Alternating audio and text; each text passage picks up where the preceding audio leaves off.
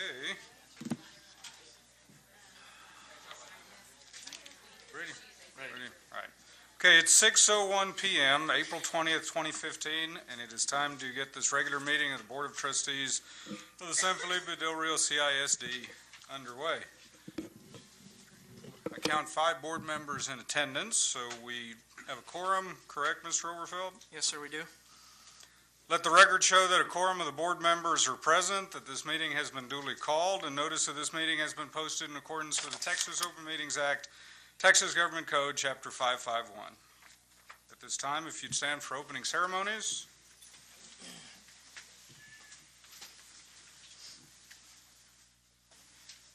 First, a moment of silence. In addition to that moment of silence, the board would like to request a moment of silence for Clemente Galvan, who was one of our high school security guards who passed this weekend. His recent posting was at Del Rio High School, but has served throughout the district. For a moment of silence, recognition Mr. Galvan.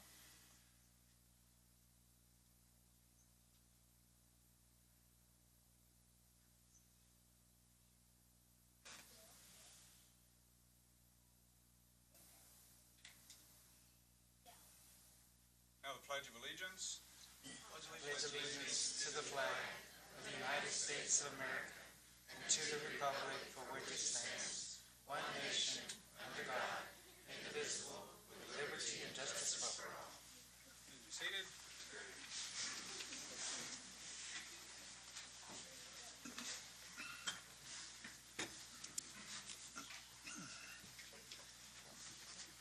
Okay, now that we are officially open and underway, that brings us to agenda item 4, recognitions.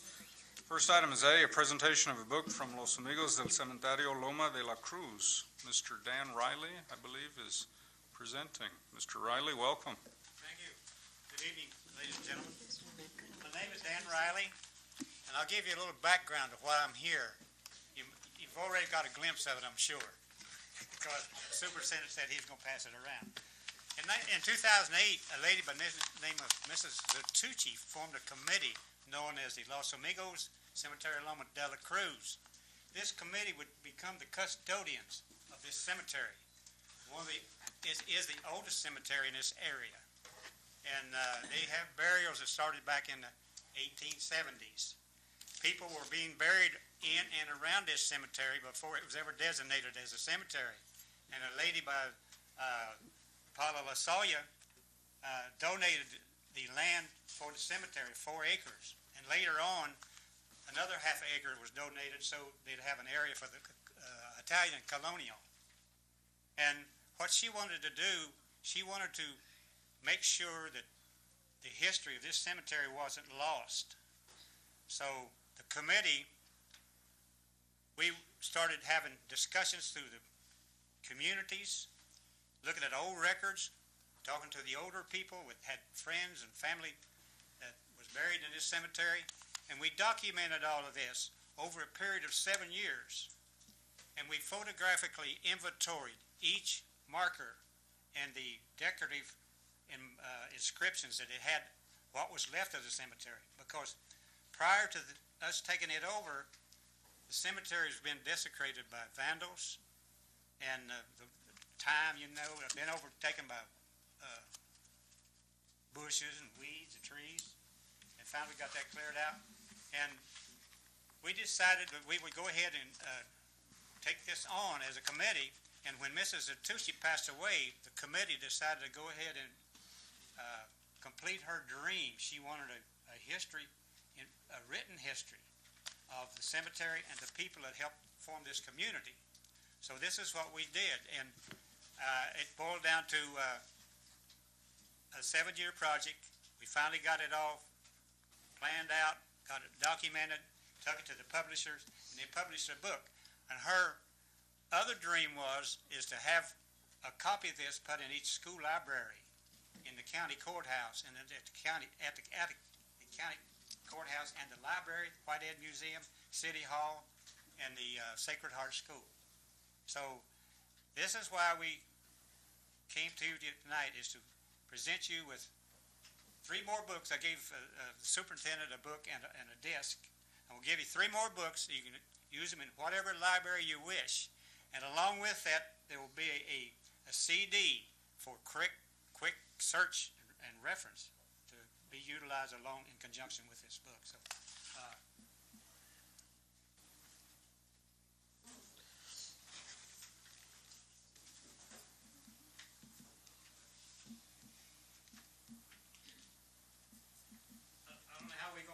I don't know where we're going to put these, but I'm sure you'll have an idea where you want to put them.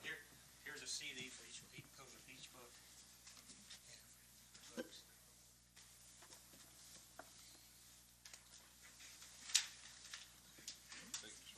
Thank you.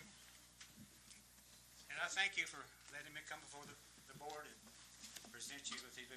Now her dream has become reality. Well, Thank you so very much. we certainly thank you for the information. It's quite an undertaking. It sounds like quite a historical project. And it was, and we have about 15 members. Tonight we have Mrs. Delinda and another lady.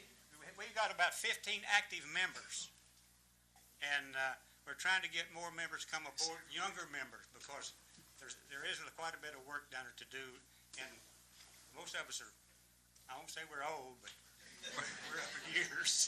But we need younger people to be involved with this committee. Were there any students, school district age students or college students involved over the years that y'all worked on this? While we worked on it, the only thing, I think some of them came down when the Sacred Heart School put on a cleanup project.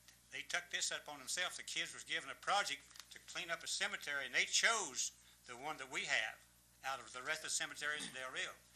And we had a lot of folks from the community, and I think there's a lot of students from the school here. It was quite a project, and we had quite a turnout and did a fantastic job on cleaning it up. We found markers that had been covered up for years with brush, and some of them we had to dig out and cover it up with dirt.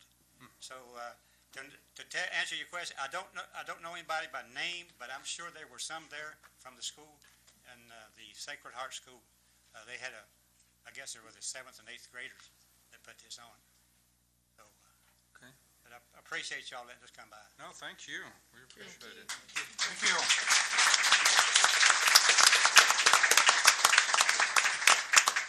You know, Mr. Overfelt, many of some of the Southwest Texas Junior College history and government classes have the social responsibility, and that applies to the dual credit. Yes. Something like that might be something for you and your counterparts at the high school to talk about. Sounds interesting. Definitely will look into it. Agenda item 4B, Stand Up for Texas Public Schools Recognition. Dr. Rios. Thank you, Mr. Garabedian, members of the board. Today, we would like to recognize local businesses who have contributed in many ways to the school system. We have a statement to read. The support of local businesses and other community organizations is vitally important to public schools in Texas. These collaborative efforts yield creative, exciting opportunities for students as they advance their learning. Standing Up for Public Schools is a recognition program established by the Texas Association of School Boards to celebrate the important support provided in local communities, express appreciation to those who stand up for schools, and encourage more businesses to participate in this sort of community service. Today, we are pleased to have the opportunity to recognize special friends of the district who have helped in many ways, whether it's by giving money, time, or other in-kind contributions. Here at San Felipe Del Rio CISD, we know the value of the help we received from the Bank and Trust, Board of Federal Credit Union, the Ladies Auxiliary, BFW, Del Rio High School Air Force Junior ROTC Booster Club, Val Verde Volleyball Club, Three Rivers Bass Club, Mr. David Kinsey, Del Rio Queen City Bells Booster Club, Maxi Energy Company, Ram Country, Walmart, McDonald's, The Spot and Pro Shop, Joda Lynn Trailer Company, Emily Ray Photography, Laughlin Air Force Base View Center, HEB, Del Rio Host Lions Club, Frio Distributors Incorporated, Gaddy's, and Bendex CBS de Mexico. We have, Mr. Garabedian, so many other companies and individuals that have volunteered. Unfortunately, we were only able to submit to TASB those that we had complete information.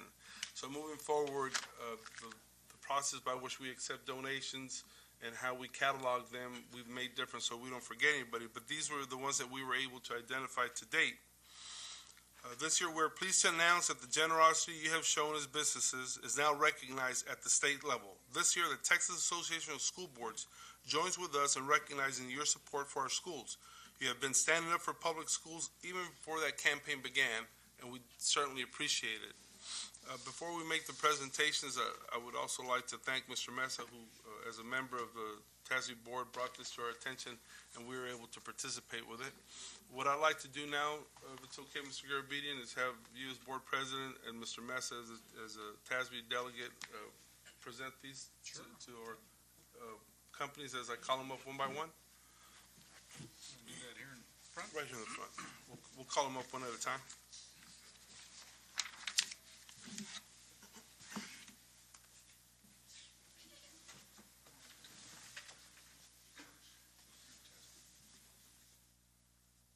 Can I have representatives from the bank and trust come forward?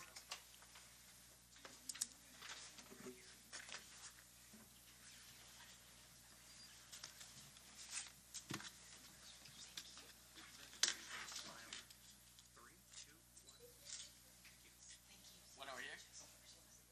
I'm not quick. Awesome. Thank you. Appreciate all y'all do. Can I have a representative from Board of Federal Credit Union?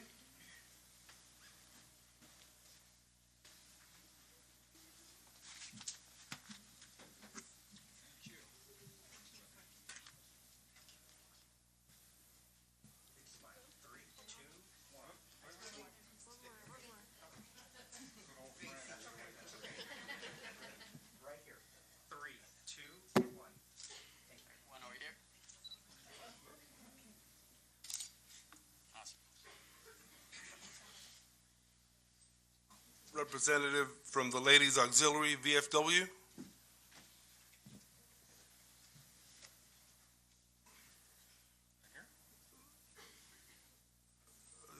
Yeah, they checked off that they were here. Elida or Alida? Oh, I'm sorry. Shirley Cameron? Okay, we'll go on to the next one, I'm sorry. Delaware High School Junior Air Force Junior ROTC Booster Club?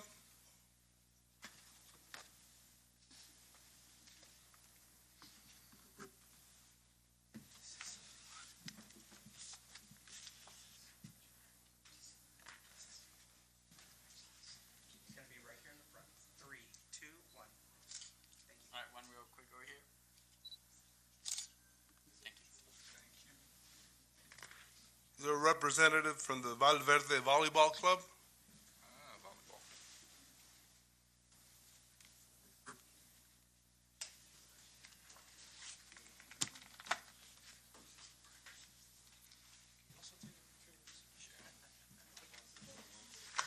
Thank you.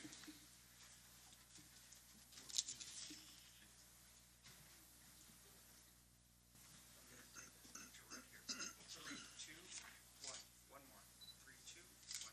All right, I'm gonna take 2 photos. Here's the first one. And one more. Thank you. Three Rivers Bass Club? Oh, you're welcome.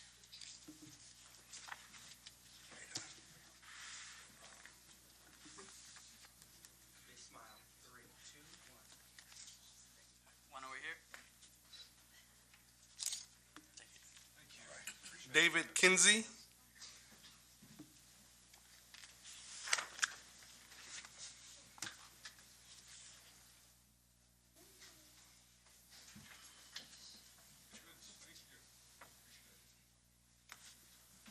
Smile, gentlemen. One over here.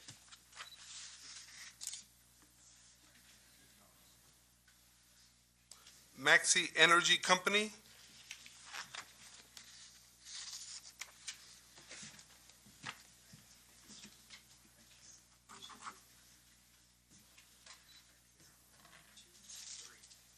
One over here. Ram Country.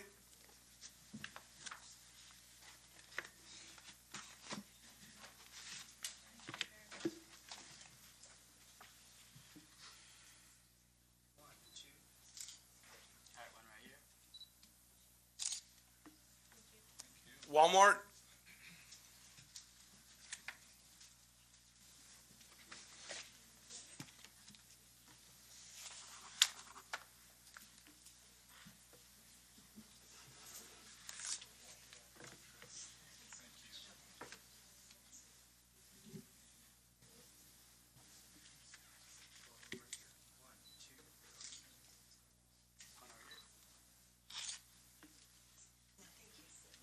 McDonald's.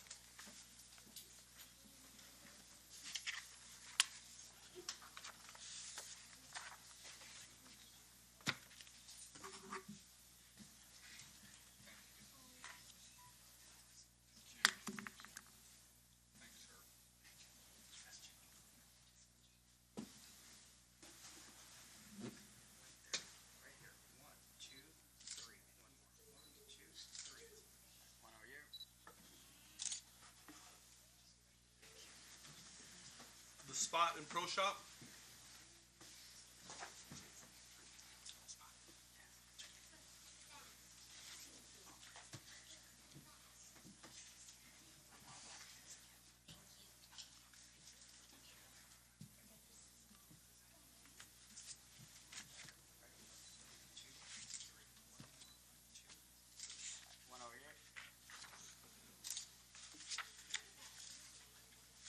Emily Ray Photography.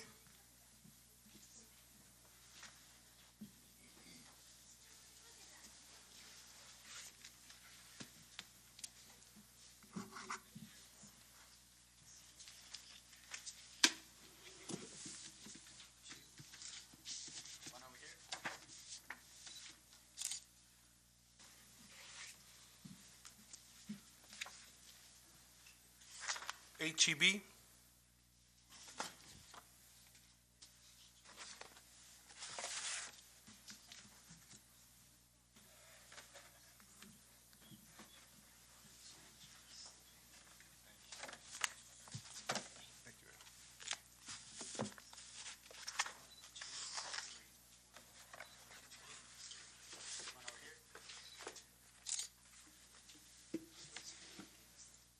Del Rio Host Lions Club.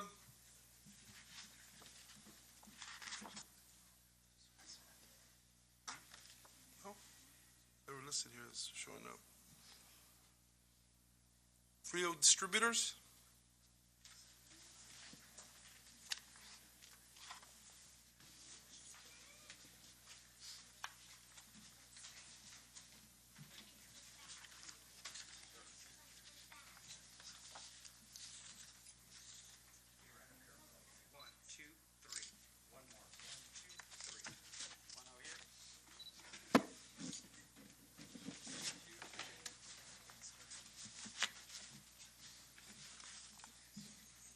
My list shows that that's all that showed up, but I just want to review. There's anyone here from Laughlin Air Force Base Youth Center?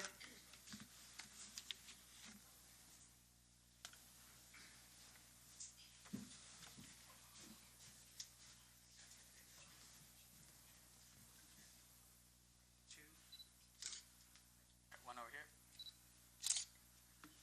Thank you. Do we have anybody from Jody Lynn Trailer Company? How about the Del Rio Queen City Bells Booster Club?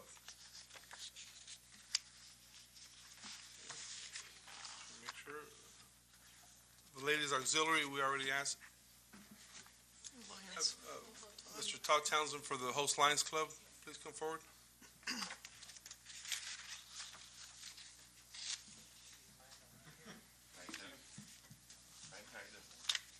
we got here? Surprise, surprise, I love it. Here we go. 1, 2, 3. One more. 1, 2. Got it. All right, one over here. Thank you. Thank you guys, appreciate you. Is there anybody from Bendex Civias de Mexico? And Gaddy's Pizza. Thank you, sir. That's all we have.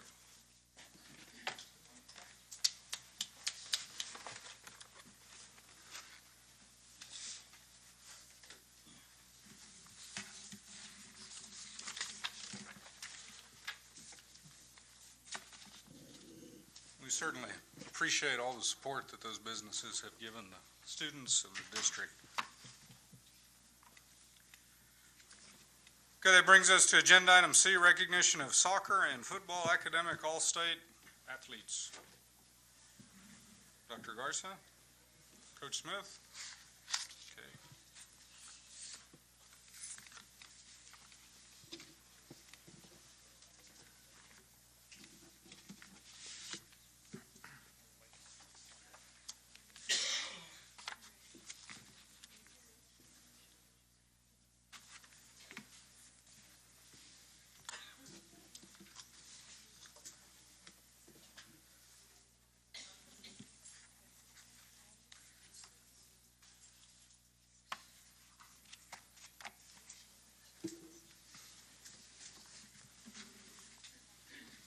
Mr. Garabedian, board members, Dr. Rios, first of all, let me say thank you for all the support y'all give our athletic program and more importantly, what you do for our school district.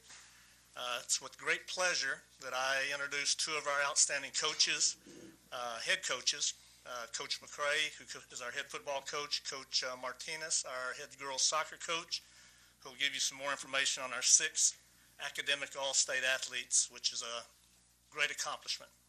Let me start with Coach Martinez. Thank you, Coach Smith, Mr. Garabedian, Dr. Rios, school board members. It is indeed an honor for me to be here before you to present two of my TASCO All-State academic recipients. To my left, we have Marisa Yvette Cortinas and Christian Torres.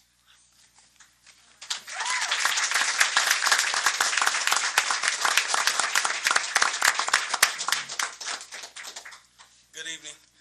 Thank you guys for having us out here tonight.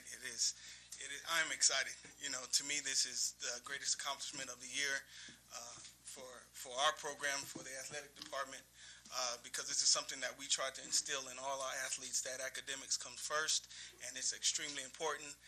With that said, I just want to introduce a couple of the guys that are with me tonight that made all academic all-state. They had to have a 92 average on the year, being good standing with the program and of good moral character. And tonight I'd like to present to you Webb Ashley, Leo Martinez, Michael Ponce, and Brian Spillman.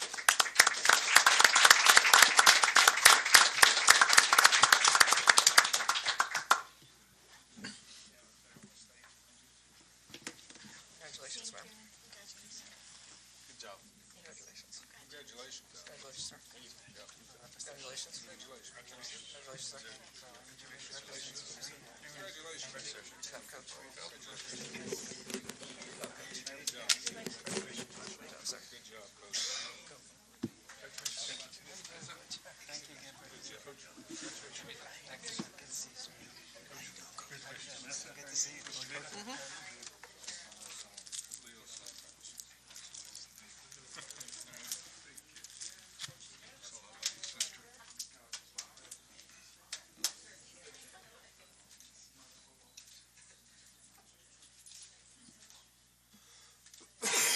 Need your attention right here, please.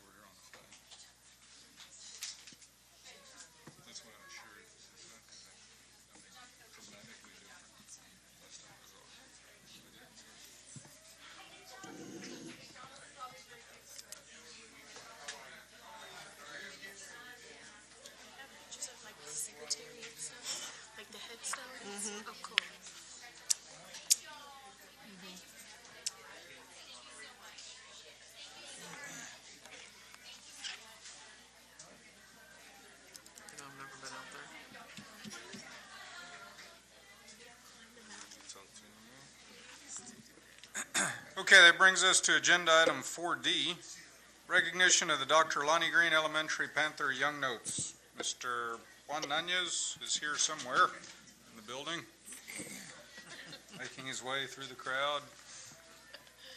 There he is.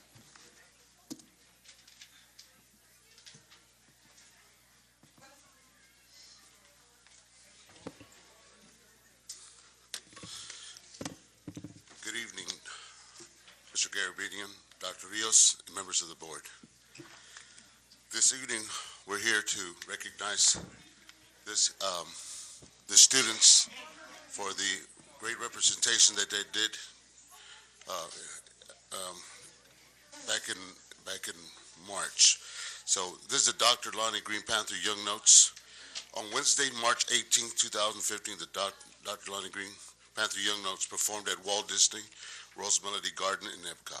This performance was part of Disney's Performing Arts program, an experience only attained through an audition process in which the students had to be selected amongst performing groups of all grade levels.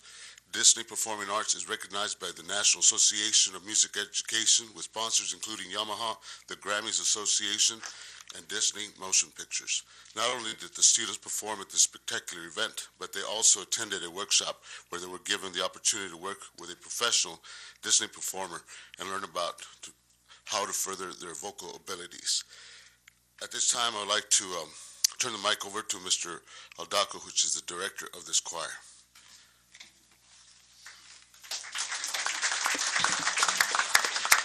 Thank you, Mr. Nanez. As you mentioned, you may know that the choir had the opportunity to perform as part of the Disney Performing Arts Association in Disney World. We were very excited to have represented our city, our school district, and our local school here. The kids did an amazing job. We got this selection process through an audition in which the kids actually had to apply for the Disney Performing Arts and meet a certain criteria, which was having a uniform, having a certain age group, and having repertoire that was appropriate and suitable, of course, for Disney World. And once we finished the application process, then we submitted the audition video. We submitted the video in which the kids were performing at the San Antonio Spurs game, I Believe I Can Fly, and lo and behold, they actually called back and said that we had actually made the first cut for the Spring Break Performing Arts Association. And so they asked for another video, and so we submitted a second video. I said, well, what do you need? Because we don't have anything else. And they said, well, record one of your rehearsals. I said, okay. So I recorded one of the rehearsals in which they were singing the national anthem. We did it a few times until I thought, well, this is good. This is as good as it's going to get. And so we submitted it to them, and we got excited because I got the call a few days later. The kids didn't know for about a week, but the reveal was amazing. They were crying. They were happy. They're excited. It's on YouTube if you want to see it, the reveal. But we were very excited, and we felt very, very honored to represent our little bitty town of Del Rio in such a big place, Disney World. Like Mr. Nice mentioned, we had the opportunity not just to perform, but we also attended a workshop, which was, for me, probably the most exciting thing. They got trained by a Disney professional artist, how to sing better, how to dance, how to do just different movements. And to our surprise, I didn't know they were going to do this. They actually recorded us, because it was also a recording studio. So in a minute, I'm going to show you a video, a 3-minute video, and everybody's familiar with the Lion King movie. Well, what they did was they took out all the sound from the Lion King, the opening credits, and they replaced it with our kids. So everything you're going to hear today is our kids. The sound effects, the elephants, the stomping, the lion roar, you're going to hear everything is our kids. And the singing, of course, is our kids. And it brought tears to our eyes the first time we saw it, because we didn't know that they were going to do it. So hopefully it has that same effect on you. Maybe a little bit of a nostalgic effect, too, going back to your youngin' days, the Lion King. But let me go ahead and get this video for you all, and we'll go from there.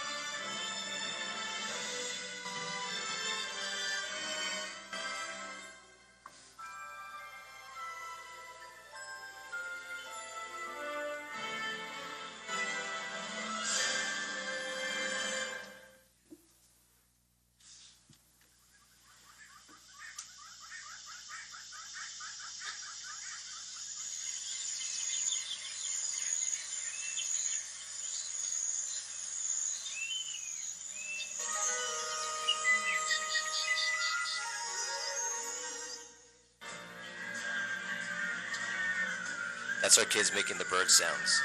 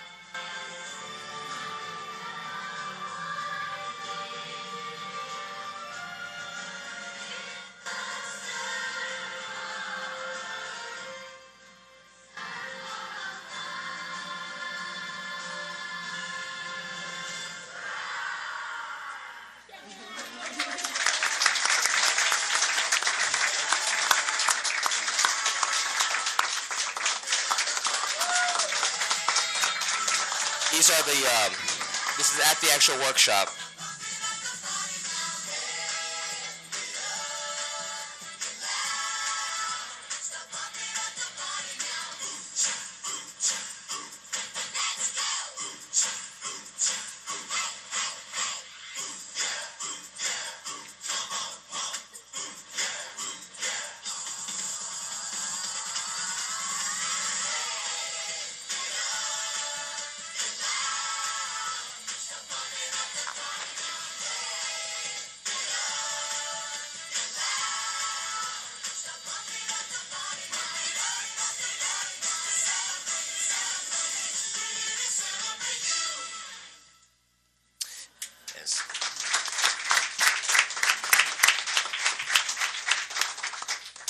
So over here on our right, this is the trophy that they presented to us. It does say Dr. Leonard Green Panther Young Nose 2015 Performing Arts, and then of course they gave us our certificate in which we attended the workshop and completed the workshop.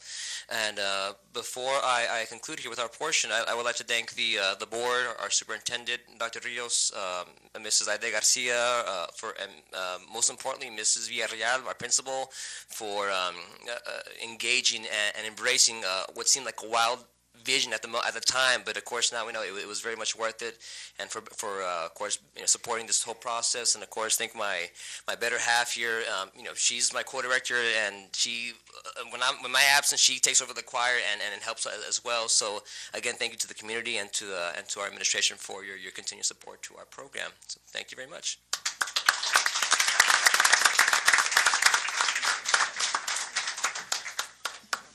Congratulations again to all the students and the directors for their hard work and accomplishment. Good job. Good job. Good job. Great job. Good job. Good job. Good job. Good job. Great job. Good job.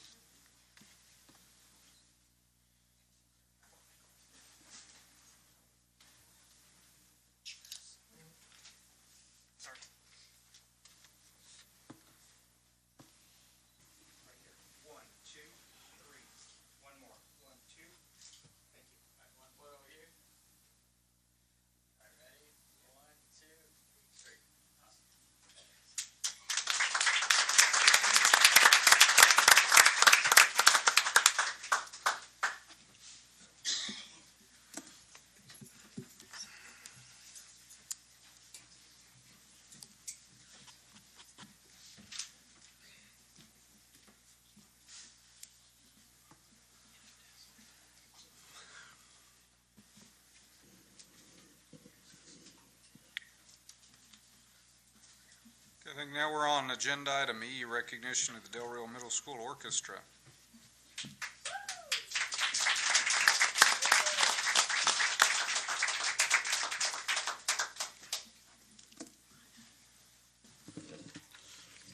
Del Rio Middle Orchestra competed Tuesday, March the 24th in San Antonio and made history by achieving an honor that the school district never achieved in the orchestra department. The Del Rio Middle School Orchestra made a sweepstakes in both UIL concert and sight reading portion of the competition. The UIL orchestra contest side was uses the statewide UIL comment sheets for their evaluation. They were competing in San Antonio's Sandra Day O'Connor. And the director of the program, which we're very proud to have, is Mr. Cepeda.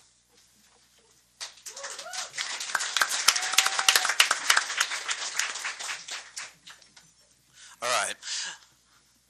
This was just like a dream. How Mr. Adako was saying, like, take him to Disney World. For us is how to achieve this trophy, which we'd never achieved before in this school district or west of Kerrville, in this little Pecos area. So there's no orchestras around here at all. There is U2, and that's the closest we have for orchestras. There's nothing else that the students can understand or hear orchestras, so I'm pretty much the person they have to go to for this kind of stuff. The kids worked really hard on this music, and I just kept on saying, gotta do it again, make it better, easier. I have other words, but I'm not sure I can say them right now. But so, and we worked on the music very much. We rehearsed the music. The students came to after school rehearsals. I thank the parents for letting me work with their sons and daughters for that. And when we went to San Antonio, I told them, do not take off the dress until I tell you to. because they're with one of my chaperones, Mr. Hernandez, who's here in the audience, and I told him, do not take the dress. There's something coming. Just don't take off the dress. So I was going to get the results, and I was seeing the results in order. If you ever been through Mr. Knight's program here, and you know what sweepstakes is, there's 3 judges that grade you on a concert portion, which is 3 concert pieces that the UIL prescribes that we have to play, and we played at two pieces that were above our level when we were playing it, and the 3 judges, they rank us from 1 through 5. 1 being superior, 1 and 5 being the worst one. And we have gone in the past 4 years all the way from 5 all the way to 1 in this group. So they've been, and they succeeded a lot. And this is just about 3/4 of it. We took 28 to compete. And some of these have started since 4th grade. How many did y'all start? Someone started with Mr. Brown in 4th grade too. Someone started in 5th grade. Someone started in 6th grade. And some of these are also going to be featured in the next presentation with the CTE. So some of these students are in everything. So some of the stuff that really helps us out for our program is the extra electives that we had added on last year, which we had included more students in the program. The extra electives, and that was mainly the biggest one. The extra electives for them to go up. Thank you very much.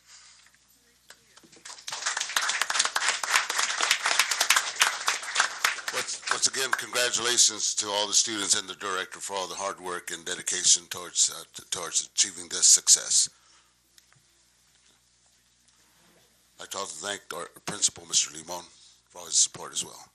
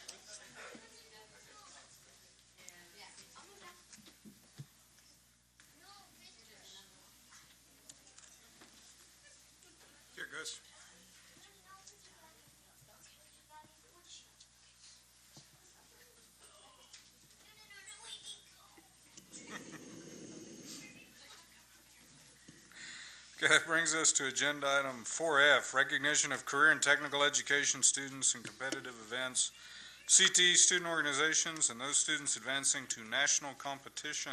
Mr. Gonzalez, Roger Gonzalez, there he is.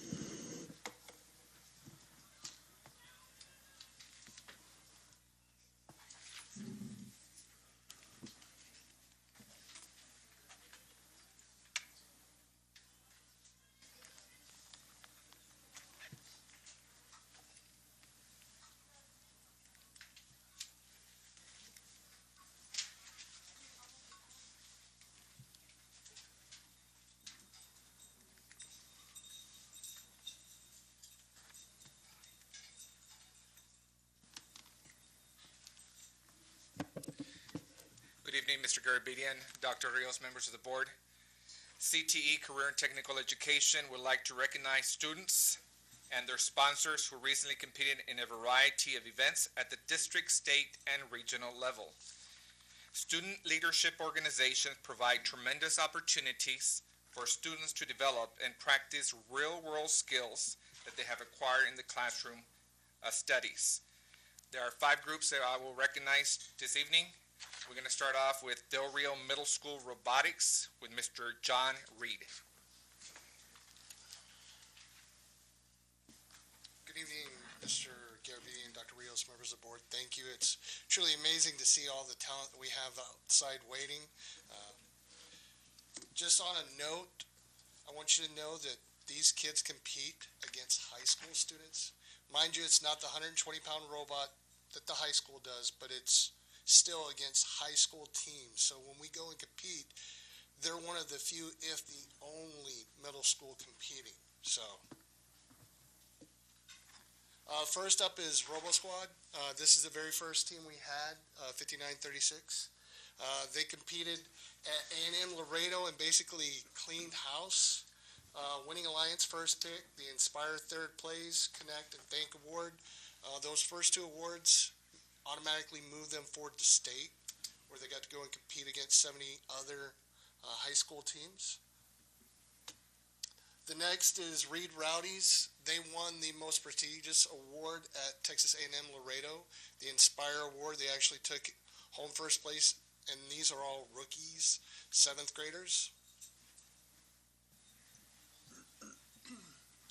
Finally, we have Dios de los Robots, our veteran team at the Del Rio Middle School. Del Rio, they won the 3rd place Inspire and the Rockwell Collins Innovate Award. At Texas A&M Corpus, they won the Winning Alliance captain. They actually were the #1 team out of that event. They won the PTC Design Award and the Connect Award. I'd like to thank Mr. Limon, my secretaries, the board, Dr. Rios for the support of this program, Mr. Gonzalez, Mrs. Reed, who's always there following us in the van, getting us things when we need it. So, and the parents. The kids are usually there Monday through Thursday till about 5 o'clock every day. They're there during their lunches. So I really appreciate the kids and the parents for their support of this program.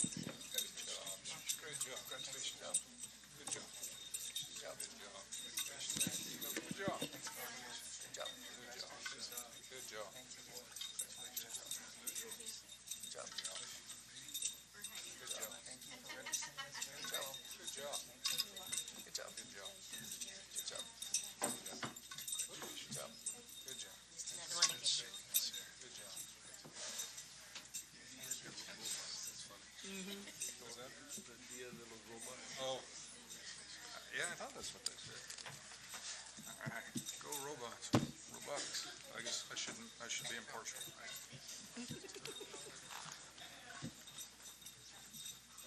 So these were seventh graders, seventh and eighth. Thank you, Mr. Reed, and members of the Del Rio Middle School Robotics. We are continuing with more robotics competition. This is the Del Rio High School Robotics with Mr. Brad Billadou and Mr. Bill Davis.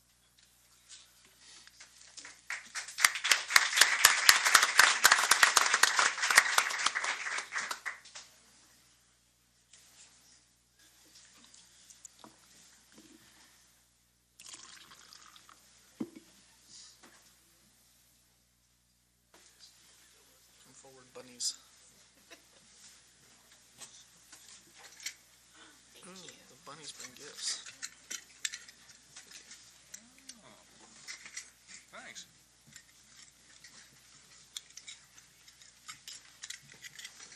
Thank you.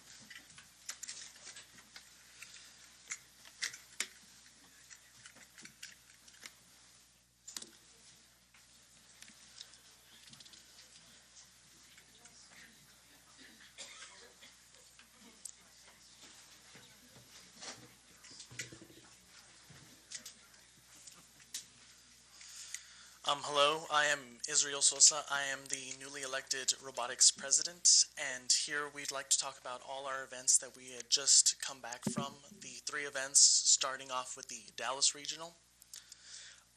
We competed against 48 teams in Dallas with teams from Oklahoma, Texas, Colorado, and at this event we actually placed in the semifinals in 3rd place. We also won the Creativity Award. This Creativity Award is awarded to the team that is also given a robot that's very unique in its way. In our way, it was our robot that had a completely 360-degree angled movable arms. As you can see, we have robotics is more than just the robots. A lot of times, it's also the community work. So here we see in the center, you can see our mascot. That's what we're known for is the bunny.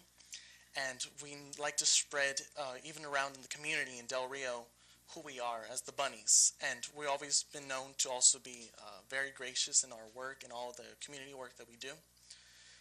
In the bottom right corner, you can see Dean Kamen. He is the founder of FIRST Robotics. FIRST is for inspiration and recognition of science and technology.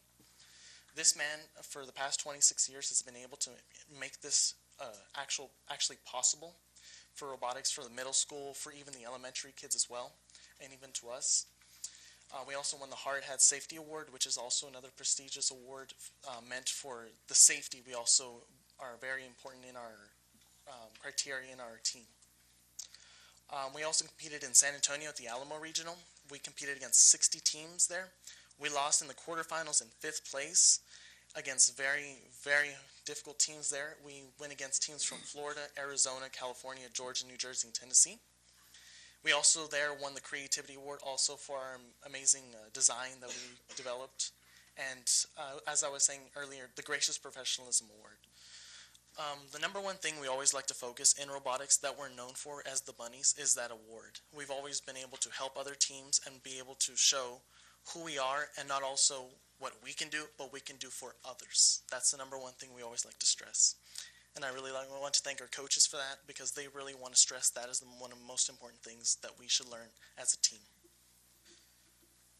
At the Hub City Regional in Lubbock, we competed against 44 teams, against New Mexico, Missouri, Kansas, South Carolina, Louisiana, Florida, and Arkansas. And actually, we also met Mexico teams. So robotics isn't just in the U.S. This is a world competition. We're against teams from Israel, Australia, from the UK, Canada, from you name it, basically. There are several teams, thousands of them, that we compete against. And this is the top people from the world, top engineers that help this make it possible. There we also won the Gracious Professionalism Award, also on behalf of our community work that we did there. And we also had Dean's List finalists. At our event, we also see the individuals in our team that we're able to see they are outstanding. So it's not just as a team. Sometimes we see that our specifics that show that our leadership skills, because we also like to see in robotics, not only is it building a robot, it's also building leadership skills, building teamwork, and also those little things that we never get out of high school. We can get something out of it. We also won the safety award there as well.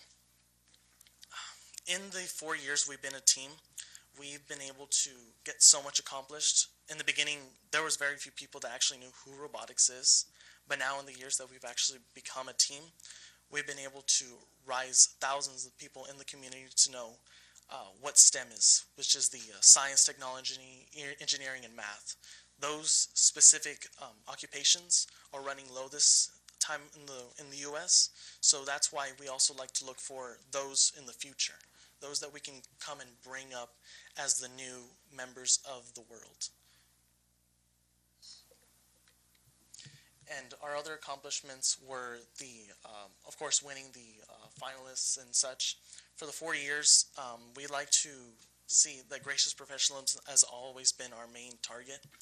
At the Alamo Regional, we have won all 4 years we have been as a team, and that says a lot for even being a rookie, that we have been able to show that we are not just any other team.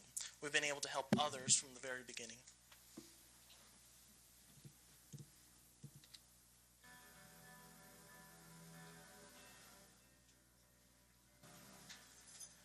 Every day brings a new challenge.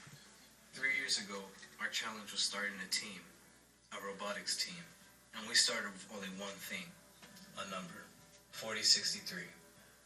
We are FRC Team 4063. Tricks are for kids, also known as the Bunnies. We are one small team making a huge impact. In 2012, along the Texas-Mexico border in the city of Del Rio, the Bunnies were born with passion, and we've been energizing the world ever since. Although our location is remote and off the beaten path, our positive influence is far-reaching. We are easily recognizable to every competition, not only for our interesting headgear, but also for our willingness and ability to continuously assist others. We have been named Gracious Professionalism winners 4 times, twice in 2014. Teams reach out to us not only during competition, but also through social media throughout the year. Team 4063 makes a difference every day. In our local community, we volunteer all year long in order to give back to the ones that have given us so much, and also to spread the message of FIRST, as well as the importance of STEM. In 2014, we spent over 1,900 hours working with and for the city of Del Rio. Community appearances range from getting toy donations during the holidays, to volunteering at the annual rodeo, to putting on the community-wide event, Robocon, which offers an opportunity to introduce our city to FIRST. In our robotics community, we volunteer in many capacities. We've assisted with field reset at 3 FRC regionals and the Texas Robot Roundup, served as ambassadors, worked numerous safety goggle station shifts, served as a color guard, and helped with field assembly. Countless teams have been the recipients of our goodwill as we have helped get many robots up and ready between competition rounds. This year, we also volunteered with field reset, timekeeping, and cleanup at 2 FTC state qualifiers. We are just a team. We are a family. Fun and challenging team-building activities are part of our weekly routine. These activities teach us the importance of working as a well-oiled machine, how to respect and embrace our differences, and how to overcome adversity. And parents formed a booster club in our rookie year. In 2014, the club was awarded a 501c3, which is the foundation for building a sustainable program for our generations to come. Our mission is to develop community interest and future careers in STEM through our core values of teamwork, dedication, passion, and fun. We are FRC Team 4063. Who's dedicated? We are! Who's motivated? We are! Who's number one? We are! And who are we? The number one dedicated, motivated Team 4063. Come on! Who are we? The number one dedicated, motivated Team 4063. Woo!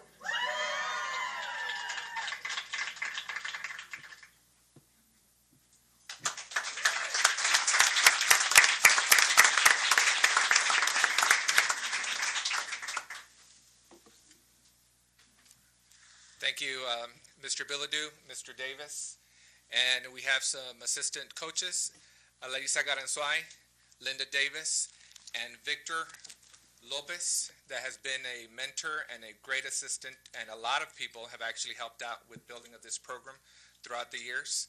So again, congratulations to your hard work this year, You did us very proud, especially with all the awards that you won this year. Thank you.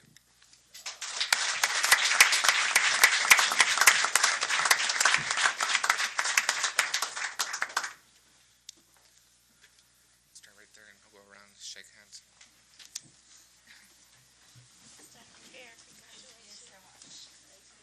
Good job. Congratulations. Outstanding. Outstanding. Thank you for representing us very well. Good job, sir. Having so much fun. Being successful. Good job, sir. Good job.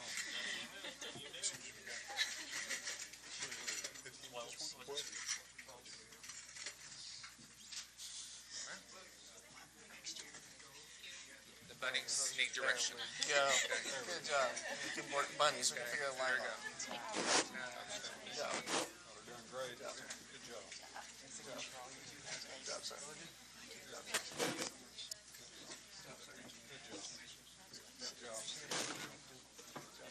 Hard work goes into it.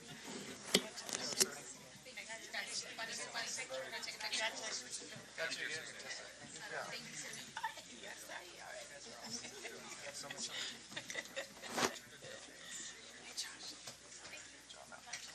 Okay, now get your bunnies, Team 4063, to line up right against the front of the stage. Far to the front as you can.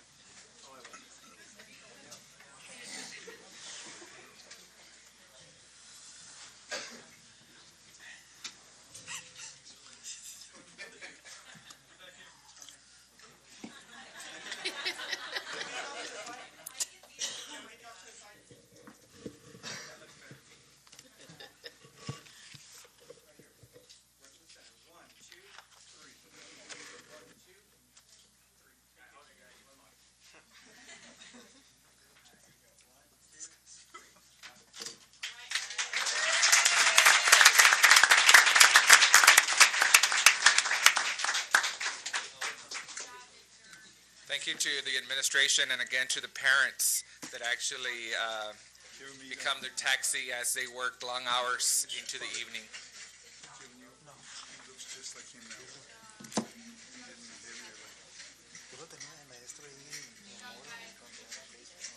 The next group that we're going to introduce is Skills USA competition.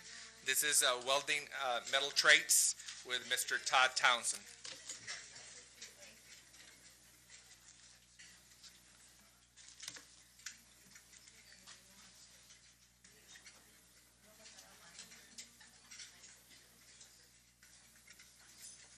We have a bunny that's also part of the welding program. Couple bunnies. Couple bunnies.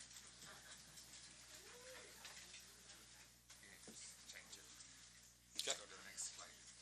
Good evening, Good evening, sir. Mr. Garabedian and Dr. Rios, and school board. Thank y'all for having us come up here. I would like to request, though, that if we have to do this ever again, we get to go before robotics. That's a hard team to follow, I'll tell you. Those guys are awesome. We do have a couple of guys that we do share with robotics, though, and I think they really complement each other very, very well, our two programs. And thanks to the CNC plasma machine that you guys approved to get us last year, you'll see some of the work that it's allowed us to accomplish and how we've kind of crossed over the two programs. We started out at district contest, and we entered 5 different welding contests. We do skills where it's actually hands-on. Guys get up there just like they're going to take a test to go get a job. And we brought home first and second in that division. We have a 3-man team that is designed to fabricate products.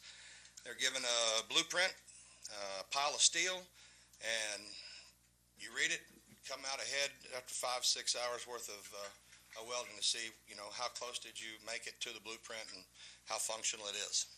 And we also brought home a first in that category.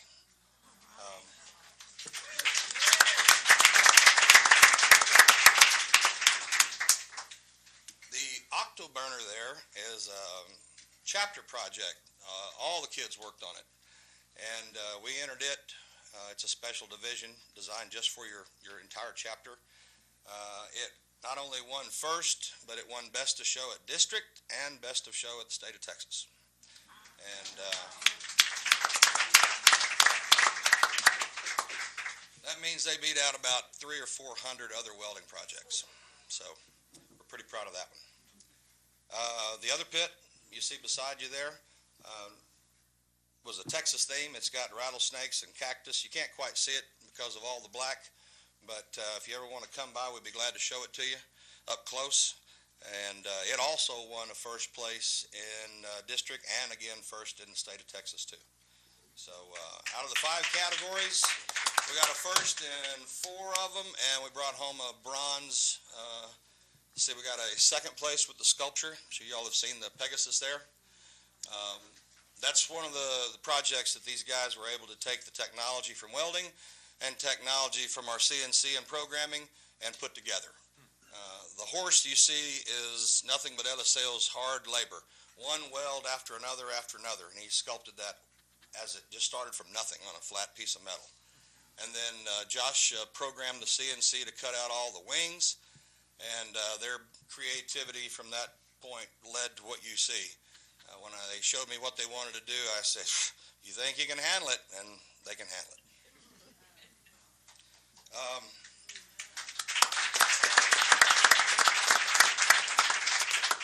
We've been lucky enough to also, while the state contest was going on in Corpus Christi, outside in the parking lot, they have other companies that come up and offer competitions for prizes and things. And there's a guy that he works with the Harris Corporation, which is a Lincoln Electric division company. If you know anything about welding, Lincoln's like the largest welding company in the world. And last year, we were able, Jerry, he's even here, he won at first place last year out of several hundred contestants. And not only did we win first, the top 8 fastest were all from Del Rio.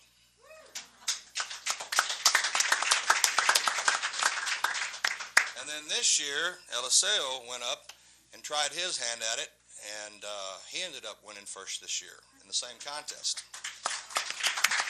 The guy, he says he travels to all the high schools in Texas, all over the place, and he says, I've never seen a school win this 2 years back to back. So that was a pretty good deal. Keep posted. Go to Lincoln Electric or to Harris Products on the website, and they're going to do a big write-up about us. So you'll be seeing that soon. We also were lucky enough to go to the Construction Expo in San Antonio a few weeks back. And there again, over 51 different companies in construction there represented.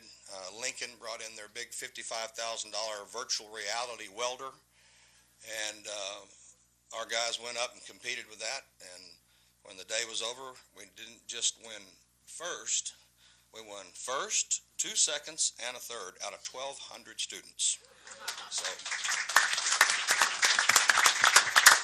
Feliciano Narvaez over here, he walked up that morning. We were early. We always try to get to our events early. He was the first one to compete, and he scored the 93 then, and nobody beat him all day long. Other than that,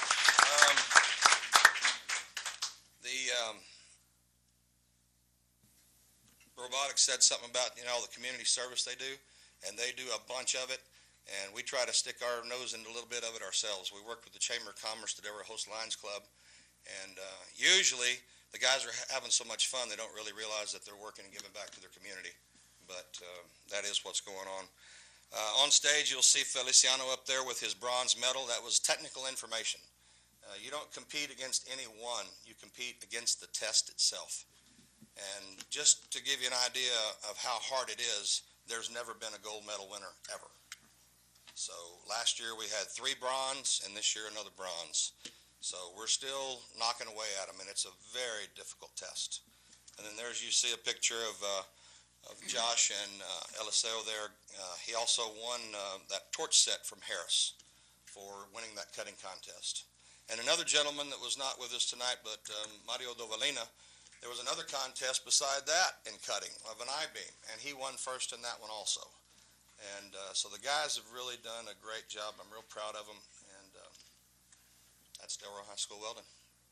Thank y'all for having us.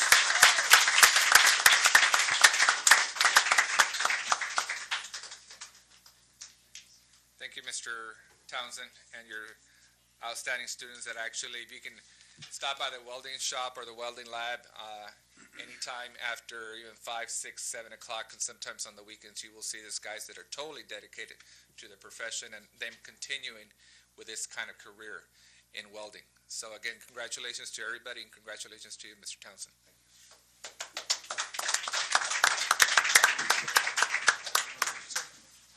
Congratulations, sir. Good job. Congratulations, sir. Good job. Congratulations. Congratulations. Congratulations, sir. Congratulations.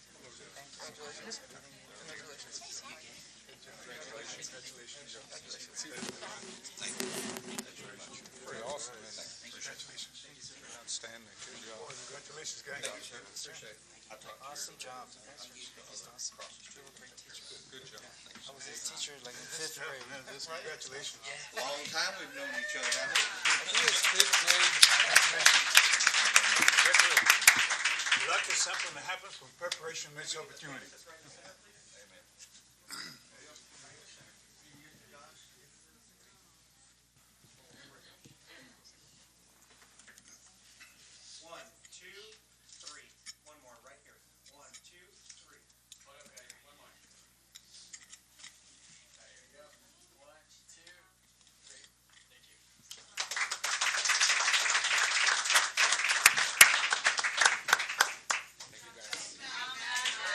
Thank you, guys.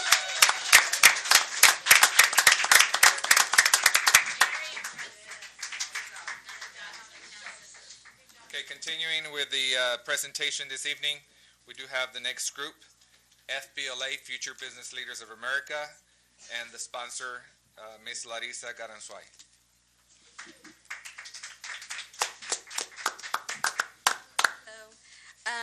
These are some, we have over 60 members in FBLA. About 20 competed this March, a little before spring break. We went to state competition. We went to San Antonio. Of those, 10 of them placed. They're in the state competition. There are over 500 students, no, over 1,000 students competing. It's the whole state. And we have 4 students going to nationals in Chicago this summer for the 3rd year in a row. So the first one is Carolina Faz. She placed 4th place in accounting 2. We have Luis Cadena, 5th place in business calculations. Maciel Hernandez, she placed 2nd place in social media. Alex Navarro, he placed 5th place in healthcare administration. Congratulations, sir. Congratulations. Erica Ong, 4th place in public speaking. And then the following students are going to nationals this summer to Chicago. We have Nadia Ford. She placed 4th place in healthcare administration. And as a team in entrepreneurship, they placed 3rd place. It's Mari Carmen del Toro, Diego Rubio, and Ricardo Rueda. They placed as a team.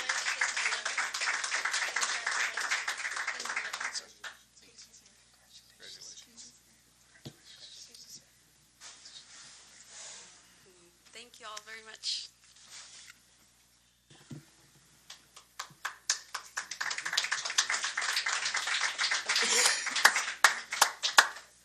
Can I get this information further to the left, please?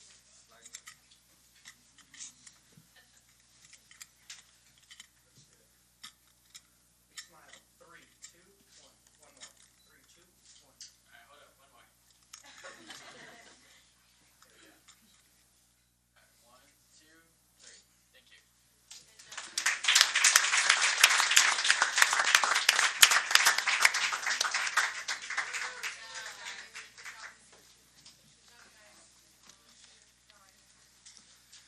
Last but not least, we have the Family, Career, and Community Leaders of America, or also known as FCCLA. FCCLA has 2 chapters. They have a chapter at Del Rio Freshman and a chapter at Del Rio High School.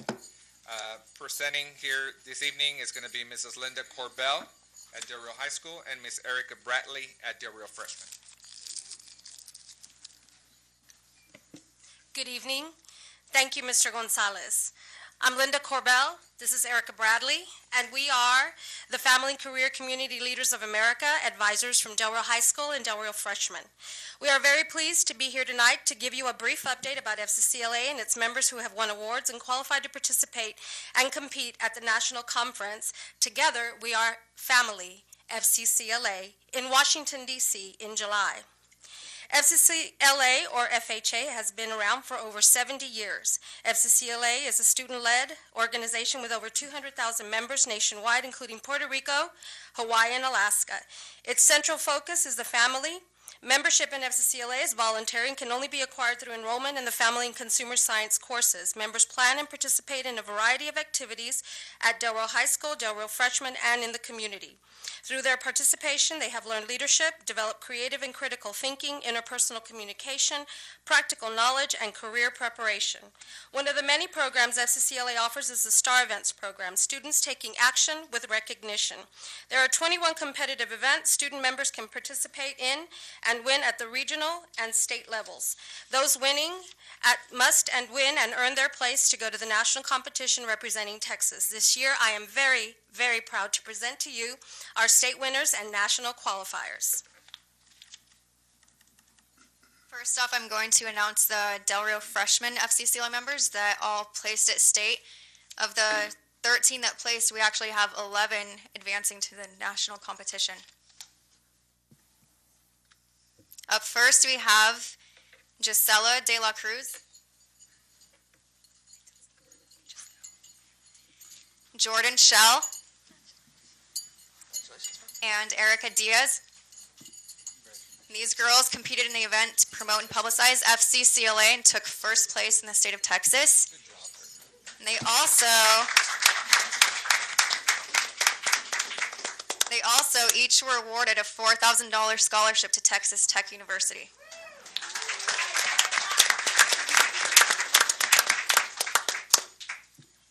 Next we have Natalie Lira, Desiree Vela, and McKady McBlain. They did the event's chapter service project portfolio and took second place. Good job, girls. And then we have Rodrigo Chacon, and he competed in the event environmental ambassador and took second place as well.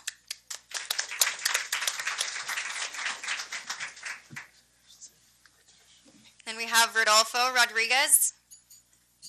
He competed in the event Nutrition and Wellness and took second place. And lastly, we have Anayi Payne, Brianna Marufo, and Andrea Garcia, and they competed in the event National Programs in Action and got second place.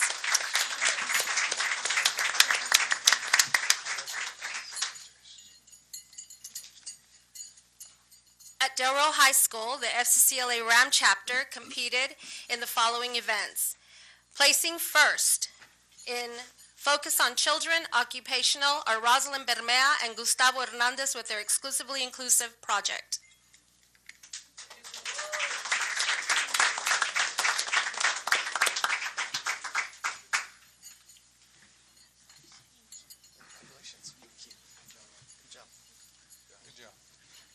Placing first in Teach and Train Occupational, Jacob Garza.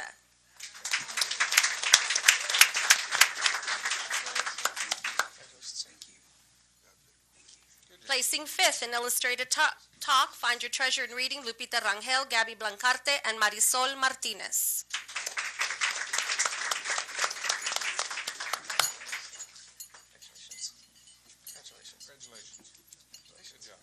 Placing fourth in Sports Nutrition Occupational, Laura Mendoza and Ivana Hidalgo.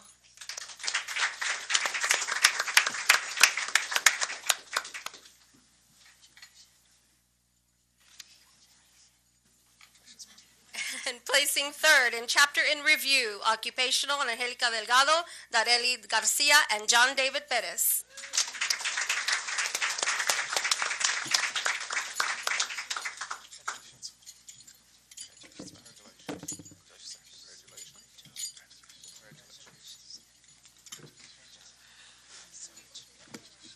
FCCLA would like to thank Dr. Sally Zuniga Barrera and Mr. Tomas Cabello and the administrative team and staff for all the approvals of activities and fundraisers that support our FCCLA student members. Thank you to Mr. Gonzalez, Ms. Linda Flores, Ramiro Ortiz, Karina Alcalá, and Mario Rodriguez for their support and leadership. Mr. Gonzalez and his CTE team, family as we like to call it, have been very supportive of the work of each of the FCCLA chapters each year.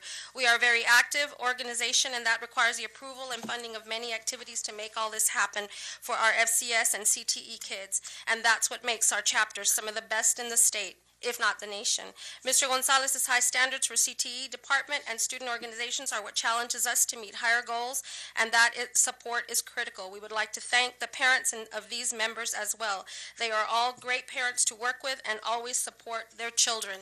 And on one other note, the success that you see in all the CTE programs is a direct result of the complete CTE program that we offer, so look forward to it for years to come, because we have one of the best programs in CTE in the state of Texas, and the success that these kids have are because of the courses that we offer, the teachers that we have, and the programs that are set forth that we put together here at San Felipe Del Rio, and we are very, very proud, and we would like to thank you for your support in all of the CTE programs that we have.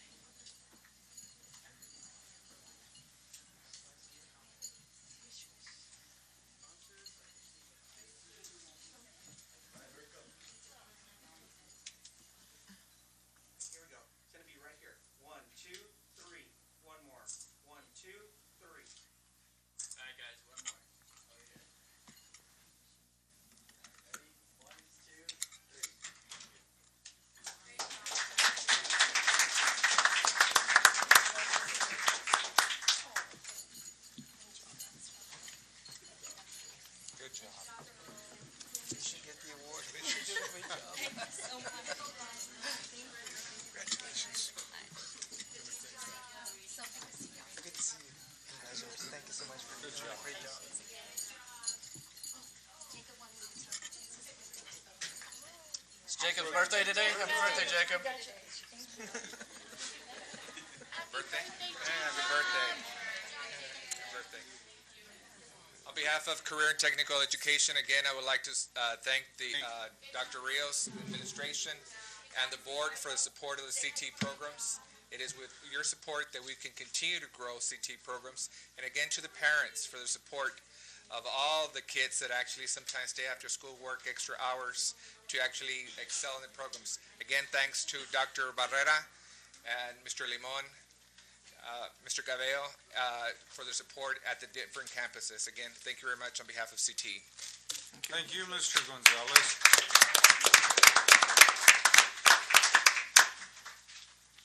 You know, the growth of CTE generally and its recognitions is impressive. If I go through the 21 districts for work, it's not unknown. It comes up a lot, especially welding, robotics. Del Rio setting a standard for others to follow. Excellent program. Okay, there's nothing under agenda item 5, and there's a few items under 6, but I think we'll probably won't take too long. So the first one, agenda item 6, board members report. A TASB Board of Directors meeting update. As the board knows, I think about 6 months ago, Mr. Mesa, you became a member of the TASB Board of Directors, specifically the representative for Region 15. So I know you've had a couple opportunities to work closely with that board, and I'm sure we'd all like to hear a little bit. What's some of the things going on? What can you inform us about or point us in a direction for more information? Sure. Thank you so much for the opportunity, and I want to keep it as brief as I can, although there's so much information. I also want to thank the parents for making the effort of being here when their children or their young people are being recognized. Again, awesome job for these students. I want to tell you, I am a board of director with Texas Association of School Boards. It is an elected position. I am in for 3 years. I represent Region 15, And just to get you an idea of how vast Region 15 is, we represent 47 school districts.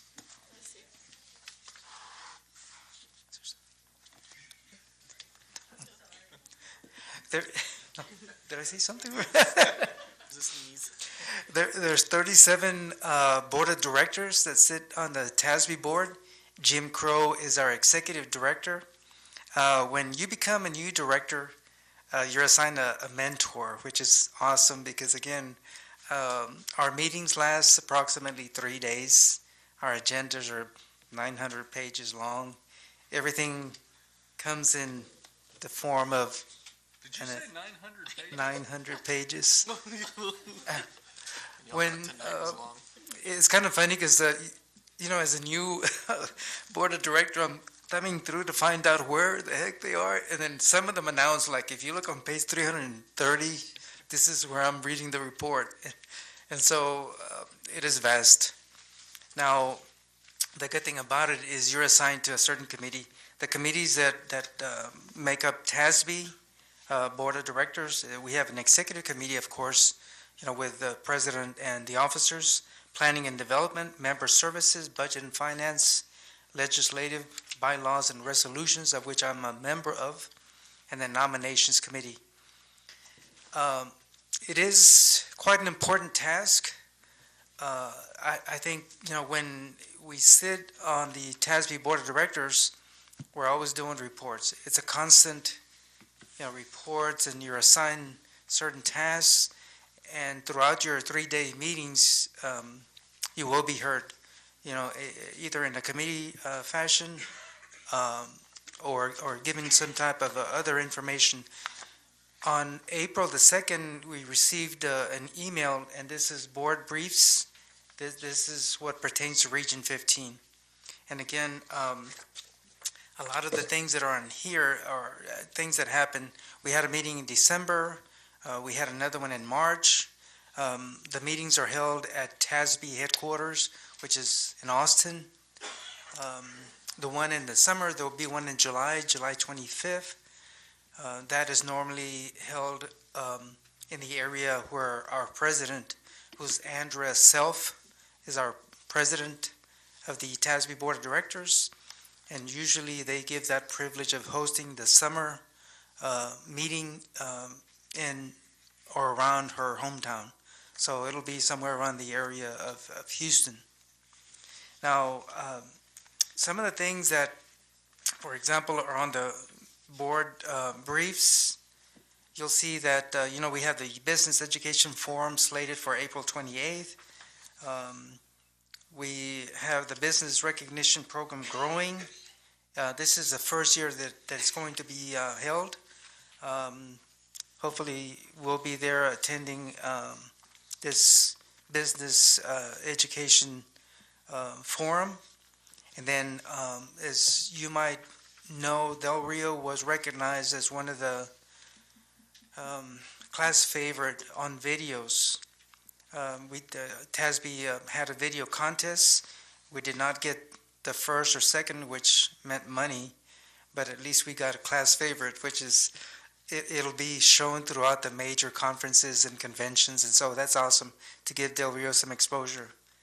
The Summer Leadership Registration, this is the Summer Leadership Institute, is coming this June 18th through the 20th.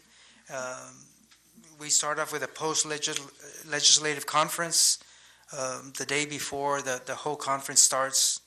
And then there were over 900 trustees that participated in the TASB survey. And this year they included some questions like what are some of the weaknesses that we need to work on. And so it kind of allowed trustees an area where you could write comments, you know, whether there's an area of Texas Association of School Boards that might need some tweaking or perhaps improvement. And so trustees, the 900 that participated, provided information. Overall, they gave TASB an average score in the, I believe, 93 range. And, we have deadlines to meet, like May 15th is Superintendent of the Year. There's a convention update that's going to take place October 2nd through the 4th. It'll be in Austin this year, and they remind us that it's going to be a conflict there with Austin City Limit Festival, Music Festival, so there'll be lots of traffic, and then, of course, the spring workshops that are coming up, May the 8th, I believe, is ours in Uvalde, or the 7th. I think it's the 7th. And then there were some other things that we finalized towards the end, which is amendments to the budget and audit services. There were changes to board policy, and then on continuing education, so that's interesting to see what those changes are. And then director expenses reporting and direction to policy service staff that use the term trustee, which they decided to allow the districts to use, because some schools refer to school board members, others to trustee. So they left that up to the local school district to see which one you're more familiar to use, either on policy that pertains to your district or handbooks or anything of that sort. They left it up to the school district. And I wanted to just remind you that we have the TASB services and products that are available to every board member when we attend the conventions. And but there's so many things that Texas Association of School Board does. The one thing that is certainly, I guess evident to me is that TASB, once you're a member as a director, your family. Just like TASB leadership, which Dr. Keys and I attended, you become family members because you seem to know, they give you a time for you to say something about yourself, and you get to know so many directors from different areas, and it's just a close-knit group that they're awesome. They welcome you in, and they have a lot of respect for you, and they respect your opinions and the information that you bring. So I'm glad to represent Region 15, and with that, I'll leave it unless there are any questions. Thank you. Questions for Mr. Mesa? Thank you for serving, sir. Thank you. Yeah, thanks for your service, and thanks for the update. Thank you. A couple of things I probably want to follow up with. Sure. It's interesting. Thank you. Okay. A couple of items under the board members' report, and we'll dispense with them quickly. I just kind of wanted to get some feedback on a couple things.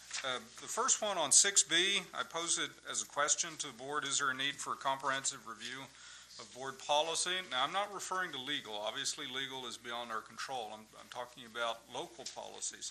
And the reason I'm bringing that up is, as board members, we know that periodically we get these massive vantage point update package things. You know what I'm talking about, right? First reading, second reading, that sort of thing. And it kind of sparked that question whether or not we should do that, because I went back, have a comprehensive review. I went back to, I think it was about a year ago at our last yearly board training, and you may remember where there was a self-assessment, and specifically on policy making, when we got the results from, I think it was, who did that for us? I know it was Region 15, Sue, it was Sue Van Hooser. When she calculated it, it showed to me that the board had some interest in becoming more involved in policy, which of course it is the board's policy, and that's a primary role. And I was looking at the comments that we made as a board, and you can have a copy. I think everyone got a copy a year ago. But on the comments as far as how we saw ourselves in the policy-making process, some of the comments included making sure we review our policy more often, allowing everyone to have feedback. The board should identify specific policies that are directly related to district goal and ensure policy supports practice. I don't know who the individuals were. It was all anonymous among us. Place all policies, parentheses local, on a 3-year calendar. Another suggestion was workshops specifically on policy. And someone said there needs to be a comprehensive review. And then finally, the last comment, as board members, we need to review policies that need to be updated or some that need to be created. So that being said, I just kind of wanted some feedback. I didn't know if maybe this was something we might want to explore in a different format. A committee comes to mind, but I think we can kind of overdo committees. Perhaps breaking policy reviews into separate meetings, like we do specials for personnel or special for other items. When there's a significant amount of policy updates that we're being asked, that's another possibility that could be for specific standalone meetings. I actually kind of worked on a flow chart, but I'm going to save that until I hear some feedback. Maybe I'm the only one that seemed to think that maybe we should approach policy a little different, or if it's working, if everyone thinks it's fine the way it is. Mr. Chavita? We definitely need to change some of them or review them, but I think that we should maybe do it this summer. We have a lot of work coming up. And something like this would be a long-term endeavor. And we should maybe pick a few, and like you said, set up an agenda as to what month we're going to be like taking care of during the summer. A special standalone and do it during the summer. You don't have to get the budget and everything out of the way. I think from what I've seen in the TASB's guide, that some sort of systematic policy review is usually undertaken over a year and a half time period, but it's kind of in a different format than the way we've been doing it. And I think I asked Dr. Rios previously when we were talking about this item, to anyone's knowledge, has there ever been a full-blown policy review in this district? Not that I'm aware of, no. At least not the last 13, 14 years. Okay. Dr. Keyes, do you know? Not to my recollection, no. Okay. Mr. Mesa? I certainly agree. I think, we learned from the days, for example, unused days of sick leave and so forth, that had not been updated in I want to say over 10 years, is a lot longer than that. But I agree that we need to look at the especially local and the ones that pertain to personnel. I think it's obvious when you look at the date that it was last revised, that some of these need to be updated. I also realize that, we have community engagement meetings going on and so many other things that it is difficult to set time for them, but I do agree that we do need to have these updated. Any strong objections to exploring something? If it pleases the board, I think what I'll do, I'll bring it back and talk to the superintendent, maybe some ideas of a long-term plan, and maybe a process that might be a little bit more efficient. Maybe in a month I'll have something that we can talk about a little bit more in depth, because what I'm hearing is, it seems like, I think there is, based on our feedback last year and just here, there seems to be some interest in doing it different. Okay, I'll come back with that later in a month or two. Okay, the next one, agenda item 6C, and this is for informational purposes, and I'm going to need Dr. Garza, I'm going to need your help for a moment, if you could. Okay, he's passing the baton to you. If you could go to the website, Mrs. Valdez, just so we can stay on track.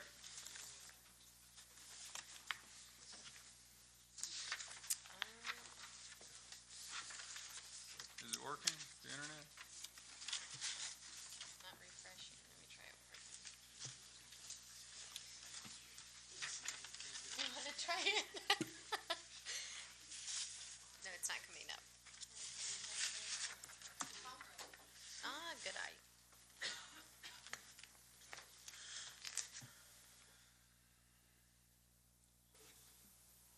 All right, well, we don't really need the website. sorry. That's okay. I was just going to point everyone's attention to, we actually have a calendar on this item for agenda item 6C, board preparation for the summative evaluation for the superintendent. And when we follow our calendar, this is traditionally the month where we talk about reports that the board as a group wants to make sure are in any preparatory information and a packet that comes to the board in a couple months. So yeah, this would be a time to take notes, let's talk about some reports. We know, of course, that we have an instrument that was adopted by the board. The superintendent had his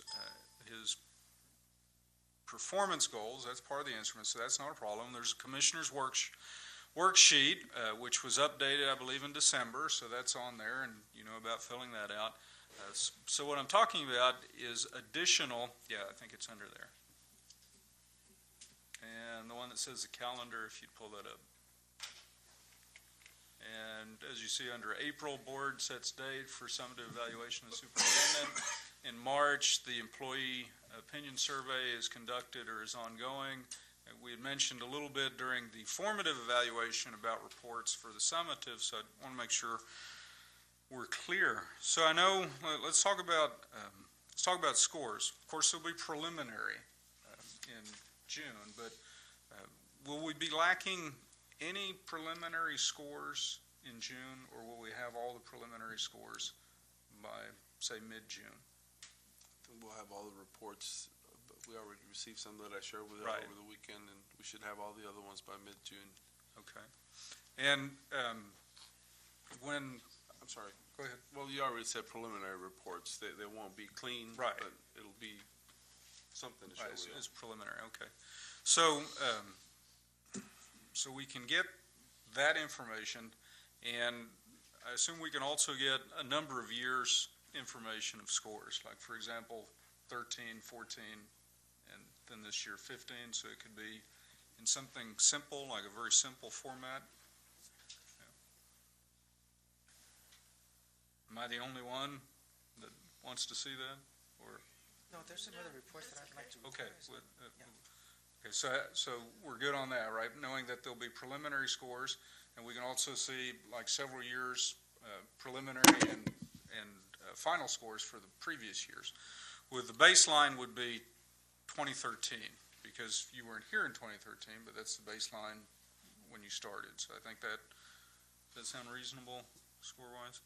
The TASB survey, when will that be finished, or is it finished, Dr. Patty? We've completed it. We're expecting TASB to send us a report on May 13th. Okay, so again, on that one, by the end of May, we'll have, that will be complete. And we should have, at that time, 3 years of comparative data, right? Because there was one in 08, and then we brought it back in 13, 14, and then this would be 15. So when they put that report out, will we see those years, or will it only go back 2 or 3 years, or how do they do that? It's my understanding it will go back 3 years and up to 5. Okay, so we could get because the last TASB report that we saw had 08, it had 13, it had 14. So I'm assuming this one will have 8, 13, 14, and 15. I'll verify with them that they will include 2008. Okay, so that's 4 years of trend data, 2 applicable to the most recent activity, and then 2 to previous administrations. Okay. I'm also, and then we'll see who else. I think last year we also included what we called a personnel report that compared number of vacancies, correct?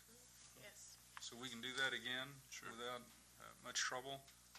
And if I remember correctly, it compared the year ending with the previous year. So we can go back as well for 2 years or 3 years.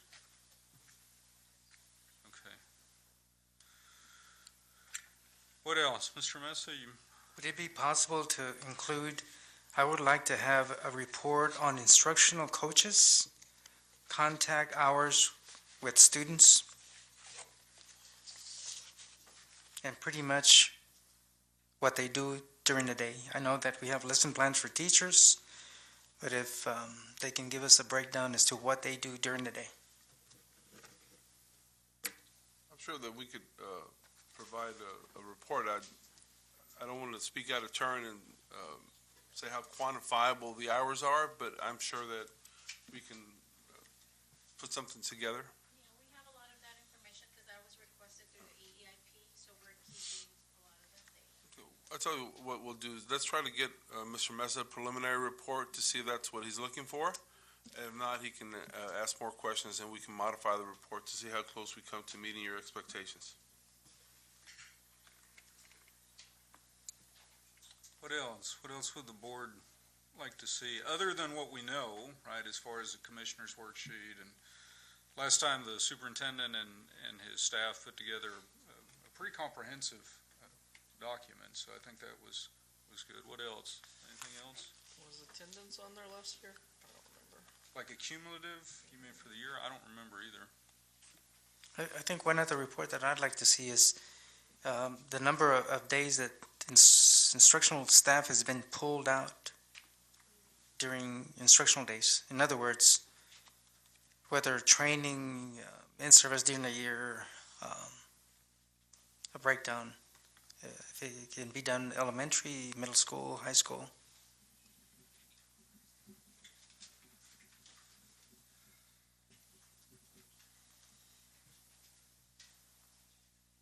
Anything else?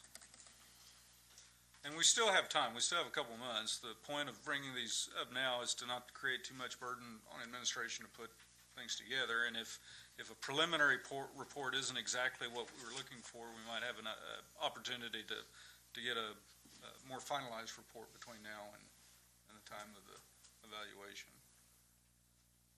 Anything else?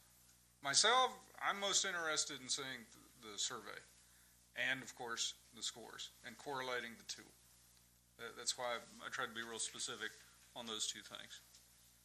Anything in terms of finance, facilities, other than what we're accustomed to, what the superintendent puts together in his packet for evaluation? Are we good with that? Are we getting also the number of staff that we lost in the year? That would be what I referred to as a personnel report, like last year, the number of vacancies versus people who left, and to be able to compare it at least to 2 previous years. So, okay. Does that make sense? Any questions? Okay. Everybody's good on that? So that's, at this point, that's the type of reports the board wants to see in process. I don't know if we really need a formal action. I mean, you understand, right? It's just to keep it formal, I so move that the reports we mentioned be prepared. Is there a second? But we still have some more time, right? Sure, yeah. I just want to make sure we get the ball rolling. Second, all in favor? Okay. It's unanimous. So we know to work on those reports, and we'll try to see if there's anything else next month, okay? All right. As far as Continue. Yes, sir. Because we don't want to be, so specific as to, just, let me ask this, and let me put it this way, Mr. Superintendent, what do you think? We want to be fair to them. When you start looking into very minor things, there's so many variables. Sometimes it doesn't have to do with the evaluation, really. Well, Mr. Chevy, thank you for your consideration. I think that that the reports that have been mentioned so far are adequate, and they will take a little bit of work to prepare, but not anything where we'll have to stop what we're doing. But I would like to just take this opportunity to remind the board of that my evaluation is an evaluation of the direction the district is headed, and that we keep that in mind, because as we look at, and I won't take this time to enumerate everything, but really take a comprehensive look at what direction the district is headed. Somebody mentioned personnel report. Well, a big component of personnel report is a number of certifications that have increased throughout the district, in large part because of our EIP grant, and the amount of work related to that grant that we've been able to push forward, as well as other grants that we've earned. Our administration is 3 for 3. We've applied for 3 competitive grants, and we've gotten all 3 of them. So I just ask that as I provide the reports, that you don't focus on just one report rather than just a whole look at how the direction the district is headed in. I shared with you all the scores that came in yesterday, that came in on Friday. I provided those in the update, and we can see that the district across the board for elementary is up 10 points. There's campuses that went up more than that. I shared with Ms. Haynes before the meeting started a 2-year look back so that we can say, okay, well, we improved from last year, but how does that look from the previous year? Well, even from the previous year to last year to this year, we still see some significant growth. So I just ask that y'all consider my evaluation, that you really look at take a holistic approach to the evaluation and really consider the direction that we're headed in, and know that progress takes time. It's not like flipping a switch, but I think that I'll be able to provide everything you're asking for. Yes, and the reason I'm asking is because, you know, there's so much work that is being done right now. And to add more to it while we're in session right now, for example, all the testing going on right now, and there's so much work that has come up that we're still lacking. And to me, is like you're saying, the direction that we're going, and I'm sure that in another year we'll see the results of it.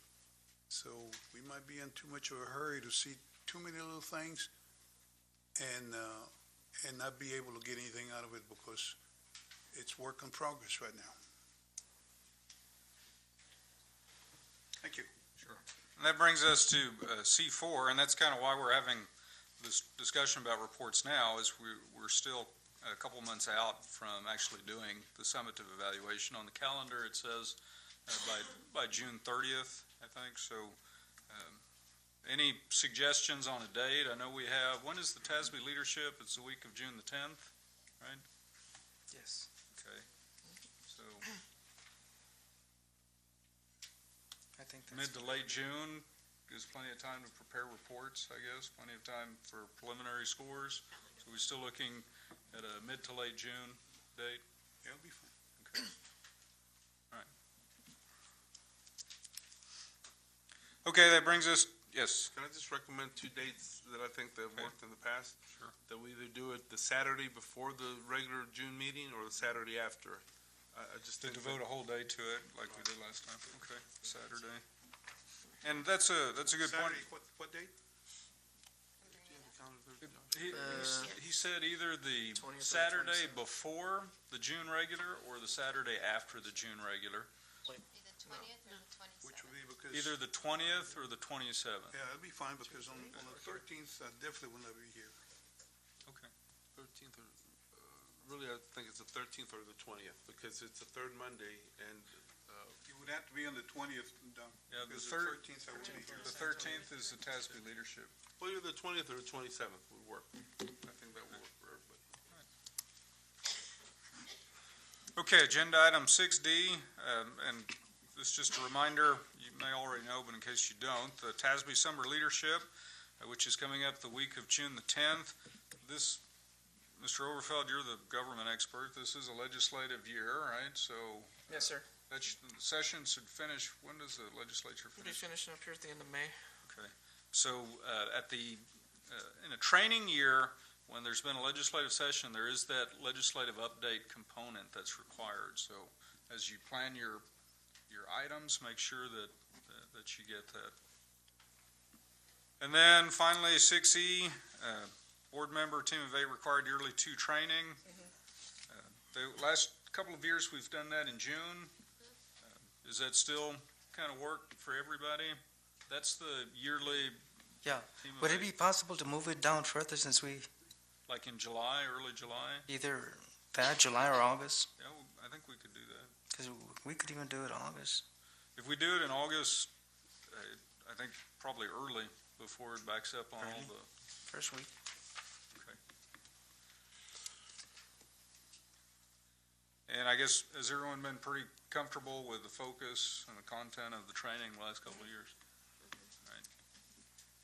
Okay, and on those, on agenda item 6D, on those required hours, which that's actually, your tier 3, remember you need at least 5. Everybody's experienced board member, I think we always get more than that, right, at those conferences. So just a reminder. All right, that's it. That's all I have on 6. Now, this is where possible move, right? On the Yes, sir. agenda. We have if we could move up item 12A. Let's do 7A, and then we'll move up 12A because both 7A or 12A have individuals presenting that are from out of town, and we could get them on the road. Okay, so we're gonna go ahead and do 7A, and then right after that, 12A? Yes, sir. And then from here on out, there's some reports that are lengthy, so if y'all were gonna consider a break, this may be the good point to do it. Okay. Want to do a break now, or? Yes, please. Okay, there's interest in a quick break, so I so move for a 5-minute recess. Is there a second? Mr. Overfeld, second. All in favor? Dr. Keys? Okay, unanimous. 5-minute recess, starting now.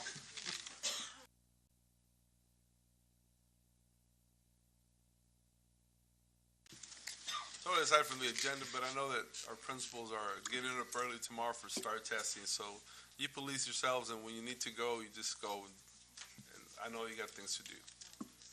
This time only. Okay, so we're back on the agenda. I think it'll speed up, it'll probably speed up at this point, so we'll be out of here by 1 or 2 a.m. Agenda item 7, I'm kidding. Agenda item 7A, reports, elementary schools attendance zone replan. Dr. Rios, Mr. Templeton, you have an update for us of sorts? Yes, sir, Mr. Garabedian and members of the board. Over the last few months, we've been working with Mr. Templeton on different scenarios for the rezoning. We believe that we are as close as we're going to get to perfect.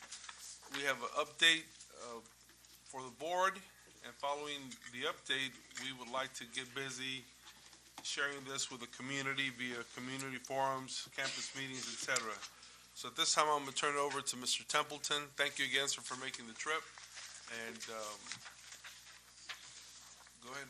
Good evening, Board President, members of the board, Dr. Rios. It is good to be here with you tonight. Tonight is a project that's been in the works for a couple of months. As you recall from our demographic study presentation, when we presented the 10-year elementary enrollment projections, you noticed that 2 of your elementary schools are currently exceeding the capacity, and those numbers are going to continue to grow. So the district is in a pattern of growth and will likely see growth for the foreseeable future. The 2 elementary schools that have the highest enrollment are the Buena Vista Elementary School and the Garfield Elementary School. So that kind of prompted the exercise of how can we adjust the boundaries to kind of even out the numbers. And this is like doing an incredibly challenging puzzle. So the puzzle pieces were the attendance zones, the campuses, and the Templeton team worked with the administrative team on several occasions and went through several iterations of coming up with a plan that does balance the enrollments to some degree, kind of evens out those numbers, and then buys you some time and while the facility committee that's going on right now kind of works on some potential solutions. And as you're well aware, that committee group has met a couple of times and are going to be working on a proposal to bring to you. Here are the current elementary zones, just to kind of set the table for what we've got. And what you'll notice is kind of that, I'll call it the light purple area. That's the largest elementary zone. That's the Buena Vista Elementary Zone. That is basically everything north of the district. And then it's also got an area in the south, which I believe is referred to as the Cienegas area. And so that's the neighborhood for the Buena Vista. The blue is the Green Elementary.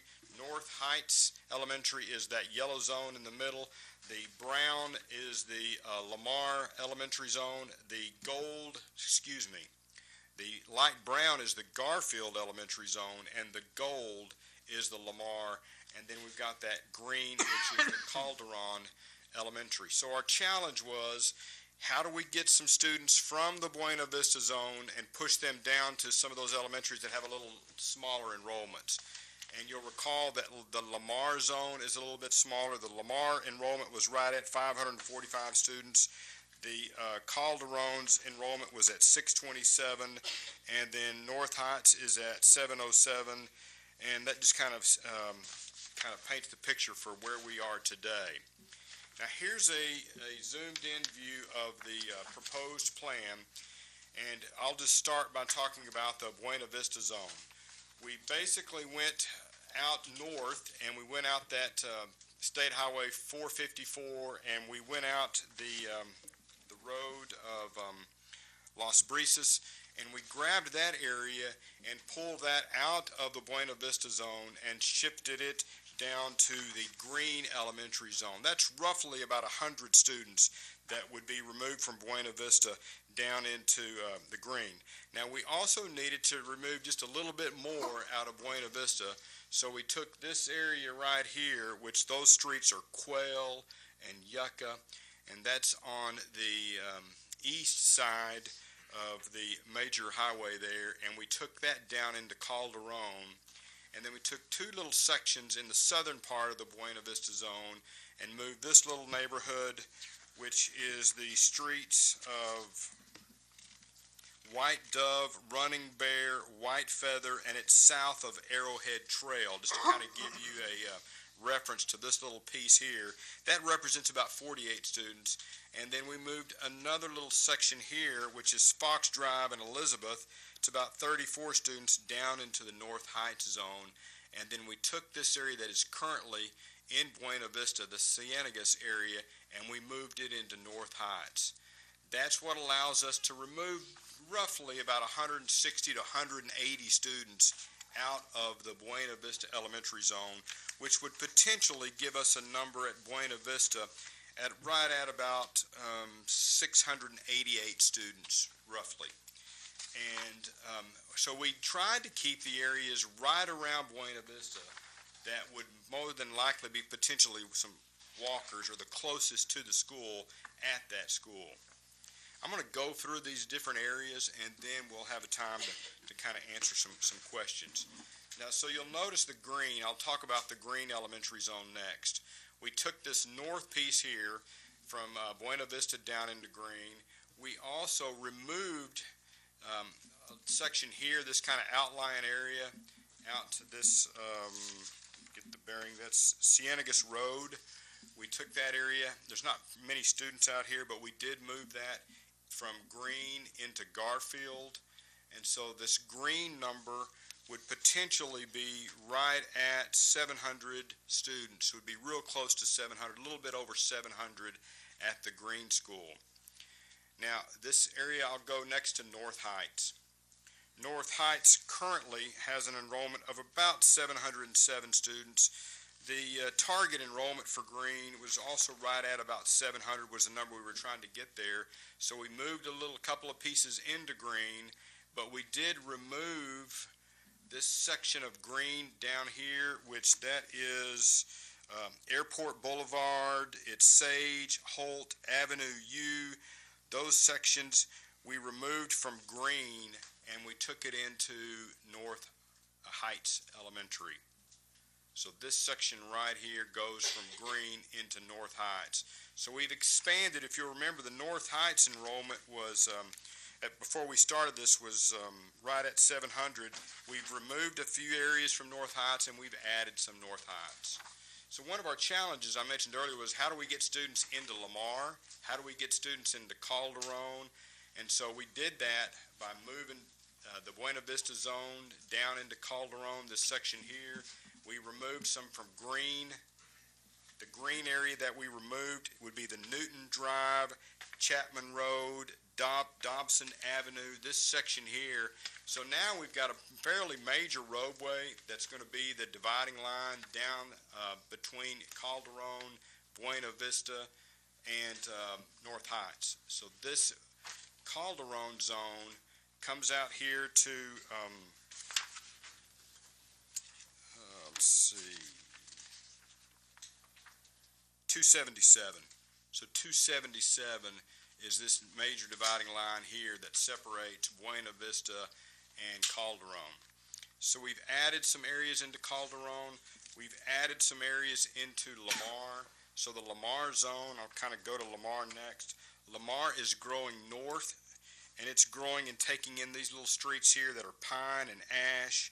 It's going across Highway 90 and grabbing this area right through here, which is Avenues N, M, L, and Avenues K, and it is the areas south of East 7th Street. So then the Lamar zone, its enrollment, if you'll remember, it was at about 545. The anticipated Lamar number would be right at 650. So Lamar's number is going to go up a little bit. Calderon's number is going to go from 627, and it's going to go up to about 764. And then the Garfield number, it was at 880. The projected Garfield number goes down to about 748 students. I know that's a lot of information to absorb, and what this also does, when we looked at the utilization, now we're utilizing all of your elementary schools at a very efficient manner. So it spreads out the enrollment so that Buena Vista and Garfield are not over capacity, and then it kind of evens out the utilization to where they're all within about 12 to 13 percentage points of each other. You do have a couple of campuses that are a little bit over 100% utilized, but your least utilized campus is Chavera at about almost 88% utilization. It's also a little bit smaller than the other buildings, is why it's at a little bit lower enrollment. The economically disadvantaged numbers, Garfield would continue to have the highest economically disadvantaged, and then most of the other campuses are in that 80 to 86, 87% economically disadvantaged range. Buena Vista is right at 55% economically disadvantaged. Now, with that comment right there, I'm sorry, Garfield, since we're going to absorb San Diego in there, will that economically disadvantaged number go up for Garfield? Very slightly, Dr. Keys. I think that we've asked Ms. Valdez to provide a comprehensive report on all subgroups. It's going to be it's comprehensive, but it's only a few slides. So I would recommend that when Mr. Templeton is done, that we allow y'all to kind of make a presentation, because I think that'll answer a lot of the questions. Here's a zoomed in, just a little bit tighter view of the changes. And it is a challenge. You know, anytime you're changing boundaries, there is 100 ways to crack this nut in terms of how you split it up. The attempts were, how can we move zones or move areas down to take advantage of some of the space we had at Lamar and at Green and at Calderon. And that's what this plan does, is it shifts some students from Buena Vista and lowers the numbers at Garfield, and we do increase the enrollment at Calderon, and we increase the enrollment at Lamar, and we also increase a little bit at North Heights. Any questions about the zones, if I can help clear up any of the movements that have taken place? Sir, we don't have the street boundaries, do we, on our handout? I do have a copy that's maybe a little more zoomed in. Let me pass these out.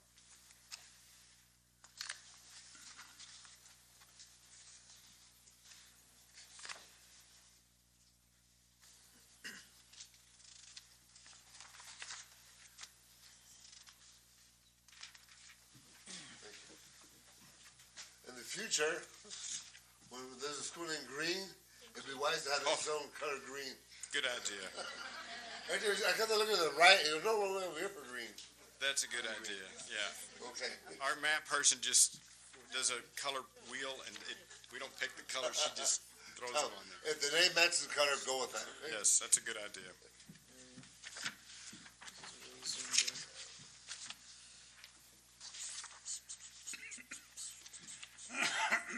The dark red lines are your current elementary lines. So when you see that dark red line, that'll give you a reference to what the current boundary line is.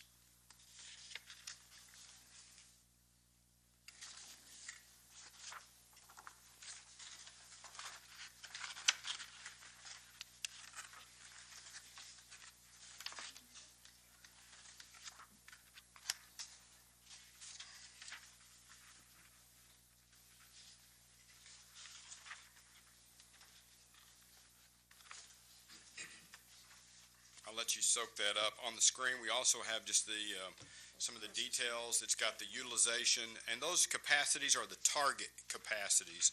That's not necessarily the maximum number that that building can hold, but it's a range that we were working towards to try to get the functional number in those buildings. So some of them can hold a few more students than what we've listed here.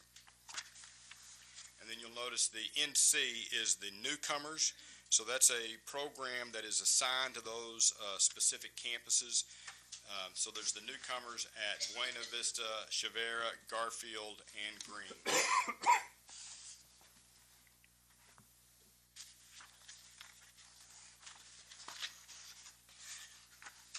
The numbers out here represent what again, I'm sorry? Those numbers that those little numbers are the students that live in those areas. Okay.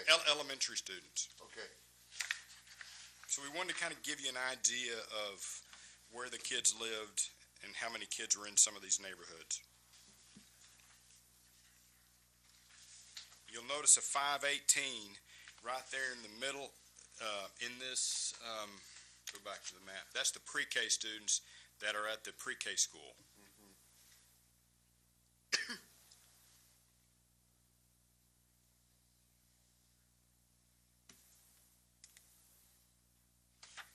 And when you see like that 183 next to Buena Vista, that is roughly the newcomers that are at that. So and then next to Chavera, you'll see 199, and that's the newcomers plus some of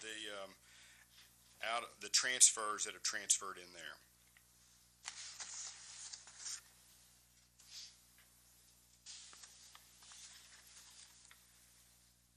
Any additional questions? Any questions for Mr. Templeton?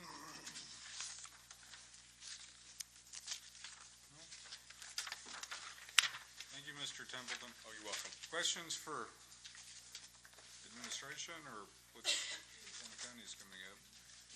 What is she presenting? It's the second part of Mr. Templeton's presentation. The other handout. It just shows how we're breaking down by DT, special ed, bilingual.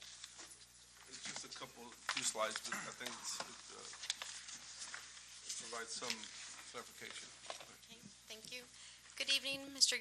Garabedian, Dr. Rios, board members. All of y'all have a copy of this presentation.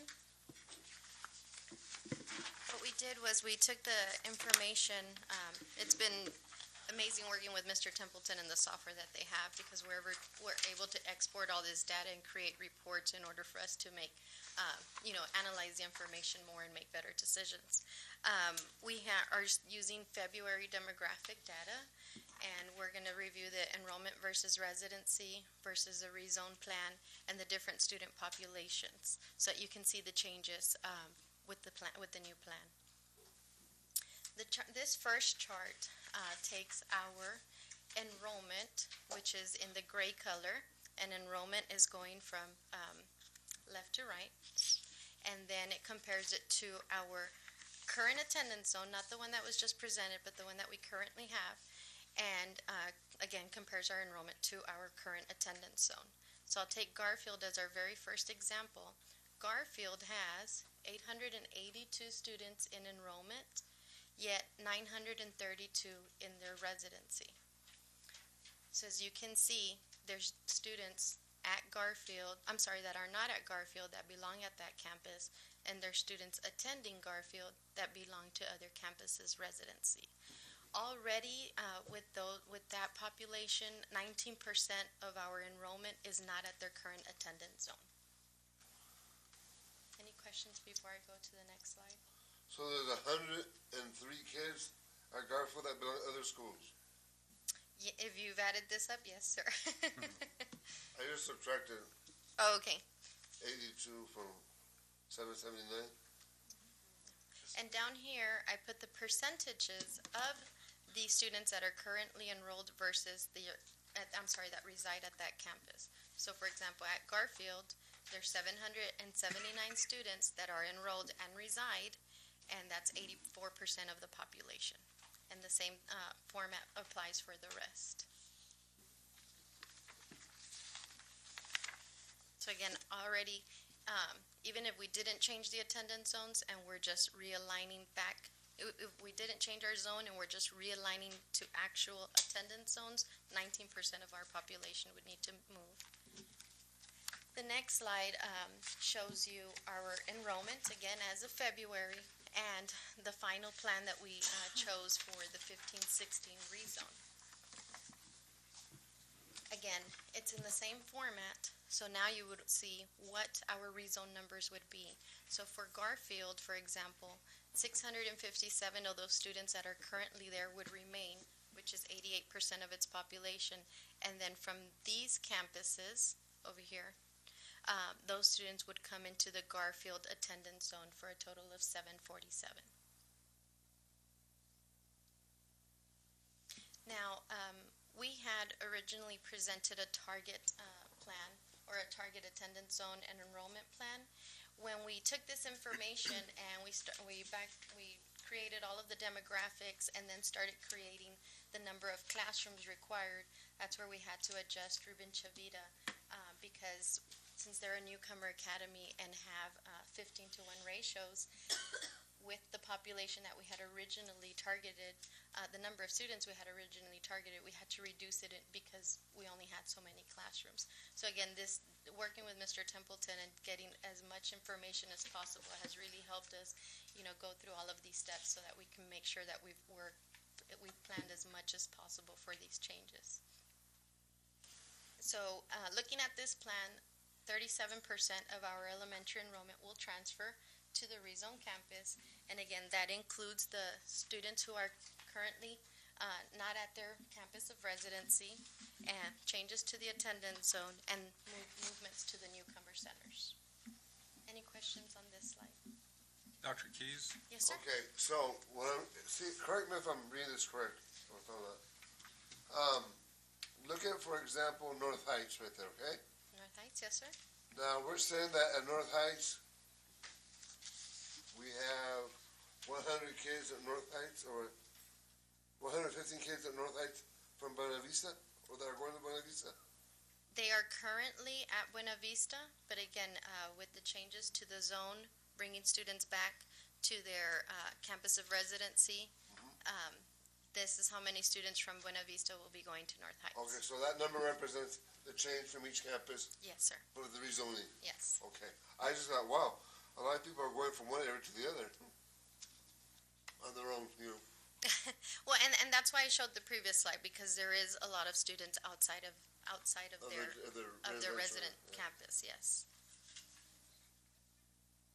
So with this new zone plan, again, newcomer academies and returning students to their campus of residency, it would be 37% of our population. Yes. And it's not including people that are requesting transfers and things like that? That's right. Yes, sir.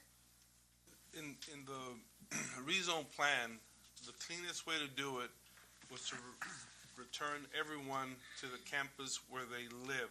Now, that doesn't mean that starting next year, we're not going to have transfers. It just means that we have to start fresh.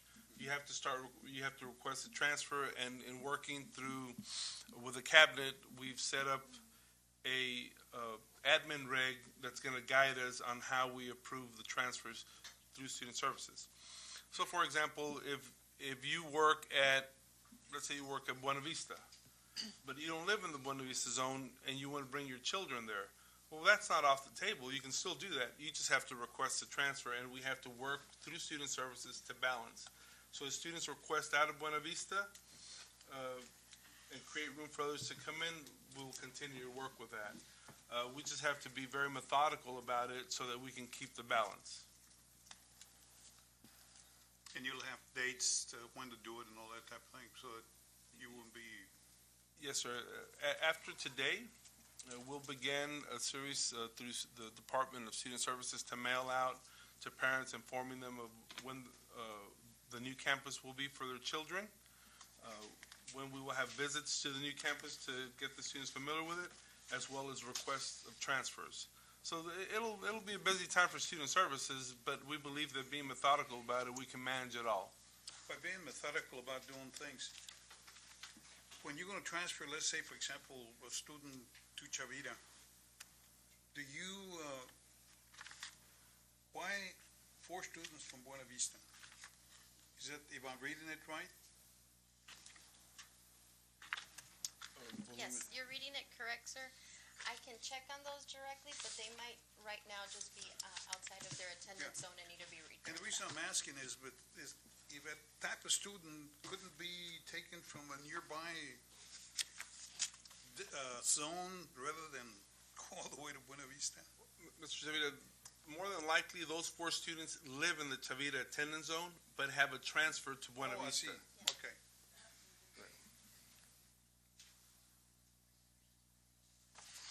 Hi. I'm glad you guys are going in. I'll go. I have to ask one I'm other sorry, question. sir, I'm sorry. yes. This is still in my mind.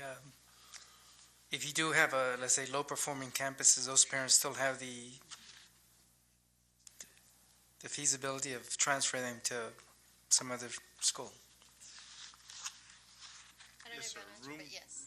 If we have room at the other schools, absolutely, but again, in the admin reg that we've developed, it lists a priority, and that would be the first priority. Yes, sir. Okay. That's the only question I had. That's great. I'll go to the next one. We'll start with our demographic groups. 79% of our elementary population is economically disadvantaged. So we started with this demographic. Over here to the right, we have what the percentages are with the February report or with the February data that we pulled. And then down here at the bottom would be your new percentages based on the changes. So for example, Garfield would run from 87.5% up to 90.2%, which is a change of 2.7. One thing to look at is that if you look at our current campuses, Lamar is almost at 90%. So we do have a campus that is close to 90% currently, and now that will shift where Garfield is at 90%, which would be our highest campus with economically disadvantaged percentage. But it's only a 2.7% change. And Buena Vista was our lowest, continues to be our lowest, but increases by 5.1%.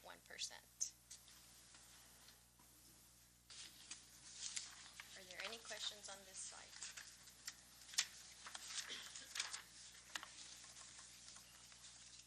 Okay. No, yes? Do you have a question, sir? Yes? I'm just trying to form the question in my mind. You know, we almost have like 2 things going, because again, you know, I'm thinking about those bilingual students that will be going to those centers. I mean, we have this going on, so how is that going to be explained to the parents and for them to be able to understand? Can I jump in on that same question? Somewhere it says that something like 30-something% of the elementary population will be transferred. Did I miss it? Does that include the bilingual transfers, or is that solely because of the rezoning? No, sir, it included all 3 factors: returning to your campus of residency, the rezone, and the newcomer center. Of the newcomer centers and the rezoning, excluding the returning, when you say returning, what do you mean? Well, for example, someone who is at, I'll just use Buena Vista as the example, but resides in the Ruben Chavita zone. That would be a return to your campus of residency. Okay, all right. So more than 1 out of every 3 elementary students are going to find themselves in a new school next year, right? For the rezone, yes. For this plan, yes. 19% had already started outside of their current zones. And I do have the data where I pull out. That's okay. I do have the data where I pull out the fine. moves from to rezone. I'm sorry, for current residency. That was my jump in to his question. Okay, make sure I got it. To answer Mr. Mess's question, we're ready to have the community forums where we invite first the bilingual students and their parents to come and explain to them the need for the change in the attendance zones for the bilingual students. And then immediately after that, we will have the general sessions with the parents that talk about the rezoning in general. So we're going to have a whole lot of PR work in the next month, but we prepared for it and we're ready for it.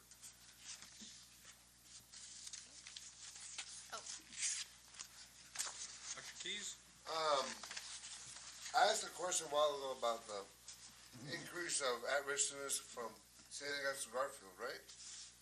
I'm looking at this page you just gave us right now. I'm looking at Garfield. Well, look at this on the very bottom. 65% of our elementary population is classified as at-risk. That's a scary enough number. That's more than half our students. Now look at this. It doesn't make any logical sense to me. And see what kind of response I get to this, but I can't see any logic to it. If right now we're averaging 65%, which is 30% higher than 50%, why in the world are we going to compound that problem with Garfield from 65% to 73%? I can't find any logic behind that. No sense whatsoever. But they have enough. Garfield's always had a history of being a very special population school. We're compounding that more just to play the numbers, just to make a demographic study look good. I don't see any logic here. And that's almost a 10% jump of at-risk students that are popular at a school that's already having issues with that. Okay, Dr. Keys, the 65% of our elementary population is at risk. At Garfield, currently, this year, if you look at the far right-hand column, Garfield currently has 71.9% at risk. So 65 is just the average, but for Garfield, it's already 71.9%, and it's increasing. It is increasing, but by 0.8%, less than 1 percentage point. My concern is, why can't we go the other way? Why can't we decrease? I mean, Garfield, I went to Garfield, we need that. Why can't we do anything in the opposite direction? Rather than compound the issue, why don't we do anything to lessen the burden? I just can't see the logic behind this. The numbers don't lie, folks. And the numbers I see, I don't like. It's a disturbing trend. I don't know if I could. Hold on, sir. Two things. One, it's only less than 1% change, and the more important thing here is that this is a temporary fix for the next 3 years until hopefully we can bring on other elementary schools online. We worked with the boundaries as much as we could. We came up with 5 different scenarios to try to balance it. And I think that we came just as close to being perfect as we could. We decreased the enrollment at Garfield.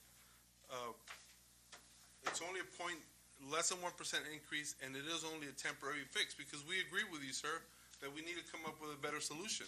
But right now, based on where the residency is, this is the best that we could do, and this is making various modifications to it. If we're looking at the numbers, logic tells me there's only 3 campuses that have enough wiggle room to include more at-risk students. And those would be Lani Green, Chavira, and Buena Vista. Because those are all below the average of 65%. But we're not targeting the zone to alleviate at-risk students at the schools that are already at the max. I don't see that logic. I don't understand it whatsoever. If I may comment, one of the benefits of building our PEIMS department is that we are able to pull this data and start analyzing it to make decisions. There are 13 indicators that classify a student as at risk.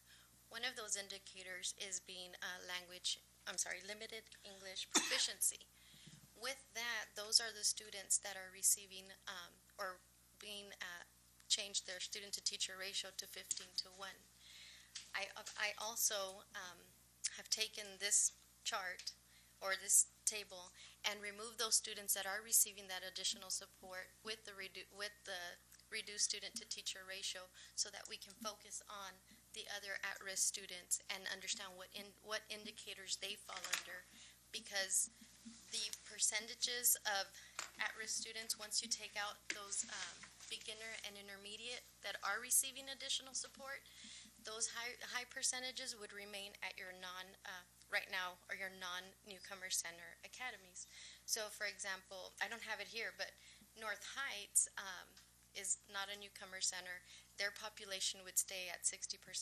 I should have kept it, but if we remove the population that is receiving additional support, sir, the percentage drops. And we can send it to y'all in the next update, but it does drop. Mr. Garabedian, Dr. Keys, and overall, if we look at the three campuses that are currently low performing, North Heights, Lamar, and Calderon, those are three campuses that are currently low performing. North Heights decreases their at-risk population by almost 10%, 9.5. Lamar decreases their at-risk population by 6%.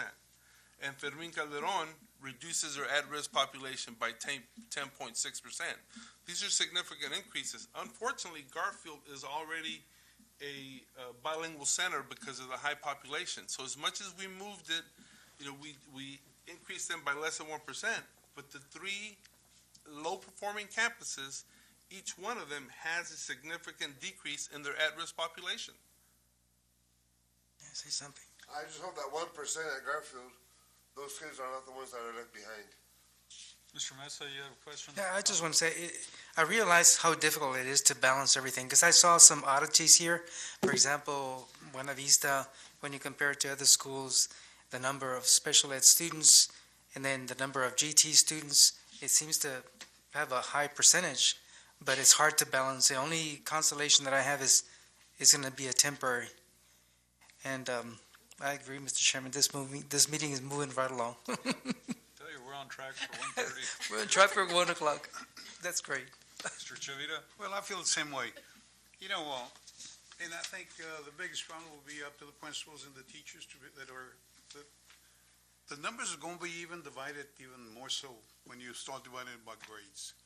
And sometimes when we look at the problems that we have, actually it's not a problem, being disadvantaged. I attended a high school, my school district was 100% disadvantaged when I attended school. So it really doesn't make any difference as far as that is concerned. If a student, the teacher works together, the parents, etc., we're going to be able to be successful. Right now, we're looking at the numbers. The numbers really exist about the same. Now that we're looking at it, we see that, hey, listen, maybe because we didn't realize it, that Garfield was at 71, now it's going to be at 72. There's not a whole lot of difference. And like Ms. Mesa said, it's only temporary. We got to make some changes. You just got to, and yes, you can go ahead and start moving a few students from here and there, and before we know it, it's going to be almost like I said right now, I'm glad that you people are the ones that are doing this changes, because it's hard, and we're never going to come up with a perfect solution. I attended all the meetings that we had on this demographics, and I was very impressed with the committee that was, and Mr. Stapleton, the way that was presented, and I think it's about the best way we can do it. And I know there's going to be some problems. And we're going to be making some problems too by objecting and all the time. Let it work, and I'm sure it'll fall into place. Other comments, questions? This probably isn't for this discussion. I'm more interested in what the plan is from an instructional standpoint, because now you have the movement of 1/3 of the student population. You have several schools affected as far as their overall population. So as a teacher for 23 years, in terms of like class sizes, instructional support, all of the things that matter on a day-to-day basis, and that's probably not for today, but I'd like to hear what the plan is, because there sure needs to be one. That's not to you, you're finance, so that's him. We're all working together, I promise. Well, are the teachers involved in that? Well, we work together to create the plan in order for us to balance those ratios as well. So we looked at all the information possible, but I don't know if I would have anything else to add. We did post some vacancies for the bilingual centers, so we're almost done with that. We only had like maybe 7 teachers that were, and those were the last ones hired. They would probably move to another campus, but we're gonna talk to them first to see as far as the grade level on the campus. Mr. Gabriel? Yes, Mr. And this is one good point that you brought up. And when we start evaluating teachers and we start evaluating principals, et cetera, we need to take a note on the population that we're working with. When there's a lot of variables, just like having a football team, and I like to adjust to that too. If you have some stats, you're going to win the game. When you don't have them, you're not going to do it. So we need to be very careful as to how we, take that in consideration. I sure would like to get the final numbers before we get started and before we start evaluating people by numbers. Mr. Mesa? I just want to say one thing. The hardest thing that I've seen in this district for parents to be pleased with is when you do a rezoning, you're going to get some parents upset that are out of the comfort zone because, again, you know, it'll take them out of their usual way to accommodate and take these students to school, but we'll leave it to administration. I appreciate it. No, I really do, because you are going to get bombarded with parents, and it isn't, unfortunately or fortunately, this isn't a board thing, this is an administrative thing, that we have to do this. I would just remind everybody that it's a temporary fix. Hopefully, the Citizens Committee's recommendation will be presented to the board, and y'all can take action on it. And we do have an instructional plan. We've been working with our staff developer, and hopefully we'll be presenting that for approval this coming month. And Dr. Rios, and you stated it, it's not a board thing, it's an administration thing.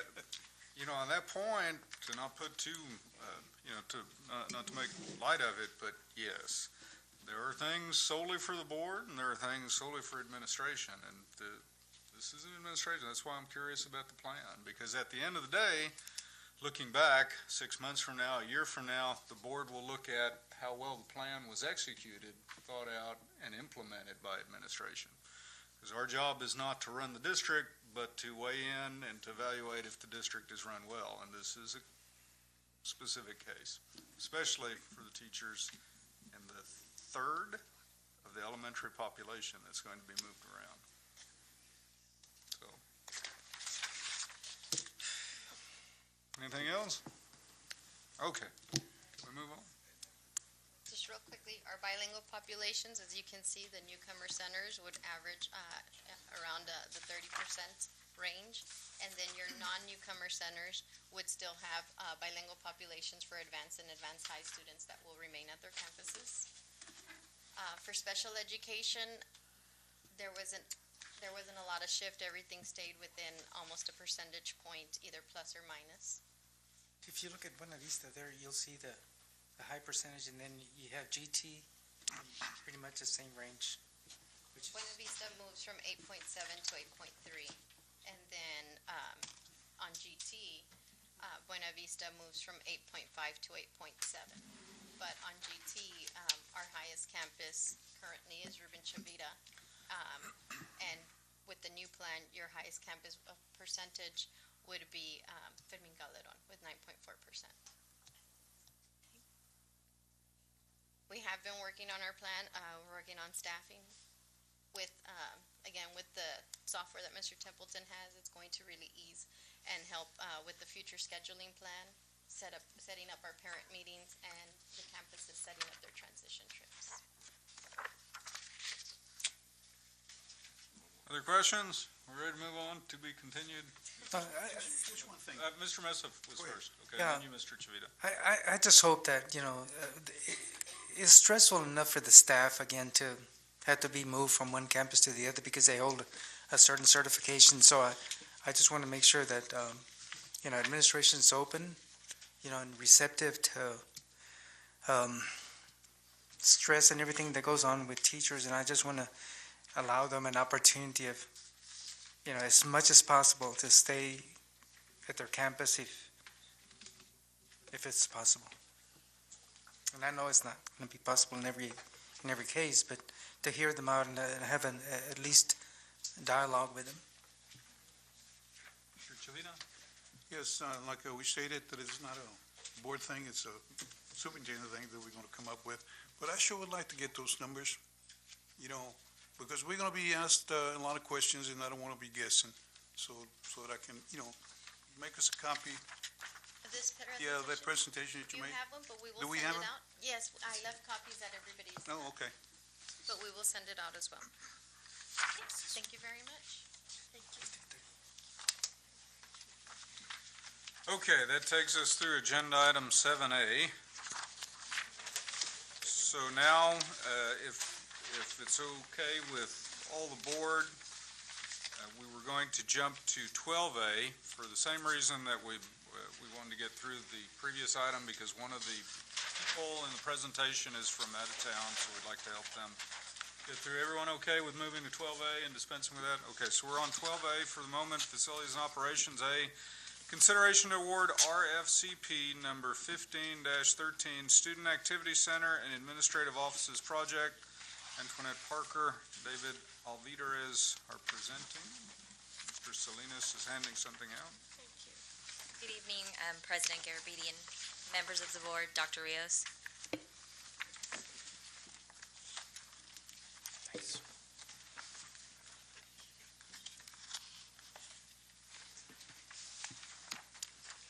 On January 20th, 2014, the Board of Trustees approved the amended Citizens Committee district-wide construction, renovations, and repairs project list totaling $23,138,000, of which the Student Activity Center and Administrative Offices project was listed.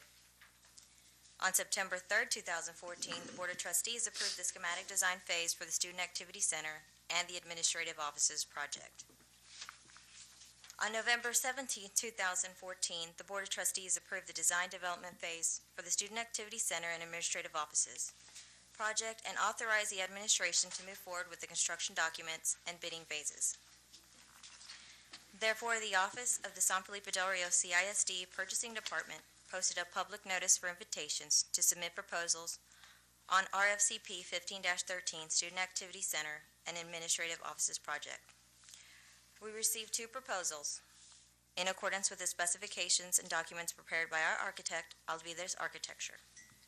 The competitive seal proposals were publicly open and read aloud at 2 p.m. on April 9, 2015.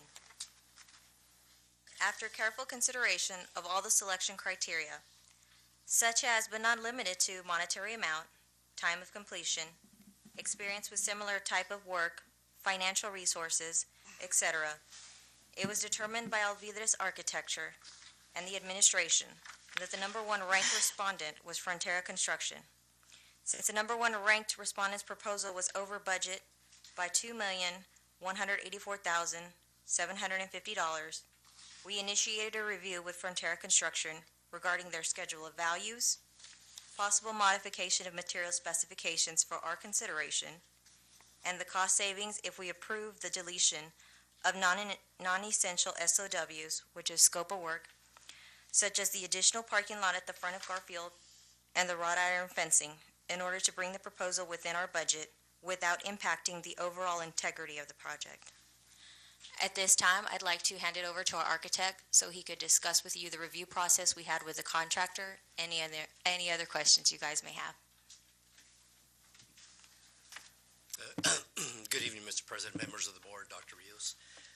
Just to let you all know, this project, as far as the bid process, we issue drawings electronically, and plan holders that requested drawings from our office directly totaled 7. And then there's other opportunity for other contractors to pull plans from plan rooms. And we issued plans from all the way from El Paso, San Antonio, and even in Houston to all the plan rooms. We did receive the two bids, and as mentioned, we've gone through a process where we ranked the Frontera Construction as the number 1 responsive bidder. And part of the process that we've gone through we've considered different items for cost considerations.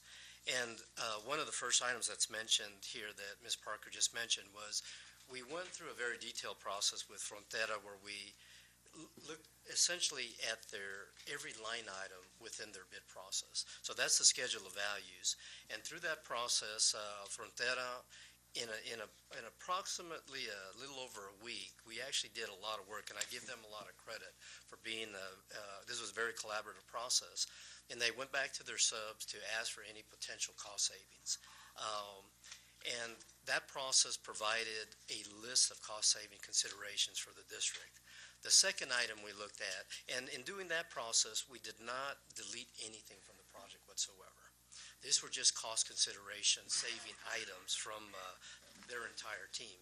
The second item, we looked at possibly modifying some of our material specifications. And just for example, what some of the items is, to give you an idea, the parking lot in front of the building, we specified a concrete parking lot. We considered an asphalt parking lot, so there was savings there. Another item, as an example, our floor finish throughout the building. We previously had discussed a terrazzo floor for this building. It would be a long-lasting, low-maintenance floor finish. That line item came in quite high, so we suggested possibly looking at a different type of floor finish.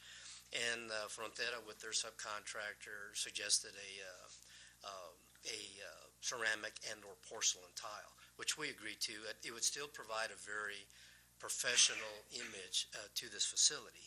So those are the types of items we looked at in changing some of our specifications, but they were very selective because our goal has been not to affect the design integrity of the building. We have not considered any size deletions to the building. We have 3 additions to the building. Those 3 additions are still part of the scope of work. And then the last item we looked at, the non-essential scope of work items. One of the items, and there actually are only 2 items, one of the items is that we had suggested a wrought iron fence at the side of the building, tying back to the gym, and then tying to the chain link fence at the parking lot on the, let me see, get my bearings right here, on the east side of the building. We felt that was not necessarily an essential item to have. The second item we looked at was the parking lot in front of Garfield Elementary School. That parking lot was suggested, and at one point we were considering that to be an alternate, but we went ahead and introduced it as the base bid, where that parking lot would possibly be overflow when there are after-hours events within the facility. I would like, again, we've gone through our parking analysis, and currently Garfield, if I understand, has 70-plus parking spaces for visitors. And so the thought was that number of parking spaces could be reduced to accommodate some of the faculty and still provide more than adequate parking for the administrative facility. And those are the only 2 scope of work deletions we've considered to date.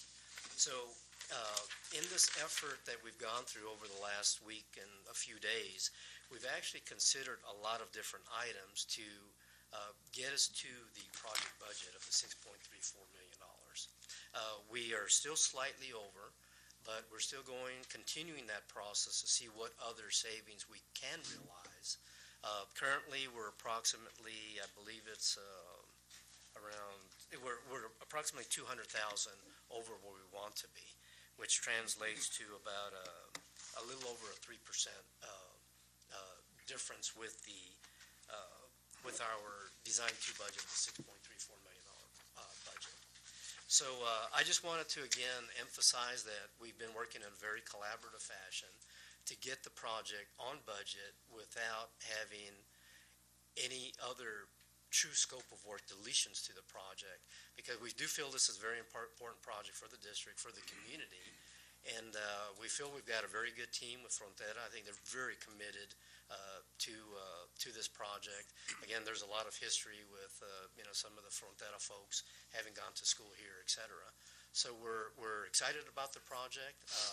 We've been very diligent about considering items that, again, don't affect the overall image and quality of the project. And so our recommendation would be, and hopefully the board would consider the recommendation that administration and facilities has made. And if there are any questions, I'd be glad to answer whatever I can.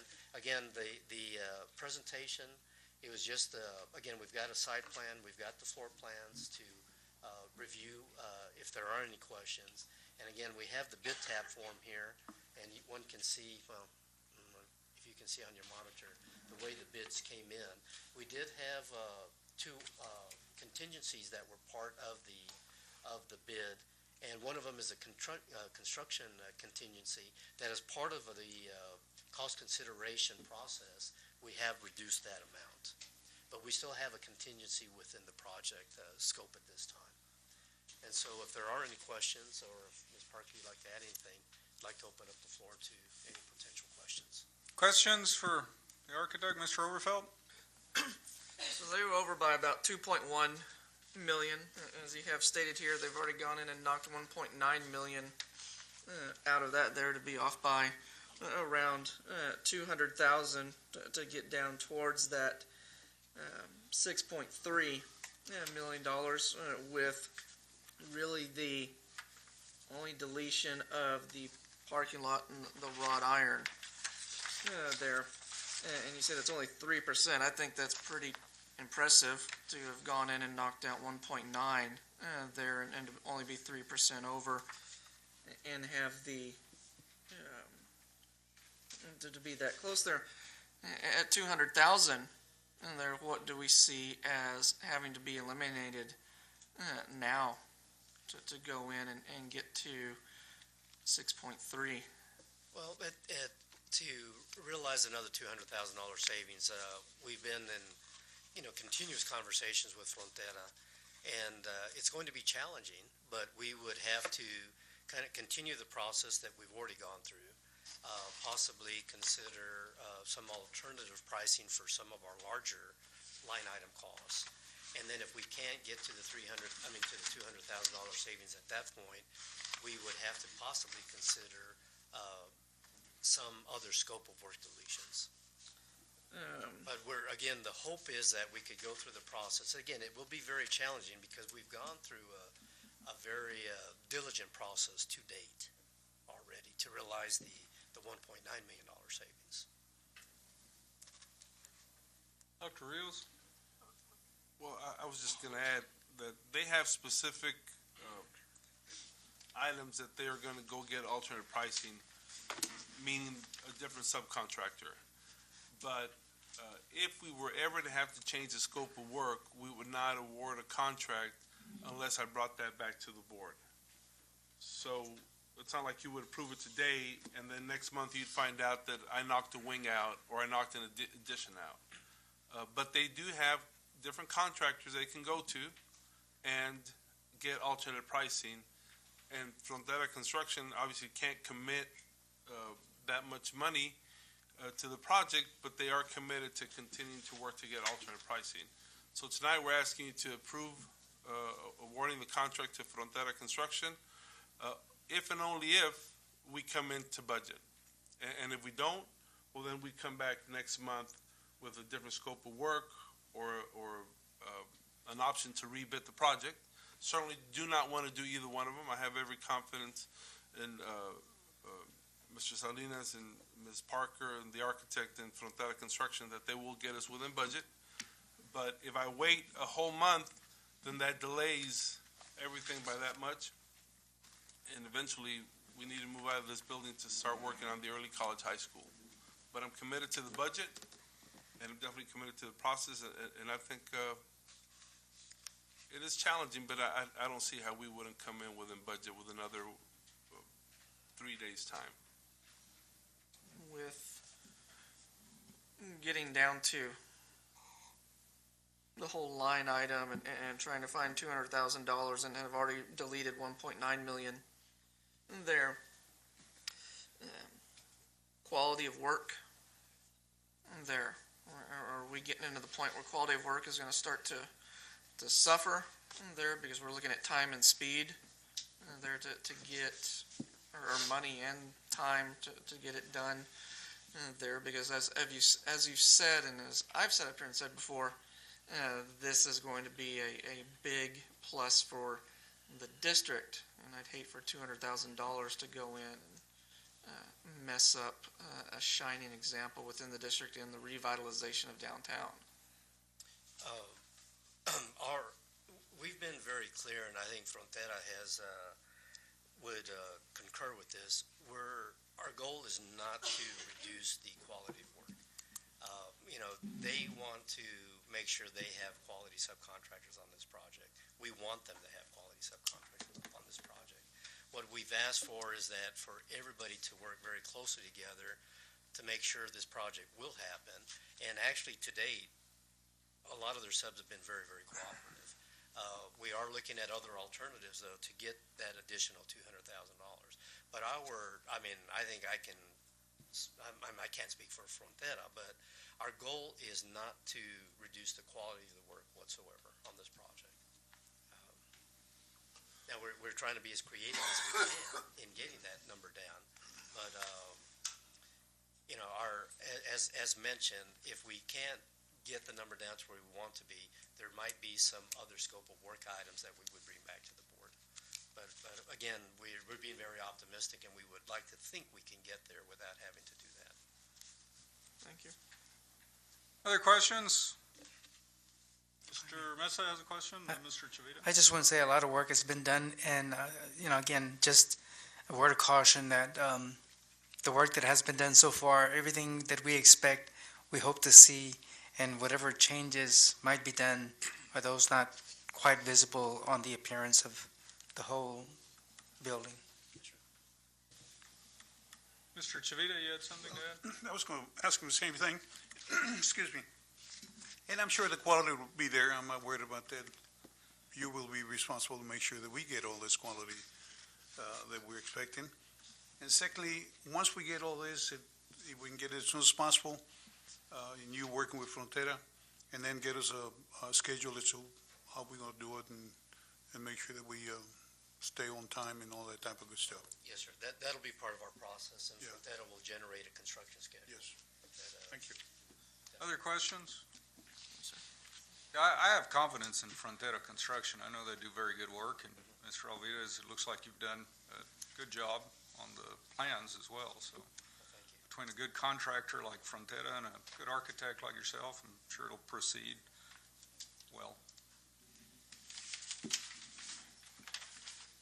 Anything else? Okay, the recommendation? I'll read it, Mike. At this time, it's the recommendation of the administration that the Board of Trustees authorize the administration to continue the cost savings review with Frontera Construction of Del Rio, Texas, and negotiate a contract for the Student Activity Center and Administrative Offices project in accordance with RFCP number 15-13 and the cost savings items that are approved, only if the amount does not exceed $6,341,250, and authorize the superintendent of schools to sign the contract. For the recommendation, is there a motion to accept? Mr. Chavita has motion, Mr. Mesa has second. All in favor by a show of hands? 1, 2, 3, 4, 5 in favor. I'm sorry, yeah, 5 in favor. All opposed? 1 opposed. Thank you. Everyone knows that I'm the most fiscally conservative board member. And the reason I'm voting no on the item is simple. I certainly, I think the expense for a student activity center is a good expense. It's justified. But however I look at it, no matter how I analyze it, to me the project is still allowing administration to spend millions of dollars on executive offices. That's why I'm not voting in favor of it. I think the contractor will do good work. I think the architect has done good work. But for me, the use of tax money for executive offices, no. I think it's unnecessary. I think the money could be better spent on salaries, on other facility needs, teacher and staff salaries certainly. So that's my opinion. I voted against it before, voted against it tonight. The idea of spending millions of dollars for executive offices, I think it's inconsistent with the reasonable expectations of the Del Rio taxpayer. That's all. Now we can move on. Do 12B? Want to do these? Yeah. Okay. Mr. Graves is here also. We're going to take advantage of Mr. Graves being here. So we'll do 12B.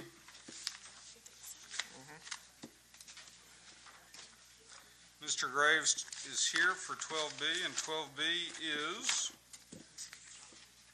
consideration to award RFCPs number 15-14 Buena Vista, RFCP number 15-15 Calderon, RFCP number 15-16 Chavita, RFCP number 15-17 Del Rio High School, and RFCP number 15-18 Freshman Campus, paving repairs and renovations for the San Felipe Del Rio CISD. Mr. Graves, Ms. Parker, Mr. Salinas. Thank you, sir. On January 20th, the Board of Trustees approved the amended Citizens Committee district-wide construction renovation repairs project list. On the 28th of August, 2014, the Board of Trustees approved a resolution to commit the fund balance of the general fund to include facility projects totaling $1 million. On December 15th, the Board of Trustees approved the general fund amendment and the modification of 1415 general fund balance. Therefore, the Office of San Felipe Del Rio, CISD, Purchasing Department, posted a public notice for invitations to submit proposals on RFCPs 15-14 Buena Vista, 15-15 Calderon, 15-16 Chavita, 15-17 Del Rio High School, and 15-18 Freshman Campus paving repairs and renovations for the San Felipe Del Rio CISD. We received one proposal in accordance with the specifications and documents prepared by our architect, Graves and Associates. The competitive seal proposal was publicly opened and the proposal was read aloud at 3 p.m. on April 8, 2015. After careful consideration of all the selection criteria, such as but not limited to monetary amount, time of completion, experience with similar scope of work, financial resources, it was determined by Graves and Associates and the administration that the best value of the district would be the selection of 90 West Contractors of Del Rio, Texas, for paving repairs and renovations for San Felipe Del Rio CISD. Okay. Here's the first plan for Buena Vista. For Buena Vista, we picked up the base proposal, alternates 1 and 2, at which we would repay or seal and coat the teacher's parking lot, the parent drop-off area, the visitor's parking lot, as well as the cafeteria driveway. At Calderon, we picked up the base proposal and alternates 1 and 2. Here we will be sealing and coating the teacher's parking, the visitor's parking, as well as a portion of the bus drive.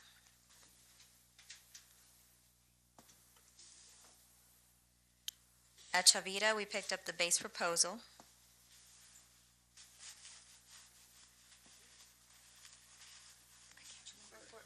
Yeah, it was everything. Did we seal and coat or was it overlay? Okay.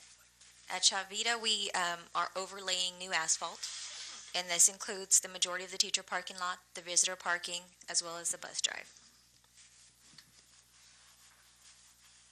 At Del Rio High School, we picked up the base proposal and alternate number 1. We will be overlaying the drive next to the ROTC building, the area where the cafeteria is, up until this line right here. We will not be overlaying the band hall parking lot. The last campus was Del Rio Freshman. Here we picked up the base proposal as well as alternate 1 and alternate 2. This will be a new overlay for the cafeteria area and the parking area for the special education facility. Here's the bid tab on how 90 West Contractors came in. Are there any questions? Mr. Overfield? On Buena Vista.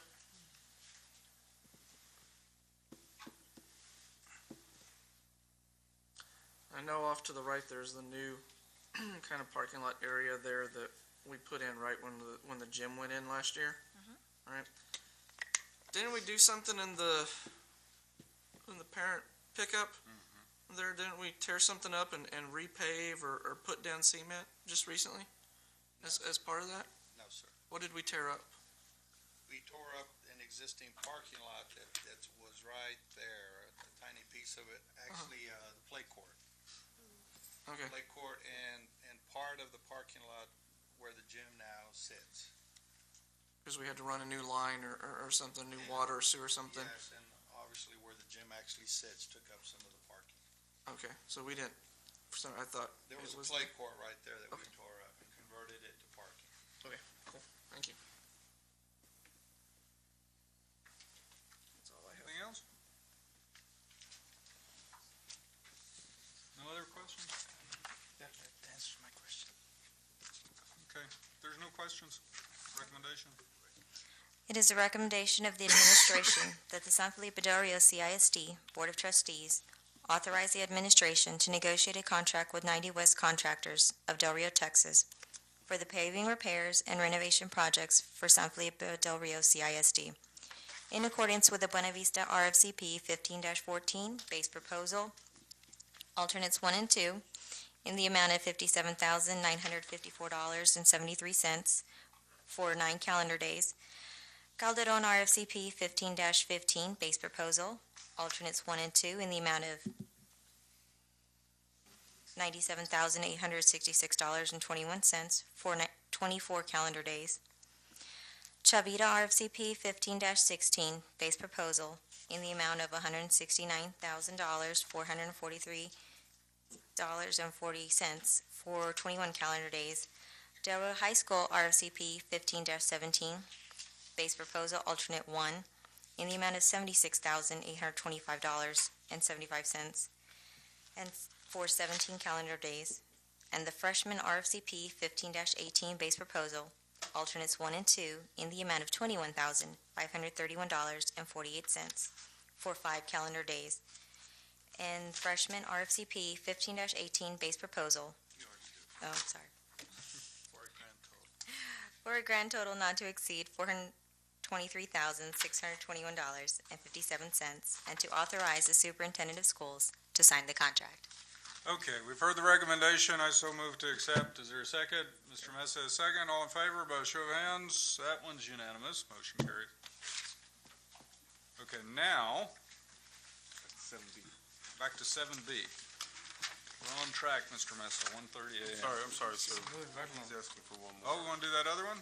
Yeah, Mr. Graves. Oh, okay, that's right. You are here, Mr. Graves. Sorry. We'll get you out of here. Okay, so we're not on 7B. We're going to stay on 12. So 12C, consideration to award RFCP number 15-20 demolition of Building F, Garfield North Campus, and consideration to reject RFCP number 15-21 relocation of affordable building on the Garfield North Campus. This is agenda item 12C. Mr. Parker and Mr. Graves again. On February 16, 2015, the Board of Trustees approved the formation of the Blended Academy and the associated renovation construction costs. Therefore, the Office of San Felipe Del Rio CISD Purchasing Department posted a public notice for invitations to submit proposals on RFCP 15-20 for the demolition of Building F, Garfield North Campus, and RFCP 15-21 relocation of a portable building, Garfield North Campus. We received 5 sealed proposals in accordance with the specs and documents prepared by our architect, Graves & Associates. The competitive sealed proposals were publicly opened, and each proposal was read aloud by our architect at 3:30 p.m. on April 8, 2015. After careful consideration of all the selection criteria, such as but not limited to monetary amount, time of completion, experience with similar type of work, financial resources, etc., it was determined by Graves & Associates and the administration that the best value to the district would be the selection of MAPCO of Del Rio, Texas, for the demolition of Building F, Garfield North Campus project, and to reject all bids received from all bidders regarding the relocation of the portable building on Garfield North Campus, since the cost to relocate the portable is too high. Any questions? Questions before the recommendation? Okay, the recommendation, I think. Just wanted to give a quick overview of the project again. Okay. It's on the screen for those of you looking through the board As- packet. As you recall, for the Blended Academy, we will be demolishing Building F, which is this green building, and the portable to be relocated is these 2 rooms, 1 and 2. Is that building currently in use? It's not, right? Is it usable as is? The portable? Yeah. Well, it'd have to be cleaned out. but Okay, it what is- was it used for most recently? Classroom. It was classrooms, okay. And next to it is a proposed site for the Blended Academy. And this slide just highlights the portable. Okay, what is the yellow? The yellow is Building I. It is what will be turned into Blended. Okay, and what is it currently? It is not in use. Is it usable? Yes. It is usable. What is its current use structure? It's empty right now. But what was it used? I mean, are those Classrooms. offices or classrooms? Classrooms. There's classrooms. Okay. But we're only demolishing green. Okay. Yeah, we're still developing the construction documents for the rest. We're trying to move ahead as expeditiously as possible because of our deadlines. So we decided to put out the abatement package and also the demolition package ahead of the general contractor. So I'm sorry, the portable's the one squared off there in red, the green, and it said we're not going to move it now? We're not going to demo it through this package because it was too excessive. It should get to the bid tabulation. But eventually it's going to go away? Yes, it is going to go away. One way or the other, either we're going to demo it on site or we're going to move it through a different contract. Okay.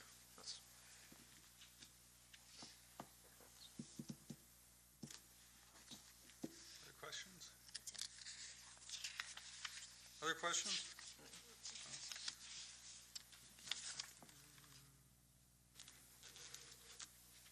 Okay, the recommendation, if there's no questions. It is the recommendation of the administration and San Felipe Del Rio CISD Board of Trustees to authorize the administration to negotiate a contract with MAPCO 3 of Del Rio, Texas, for the demolition of Building F, Garfield North Campus project, in accordance with RFCP 15-20, and a base bid amount not to exceed $24,519, and authorize the superintendent of schools to sign a contract.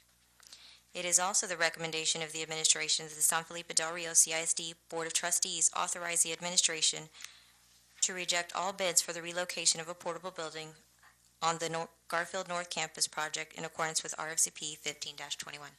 For the recommendation, is there a motion to accept? Mr. Mesa has motion, Mr. Chavita has second. All in favor by a show of hands? 1, 2, 3, 4, 5 in favor. 1 opposed. Motion carries. Thank you. Okay, now we go back. We have completely dispensed with 12, A, B, and C. So now we go back to 7. We are on 7B, District Technology Update. Dr. Garza, Mr. Hayenga, you have a very brief technology update for us. We're moving right along. Very brief. Mr. Garabedian, members of the board, Dr. Rios. Just wanted to go over some of the things real quickly here that we've been working on in IT. Over the last few months, we've been trying to get an assessment as far as where we're at, so we know how we can move forward with some of our initiatives here.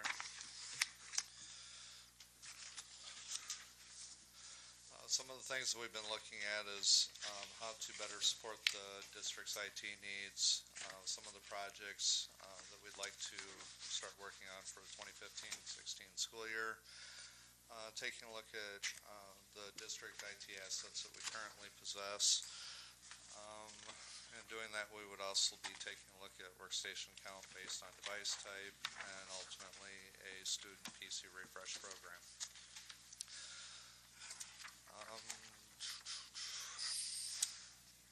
I'd like to start out with the end user support. We found some issues as far as how we respond to tickets, and we're also taking a look at how we can improve on the turnaround time as far as being able to make repairs and ensure that the equipment is in a running state, more so than what we've seen over the last few months now.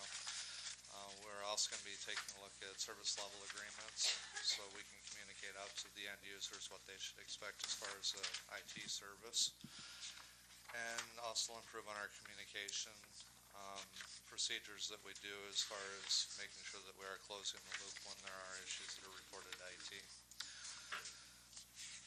Planned projects that we're looking at for 2015-16 school year would be a student PC refresh program, as well as continuing to work on our virtualization environment and improving our wireless infrastructure.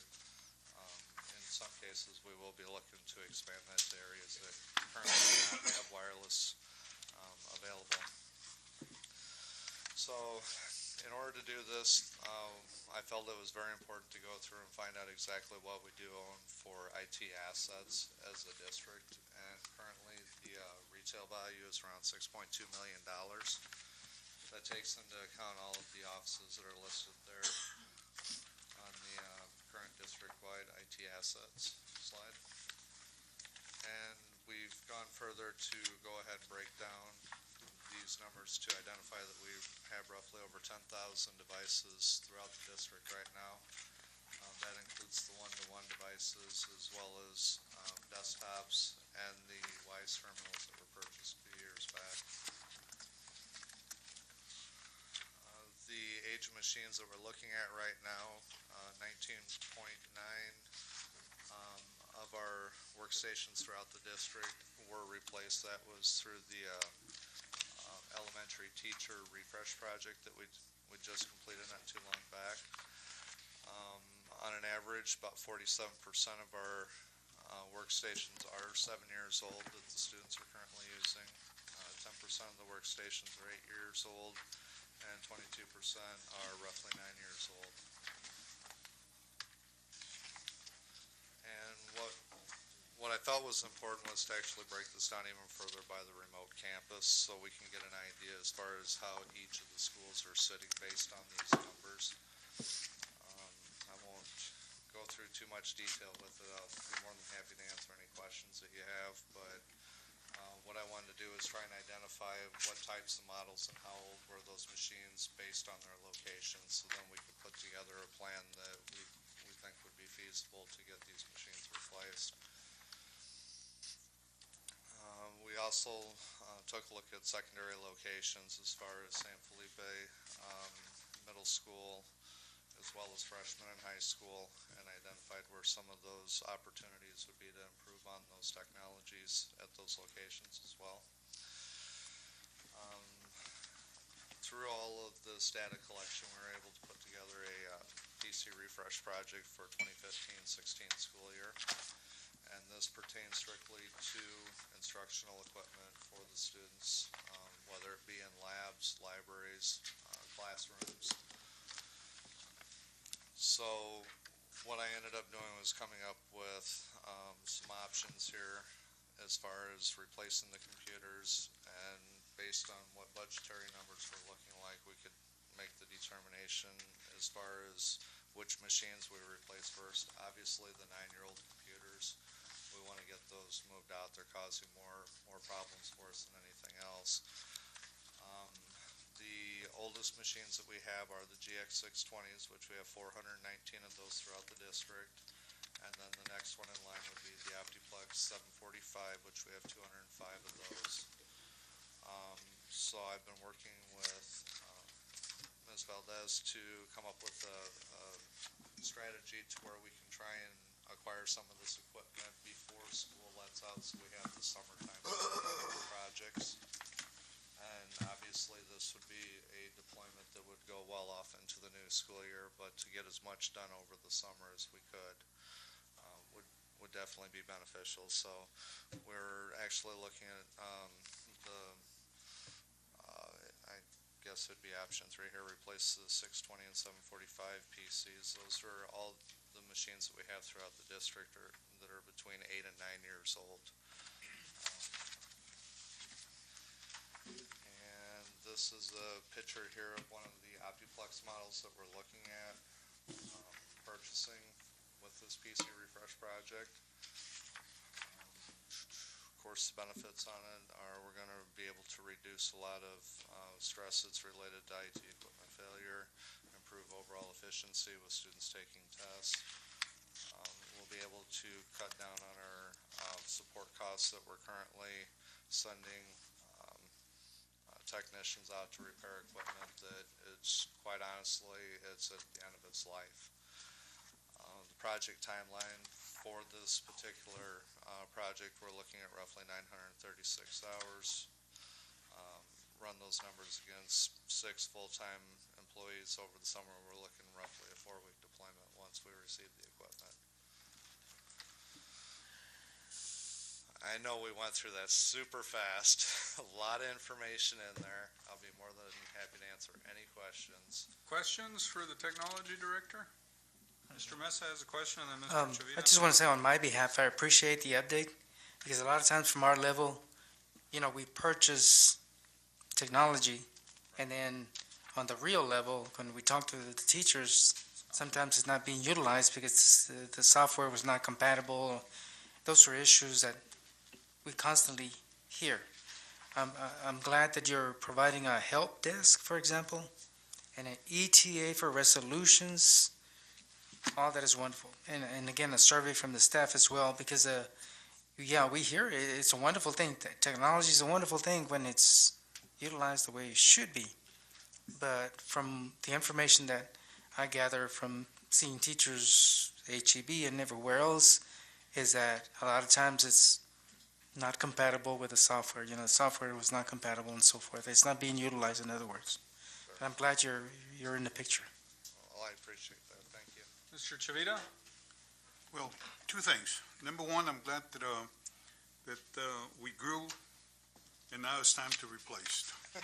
Because I can see that they're quite old, and it causes a lot of problems. And secondly, something in the line that Mr. Messer was asking, maybe this question will be to our superintendent, to ask the principal, see how we utilizing this technology that we just gotten, like the Kuno tablets. I don't see anybody using them. I'm talking about the students. I don't see them carrying them. We're going to spend that much money on it, or we're using them.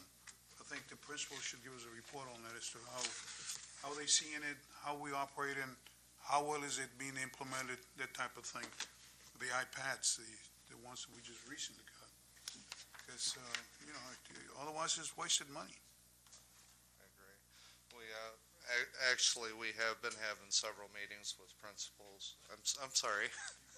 I think he has the superintendent, but It's for you. give it a shot if you want, Mr. Chairman. Well, he's been here longer. Mr. Chavita, we have a plan.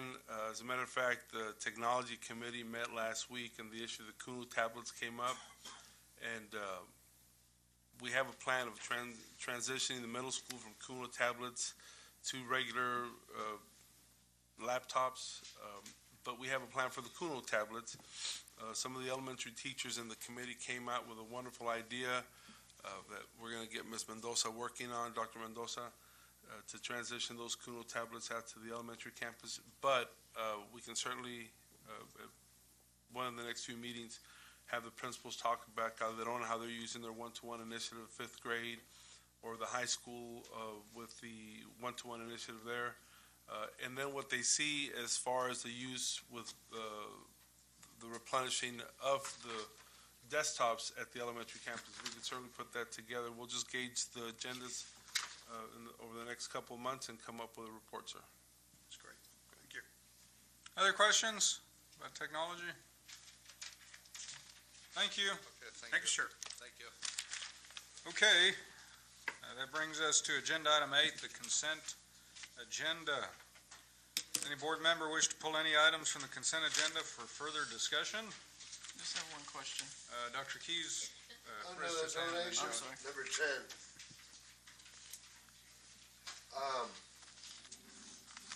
I look at that and I go, there's a trick to that.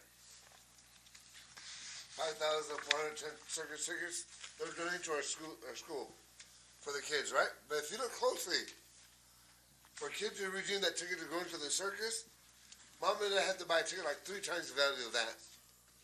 So, we're making a profit for this circus. That's not right. We're not going to make profit for other people. How do we make it a profit? The donation comes loaded with another aspect on there.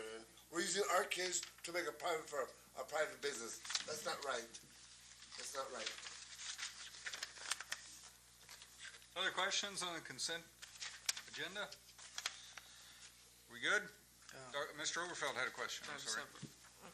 have a quick question on the 5 consideration to purchase or approve purchase for moving the portables from Ward North Heights.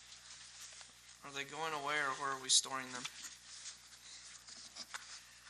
It said within a 10-mile radius, right, Mr. Salinas? Yes, sir.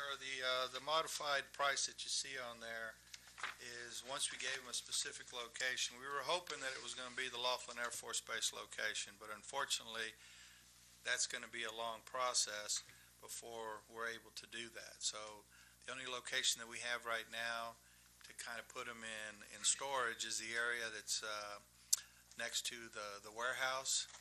and the field, the open field that's next to the warehouse. Now, after this agenda item was shared, we did get word from Laughlin Air Force Base that they have determined a location at Laughlin Air Force Base if we're able to move forward with the magnet program that's going to require all those portables. So we are asking Dotson Moving to look at their pricing to see if there would be any change if we were to change our mind from the warehouse area to the Laughlin Air Force Base area, if that were to happen. But this particular plan, so that we can move forward as aggressively as we can, would be to move them to the area, open field area by the warehouse. They'd be sitting out without a fence around them. We would secure them. Secure, okay. All right, that's all I have. Anything else on the consent agenda? Okay, is there a motion to approve all the items on the consent agenda? Mr. Chavita has motioned. Is there a second? Mr. Overfeld a second. All in favor by show of hands? 1, 2, 3, 4, 5 in favor. All opposed? 1 opposed. Motion carries. Now that we are through with the consent agenda, you have to turn several pages. Mr. Overfeld, do you want to read the donation list? Yes, sir. Custom. First United Methodist Church, $1,000 to Garfield Elementary. Delreal Ram Band Booster, $1,634.67 to Delreal High School Band. Joyce Darling, $250 to Delreal High School Metal Trades. Susan J. Taylor, MD, Rio Bravo Cancer and Blood, PA, $250 to the Delreal Freshman Sapphires. The Spot and Pro Shop to the following schools in the following amounts: $370 in North Heights Elementary Student Council, and $84 to Ruben Chavita Elementary. HEB, 18 Classroom Champion gift cards valued at $10 each, $180 total, Lamar Elementary. First United Methodist Church, clothing for students, snacks, and meals and teacher supplies valued at $925 to Garfield Elementary. Border Federal Credit Union, an ice chest valued at $30 to the San Felipe Del Rio CISD Weight Loss Challenge.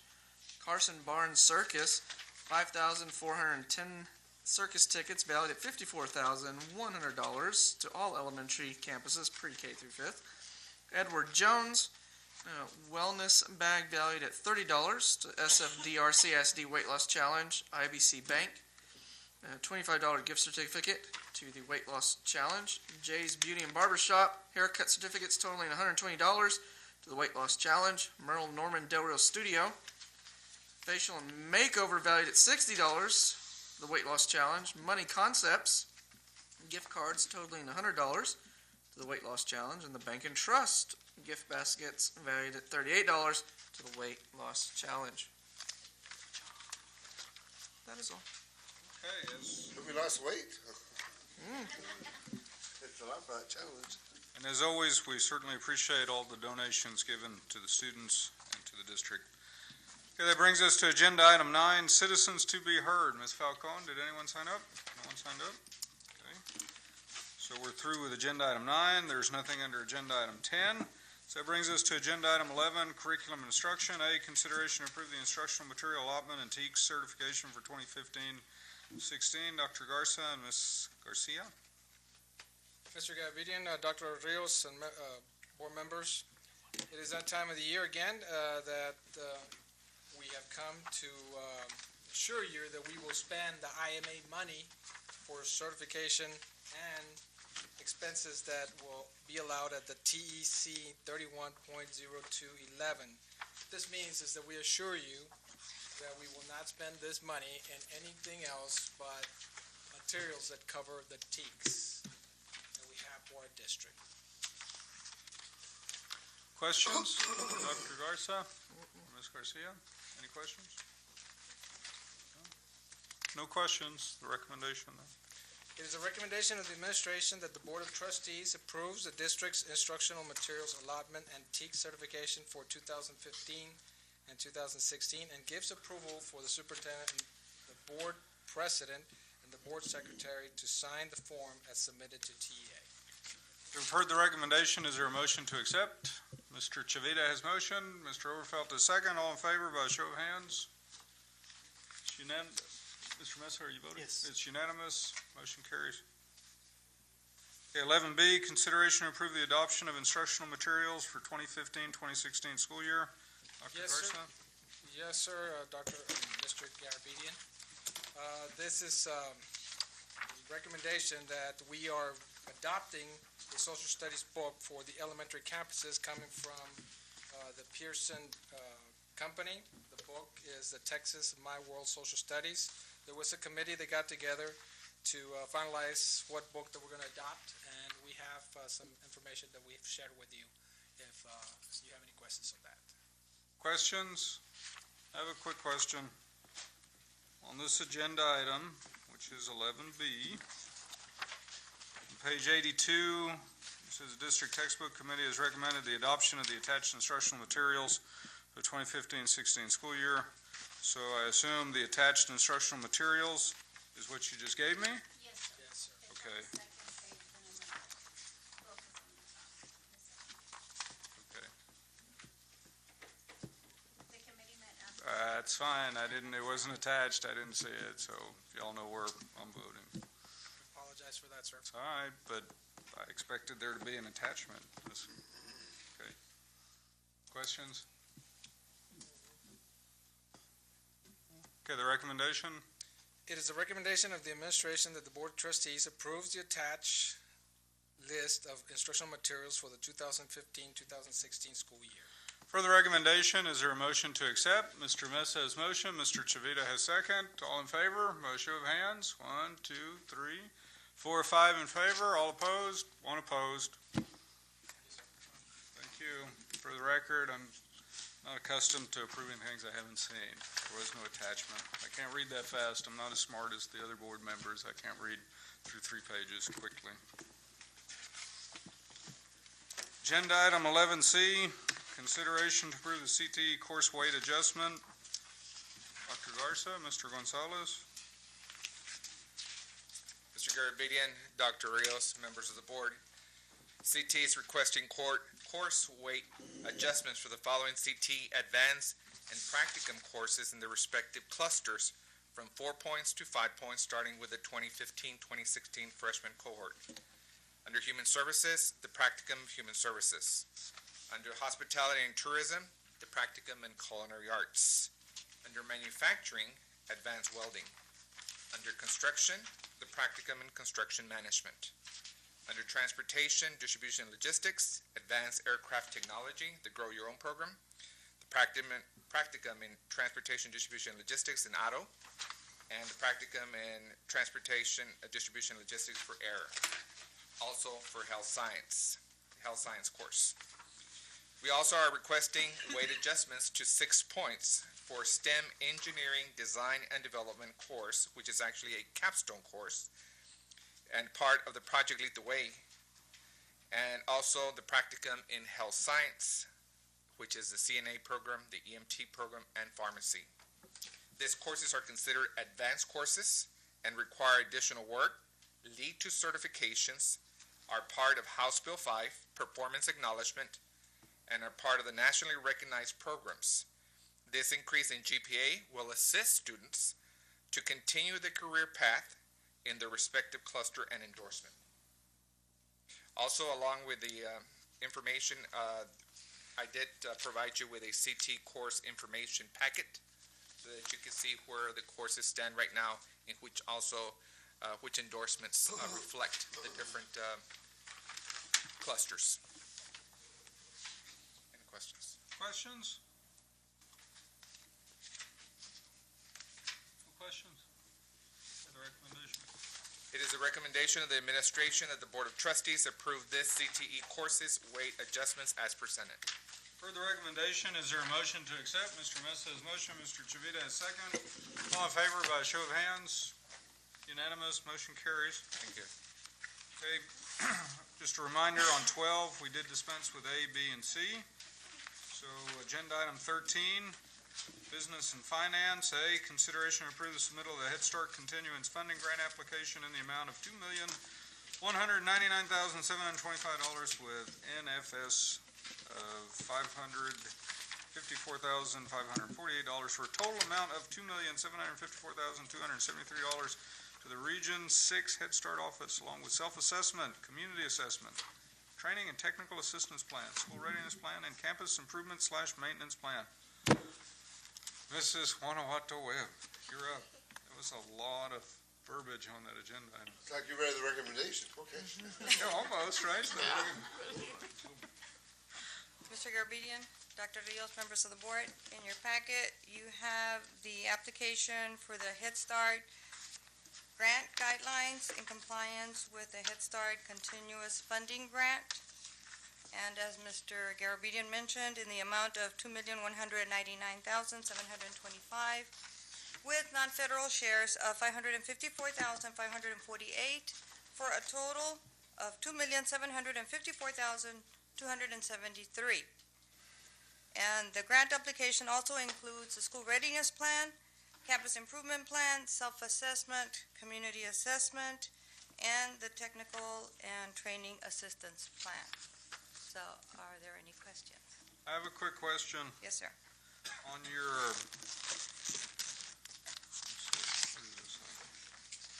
on your certification of health and safety screening, on page 3, and in the document, I guess, preceding it, you have 2 areas under Area 1, environments out of compliance. Have we, is that new, or is that something that's been out of compliance before? No, that is something that, as the campus assesses the self-assessment every year, we have a committee which consists of teachers and policy council members. And any time that we notice that something that we feel as a program, we are out of compliance, we look at what are recommendations and what we need to do as a program to address it. Okay, And that's fine. One of them, under requirements, Area 1 environment says all classrooms meet minimum square footage requirements for indoor space per local, state, tribal, and Head Start regulations, whichever is more stringent. So that's based on exterior standards. That has nothing to do with USAID Right. group, right? Right. Okay. And in that particular area, sir, some of our classrooms are not going to be in compliance with that specific standard. And the Office of Head Start realizes that, because since we are using school facilities, they're not necessarily in compliance with direct standards for the Head Start. Okay. Well, I guess my question's not really to you, but to facilities. There's nothing we can do to be in compliance? I'm not aware of that issue, Mr. Garabedian, in terms of what specific compliance issue they're referring to. The Head Start indicates that every classroom has to be a specific size. My answer to your question to Mr. Salinas would be, presently at this time, I don't think that there's anything that the district can do unless they are going to construct a new structure for the use of Head Start, and I don't see that being possible.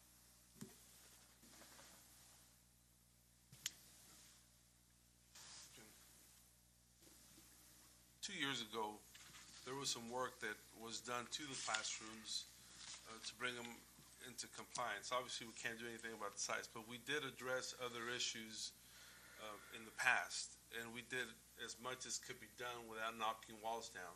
From here on, moving forward, I believe the only thing that's left on the list is the size of the classrooms. But everybody understands that they're not as big as we'd like them to be.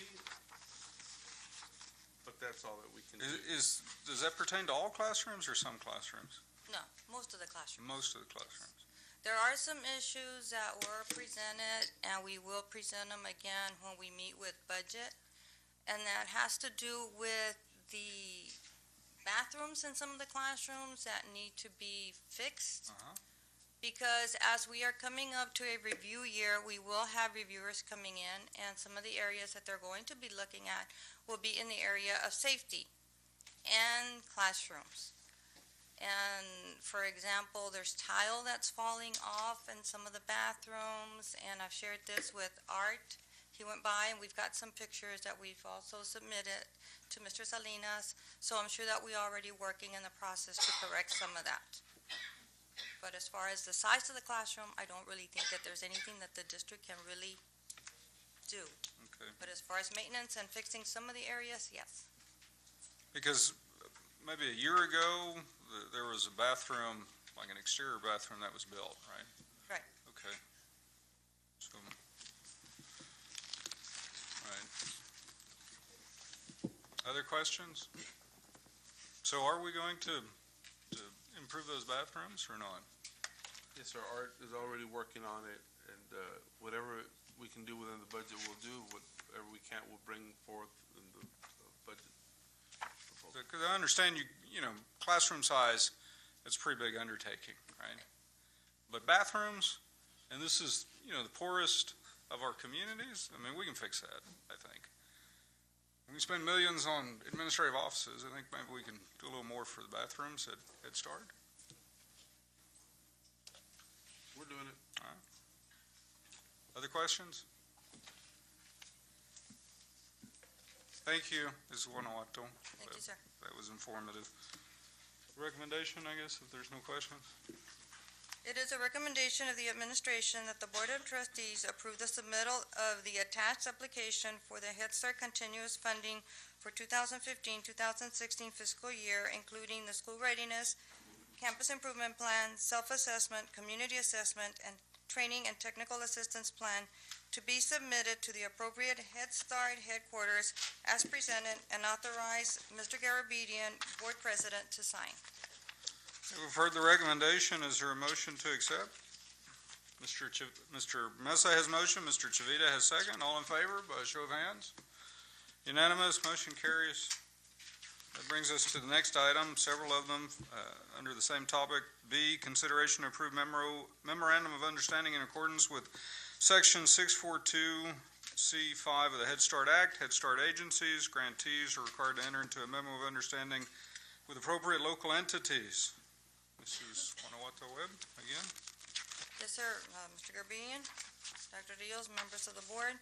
In your packet, you also have a proposed of the interagency agreements from the following agencies: Val Verde County Library, Avance Early Childhood Intervention, Del Rio Fire Department and Rescue, BCFS, Domestic Violence Program, Texas Agricultural Life Extension Services, Casa de la Cultura, Solras, Southwest Texas Junior College, Laughlin Air Force Base, Occupational Therapy Department, University of Texas Health Science Center, Bible Way Christian Academy, and Sacred Heart Schools. Are there any questions? Questions? Okay, the recommendation. It is a recommendation of the administration that the Board of Trustees approve the memorandum of understanding and authorize the superintendent to sign the memorandum of understanding as presented. Okay, we've heard the recommendation. Is there a motion to accept? Mr. Overfelt is motion, Ms. Haynes is second. All in favor, by a show of hands? Unanimous, motion carries. Thank you. Thank you, Mrs. Webb. I'd like to see the progress on those bathrooms, Dr. Rios, Mr. Salinas, as we go forward. We'll do that, Mr. Okay. Thanks. Agenda item 13C, consideration to approve the resolution to extend the current depository bid contract with the Bank and Trust for another 2-year period for the biennium September 1, 2015 through August 31st, 2017. Ms. Valdez. Good evening. The Bank and Trust has agreed to extend the current depository bid contract for another 2-year period, which would be our final 2-year period. And this would be for the biennium of September 1st, 2015 through August 31st, 2017. Any questions on this one? This one's pretty standard. Okay, the recommendation. Okay. It is the recommendation of the administration that the Board of Trustees approve the resolution to extend the current depository bid contract with the Bank and Trust beginning September 1st, 2015 and ending on August 31st, 2017, and authorize the Board President to sign the resolution. Heard the recommendation. Is there a motion to accept? Mr. Overfelt has motioned. I'll second that motion. All in favor, by a show of hands? Unanimous. Motion carries. Thank you. Agenda item 13D, consideration to approve the 2015 Summer Food Service Program application. Ms. Hernandez. Good evening, Mr. Garabedian, Dr. Rios, members of the board. We make this fast, it's that rubber stamp time of year where, since we are a school district that is 50% and over free and reduced, we're required by the federal government to sponsor the summer food program. We do incorporate it along with our summer schools, all right, in order to provide those students meals as well as the community kids as well, and we scatter it across the district. So this year, the summer school sites are Del Rio High School, Del Rio Middle School, North Heights, and Lamar. Del Rio High School and Lamar will be functioning until the first week of August is complete. And then to make sure that both sides of town are served. So, we are requesting the consideration and approval of the summer food program application, which you have in your packets, I believe. You also have some promotional materials that were included. Sure. So since our district is eligible over 50% for free and reduced meals, last summer, for example, we did about 45,000 meals that were served during the course of the summer food program. So that's a significant number. We'd like to see it go higher as well. So it's the recommendation of the administration that the Board of Trustees approve the food service program as the application presents. But do we have any questions that you'd like answered? Any questions? No? No questions. Can you just repeat the recommendation just so we're Yes, clear? it's the recommendation of the administration that the Board of Trustees approve the summer food service program application. For the recommendation, I so move to accept. Is there a second? Ms. Haynes is second. All in favor by a show of hands? Unanimous. Motion carries. Thank you, Ms. Hernandez. Okay, that brings us to agenda item 13E, consideration to approve food service management company for RFP 15-12 for submittal to the Texas Department of Agriculture. Ms. Valdez? Good evening again. Before you, I placed the memo with the recommendation and a comparative of the award criteria. This process began in the fall, where we began by notifying the Texas Department of Agriculture of our intent to begin to contract with the food service management company. The RFPs were issued in January with a response date of March 13, 2015. Last week, the three companies that responded to our RFP presented to the board, to the community, and to the committee. The committee then met after that. We did sit together so that we all understood the process, but everybody voted independently or ranked or scored them independently and unanimously. When their awards were, or the award pointed was returned, there was no names on there, so we just numbered them as they were received. Before I name the company, are there any questions on the comparison? I provided some points. The binders are probably over 500 pages, so there's a lot of information on them, but I just provided some points so you could see some of the comparisons. Question, Mr. Mesa has a question? Yes, sir. Who was in the committee? Oh, the committee included 3 employees, which was myself, Laura Douglas, our comptroller, Ms. Paula Johnson, the director of purchasing, and one of their SHAC members, which was the SHAC member was Christina Nass, and then the food service director from the hospital, Lindsay Ryman. There are no parents? I called her, I sent emails, and No parent responses. there wasn't anyone interested. I'm sorry, I called, I didn't receive any responses. We sent emails. There was others individuals that were recommended, and we called and weren't interested, so. Mr. Mesa, go ahead. I just wish we had a representative from the board. You know, they try to dine us and wine us. I mean, they give all the food samples over here, which I sample a lot. Other questions? Okay. This contract would not be effective until it is approved in writing by the Texas Department of Agriculture. Since it is our practice for the board to approve contracts, we're asking for your approval. The our district attorneys are currently reviewing it and are currently reviewing the company that we selected. And once we finalize that review, our deadline to submit to the Texas Department of Agriculture is April 29th. And this would be to initiate July 1st, 2015, and may be renewed for four additional terms of 1 year upon mutual agreement. So every year we would be back here making a recommendation. So the attorneys haven't finished their review? The committee finished on finished, Thursday, but and we you sent it mentioned to the the attorneys on Friday, right? Okay, so they haven't finished their review? No, sir. Other questions? Okay, Okay. recommendation. Sorry. The proposals were evaluated using the weighted criteria that was stated in the RFP, and each member of the evaluation team scored each proposal independently.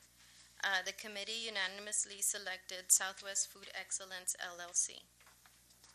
And then at this time, I will read the recommendation. Okay. It is the recommendation of the administration that the Board of Trustees approve the submission of the request for proposal 15-12 to the Texas Department of Agriculture and for the superintendent to sign upon approval from TDA. For the recommendation, is there a motion to accept? Mr. Mesa has motion, Mr. Chavita has second. All in favor by a show of hands? 1, 2, 3, 4, 5 in favor, 1 opposed, motion carries. Thank you. Thank you. Agenda item 14A, consideration to approve the revised 2015-16 school calendar reflect deletion of testing dates, April 19, 20 to 2016, for TEA date changes. So, Dr. Patty, you're going to tell us how TEA says we have to do this, but we still have to approve it nevertheless, right? Yes, sir. Okay. Good evening, Mr. Garabedian, members of the board, and Dr. Rios. Yes, in your packet, we provided you with the revised 2015-16 calendar. Specifically, the changes are due to the STAR testing, which was April 19th and 20th. They are now changed to May 9th and 10th, which they were already noted as STAR testing dates. So we just simply removed the 19th and 20th. So, I guess, to be really clear, TEA mandates, we're just updating our calendar. So yes, sir. They revised the testing calendar, and so we are revising ours to reflect those TEA changes. It's not like we're going to refuse TEA, right? Okay, the recommendation. It is a recommendation of the administration that the revised 2015-16 school calendar be approved as presented this evening. We've heard the recommendation. Is there a motion to accept?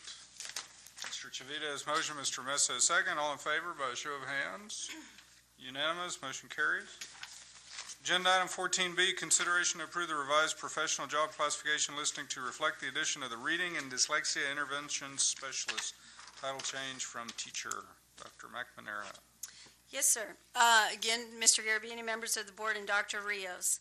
At this time, the administration is recommending that on the professional job classification under pay grade teacher, which a reading and dyslexia teacher is paid under the pay grade teacher, that we just have simply a title change. Another agenda item a little further down will be to take a look at the job description for this particular position.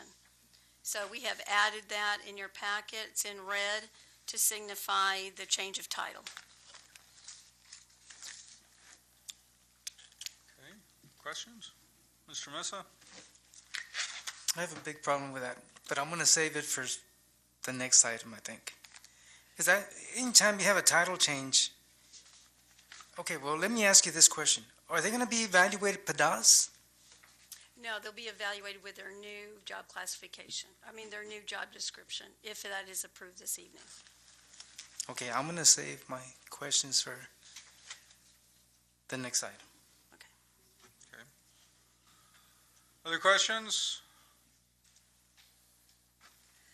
No other questions? Okay, then the recommendation.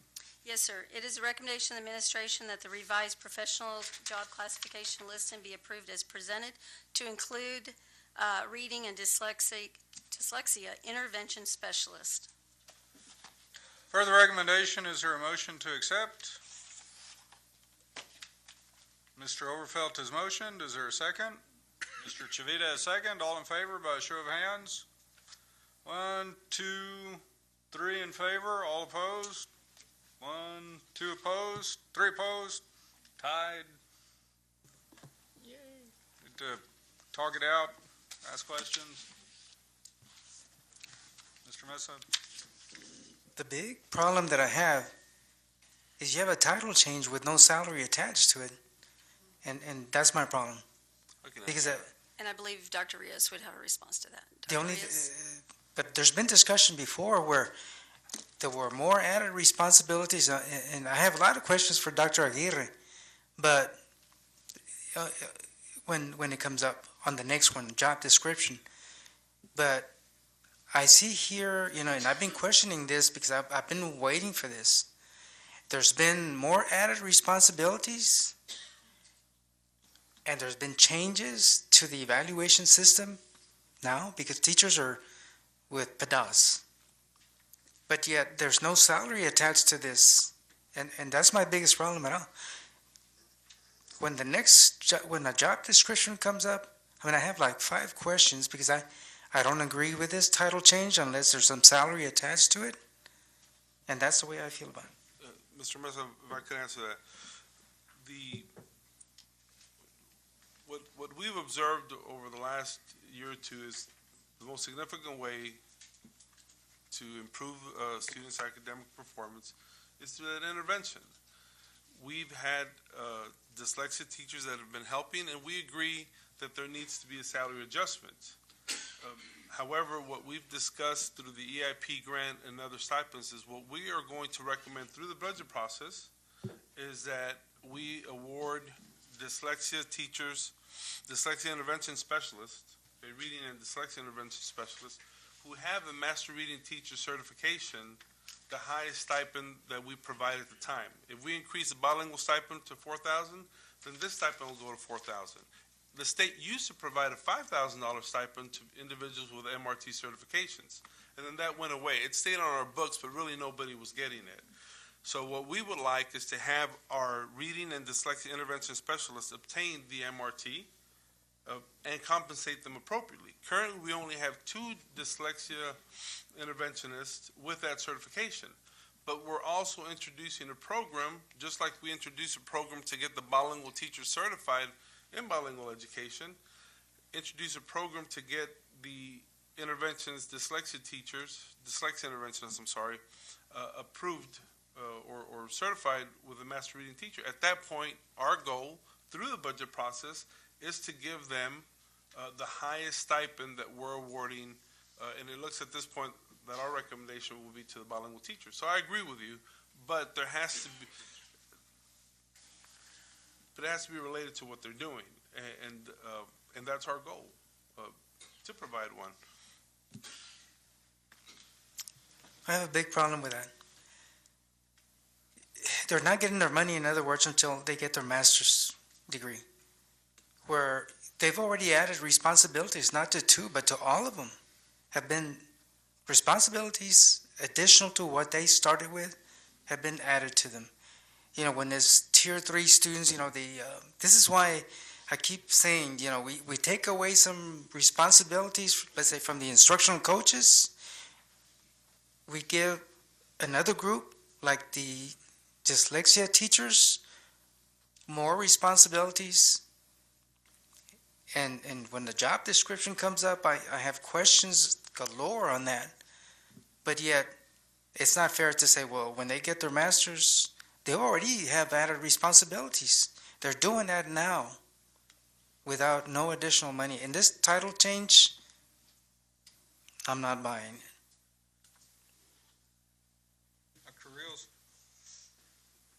Mr. Ressa, members of the board, we didn't increase the responsibilities beyond the workday. I provided an assessment to y'all about a year ago of the number of students that each dyslexia teacher was serving. In some cases, it was as low as 12, if I remember correctly, and even lower, but I think that was a special case. All we're doing is taking advantage of the full workday, not providing after-school duties. It is not fair to say that we took duties away from the instructional coaches, because the duties of the instructional coaches also increased this year, where they provided not only coaching, mentoring, but also interventions to students. We believe that that's the way to improve our student scores, by providing that direct intervention in the guided reading approach. And we ask the coaches to do that. So we're not asking anybody right now to work beyond the work day. We are asking them to get more specialized in the reading intervention for the students, but we're paying for it, and we plan on compensating that. That's where we're at, sir. Mr. Mesa? Sir, with what you just said right now, when did the instructional coaches have direct contact with the kids? When did that start?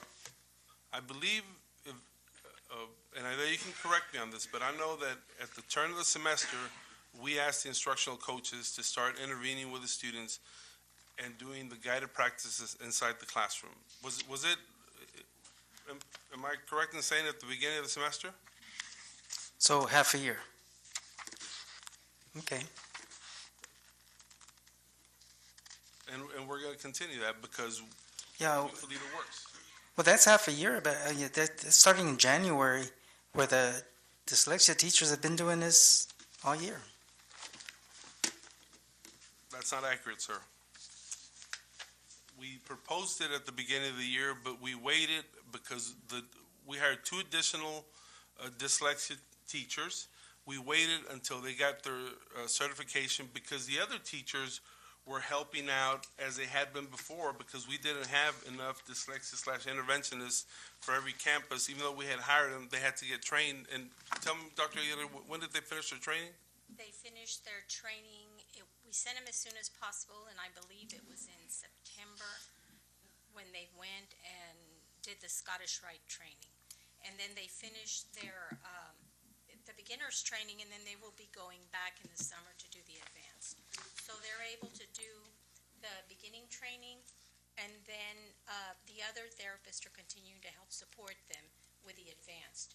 They will go back in June for the advanced. So when did they start doing the intervention? The interventions it didn't start right away, because the campus administrators worked together to come up with a list of students that they felt needed the interventions. I'm not getting an answer. That would be, when was that, Ms. Garcia? I want to say because remember, we still have several of them. I think it's 2 that are still going to their training for the advanced high, so they cannot provide services to dyslexia services that are for the kids that are advanced high. So we still have some that are sharing duties with those campuses. So I want to say it was about November when they started. I'm sorry, if I may. But, Mr. President, I'm not the enemy of giving them more money. I just think that what we've done as an administration, and y'all have done as a board, is we address it through the budget process. Because I think that, and I certainly don't want to preach, but I think that we get ourselves in trouble when we isolate groups to give raises to. And I'm all for considering the raise and having you all vote it up or down, but through the budget process. I have no objection to giving anybody a raise who we determine is working harder, but through the budget process, Mr. Mesa. And if that's the only holdup on you approving the job description, I guarantee you we will give it the appropriate review through the budget process. And it doesn't have to be my recommendation once they obtain their MRT. That's certainly what I recommend. But I've never been stubborn and say that it's my word of the highway. That's never been the case. So if y'all think that they should get a salary increase, I'm not the enemy of that. I just think we need to do it through the budget process. Well, again, we're put in place here as trustees to take care of not only our students, but our staff and everyone else, and be fair about this, because we're quick to spend money on administrative issues, but when it comes down to staff, it seems like nobody speaks for them. And somebody has to advocate for that. When I see a title change, there's something wrong when you don't include the salary. And today, I spend most of my day trying to get information on reading specialists to see what their pay is. And I was not able to get all the information, but I will have it available soon. And that does not compare at all to what we're offering teachers. That does not compare at all to the amount that we are paying these teachers. I agree, sir. I've looked at it as well, and that's why I'm recommending the MRT, which is where they get the higher salary. But again, I'm not the enemy of that at all. I just think it needs to be done through the budget process, and we will review those salaries as we do other groups, and y'all can vote it up or down, but through the budget process. Mr. Chavita? And that's a good point. We've always done it that way. And I've been for it as far as, paying those people the duties are added to them. And it's just right, but we'd always done it. I remember 3-4 years ago, we had stipends that was given to them on a yearly basis, and it had to be, it went through the board every year. So finally, I kept on saying, hey, why don't we just go ahead and put into the salary?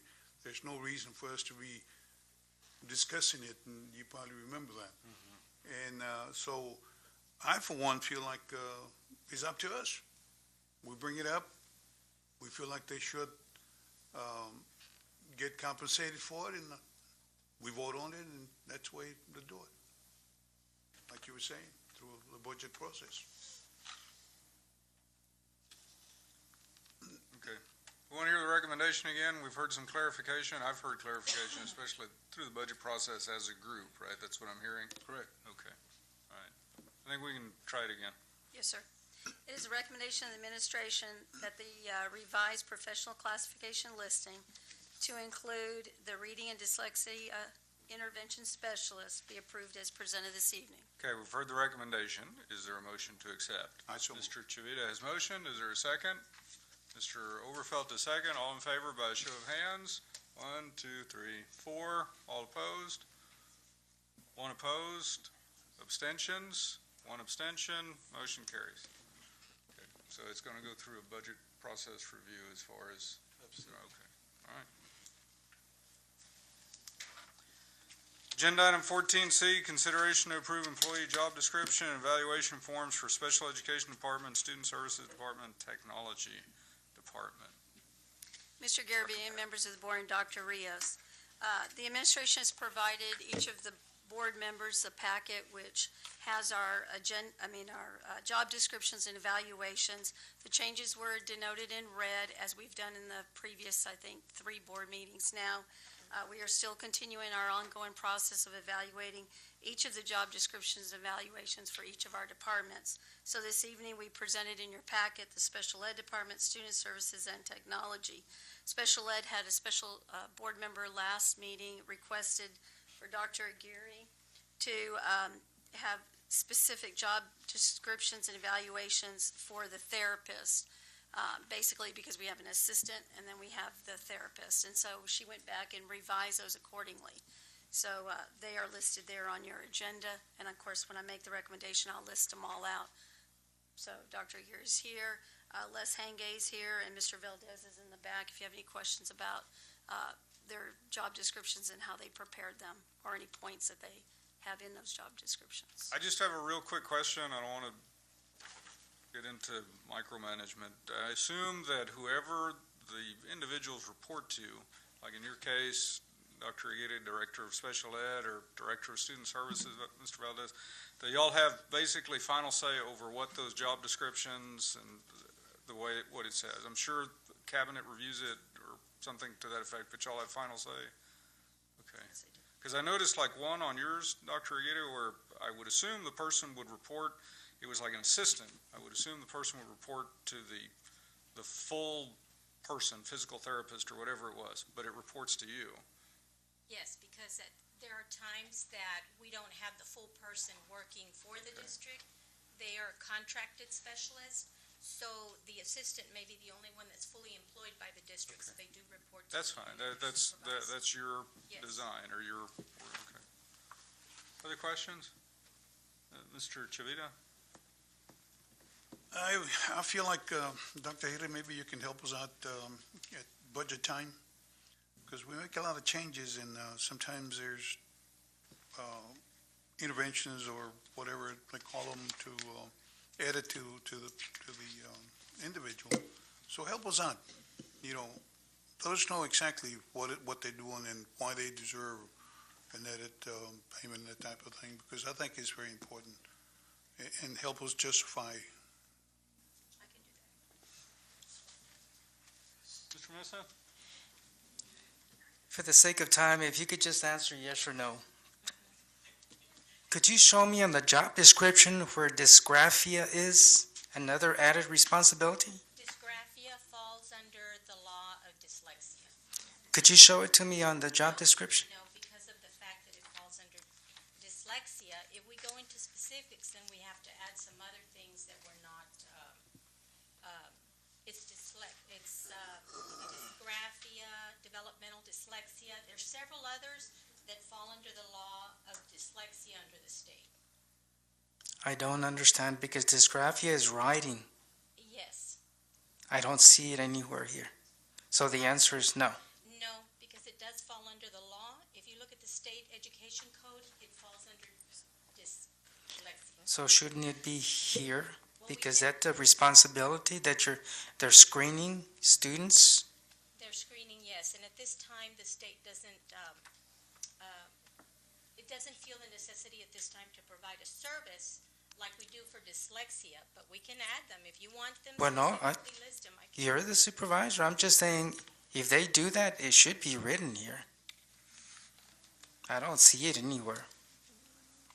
Okay, I can add. That's something new that was added this year, wasn't it? No, it's been there for a while. They've done that before? Dyslexia teachers, we used to pay someone to do that.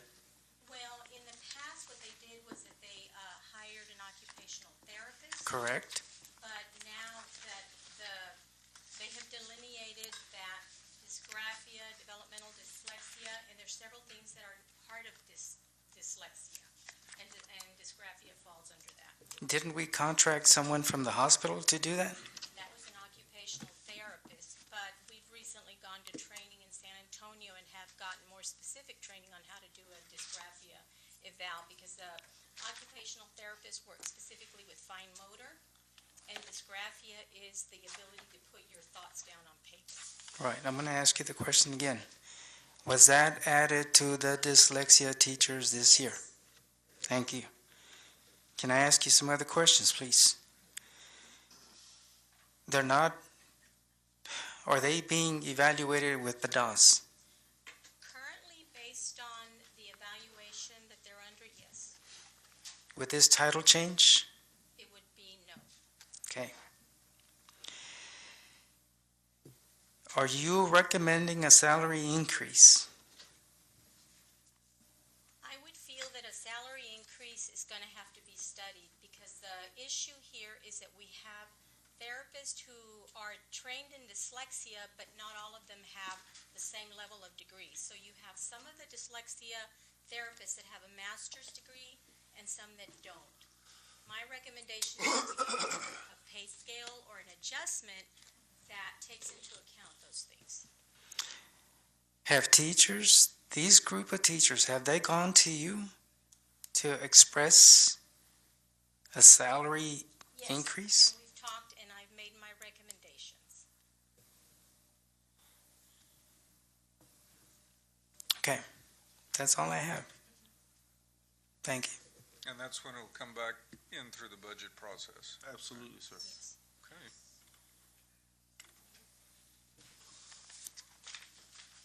Other questions?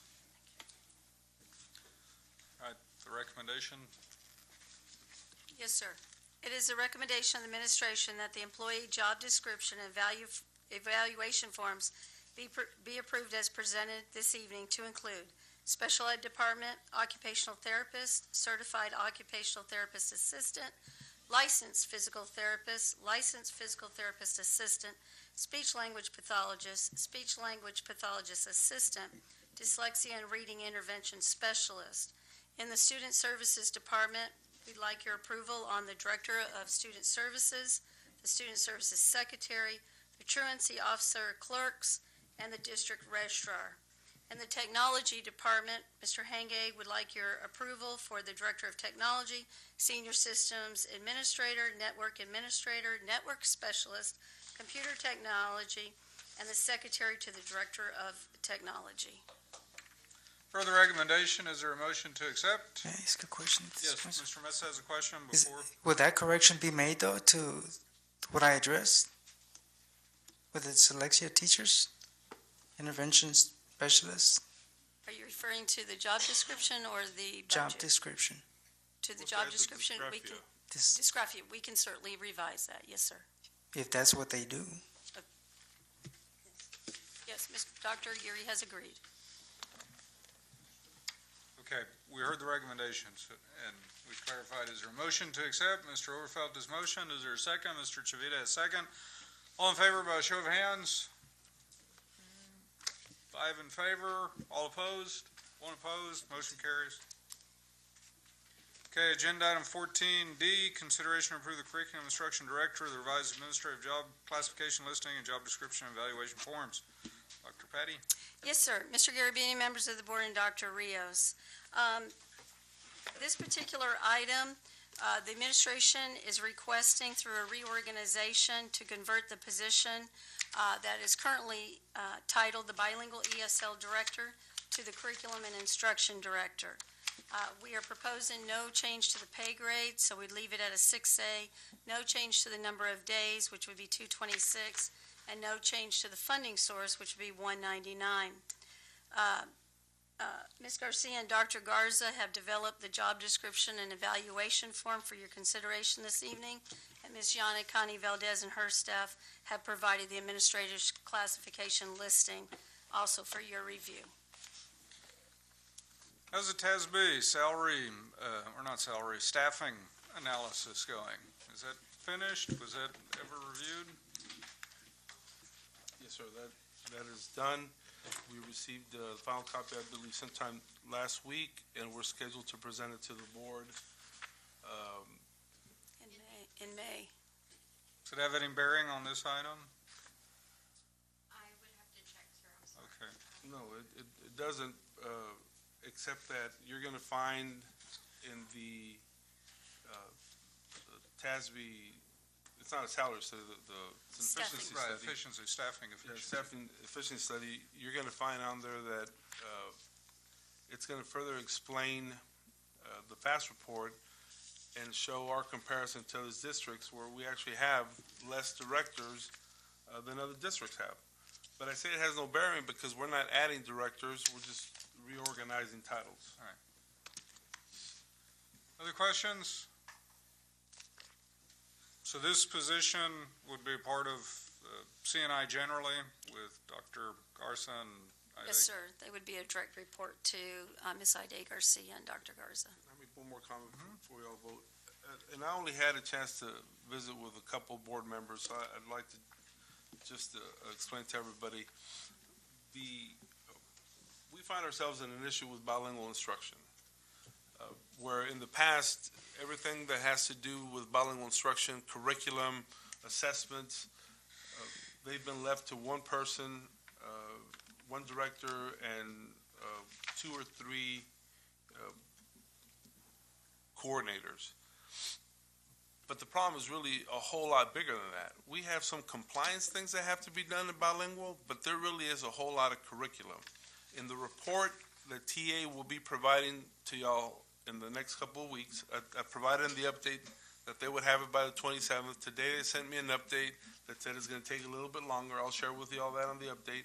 You're going to find that we're lacking a whole lot of things. For example, Spanish assessments for newcomer students. We just haven't developed them in I don't know how many years. But I think it's a function of leaving bilingual to be by itself. And what we're proposing to do with the organization is merge all the needs of bilingual instruction with the CNI department, and that it be one. As regular instruction goes, so does bilingual instruction. So this is part of the reorganization. It's not adding any dollars to the budget. It's a reorganization that I believe will provide better services in the end to our students. Questions? If there's no questions, recommendation for that item? Yes, sir. It is a recommendation of the administration that the Curriculum and Instruction Director position, the revised administrative classification listing, and the job description evaluation forms be approved as presented this evening. For the recommendation, is there a motion to accept? Mr. Chavita has motion, Mr. Overfelt is second. All in favor by show of hands? 1, 2, 3, 4 in favor, all opposed? 2 opposed, motion carries. Okay, agenda item 14E, consideration to approve the conversion of 4 budgeted positions to elementary instructional coaches, bilingual education for campus bilingual centers. Dr. Patty? Yes, sir. Mr. Garabedian, members of the board, and Dr. Rios. Additionally, as previously mentioned, through restructuring the bilingual program, the administration is recommending that we add 4 instructional coaches at the elementary level for the bilingual ed campus centers. We're converting, however, these positions from current budgeted positions. It would stay as a pay grade teacher, which all the instructional coaches are on teacher. We're proposing number of days 220 with a $3,000 stipend, and the instructional coaches at this time currently are receiving that stipend, and either the EIP grant funding or compensatory education funding. However, Ms. Yannicani Valdez last week had a telephone conversation with the EIP folks, and we believe at this time, through an amendment, we'll be able to use and secure that funding. It's a possibility, and I'm sure Ms. Valdez can add to that, but we're exploring that. Questions on this item? No questions? Okay, the recommendation? It is a recommendation of the administration that the 4 elementary instructional coaches, bilingual education for the campus bilingual centers be approved as presented this evening. For the recommendation, is there a motion to accept? Mr. Chavita has motioned. Is there a second? Mr. Overfelt is second. All in favor by show of hands? 1, 2, 3 in favor. All opposed? 1, 2, 3 opposed. Once again, we're tied. Talk it out. Questions? Clarification? Dr. Overfelt? Or I'm sorry. It's getting late. Mr. Overfelt. That'd be awesome. We just promoted you, sir. No, I actually had no. Okay. I was just. No. Questions? Comments? Mr. Chavita? Or Dr. Rios, getting this, it's already a budgeted position, and they're instructional coaches right now. Those people are going to be now bilingual, so it's just a name that we change it, or what? No, sir. We, when we did the numbers to bring the students together into the bilingual centers, there's an efficiency, because we're able to provide smaller class sizes for the students by just being more efficient about it. But we also need to provide more support. Now, these positions, they're from budget positions, which are positions that we didn't see a need to fill this year. And really, had we had more time to study, it was probably positions that we would have eliminated at the beginning of the year. But the positions that are currently vacant have been vacant, and we don't plan to fill. So we're converting the dollars, the budgeted dollars, to the bilingual coaches. They're going to support the bilingual program that we have. I think they're going to provide great service, both in helping the teachers plan, as well as providing interventions to the students.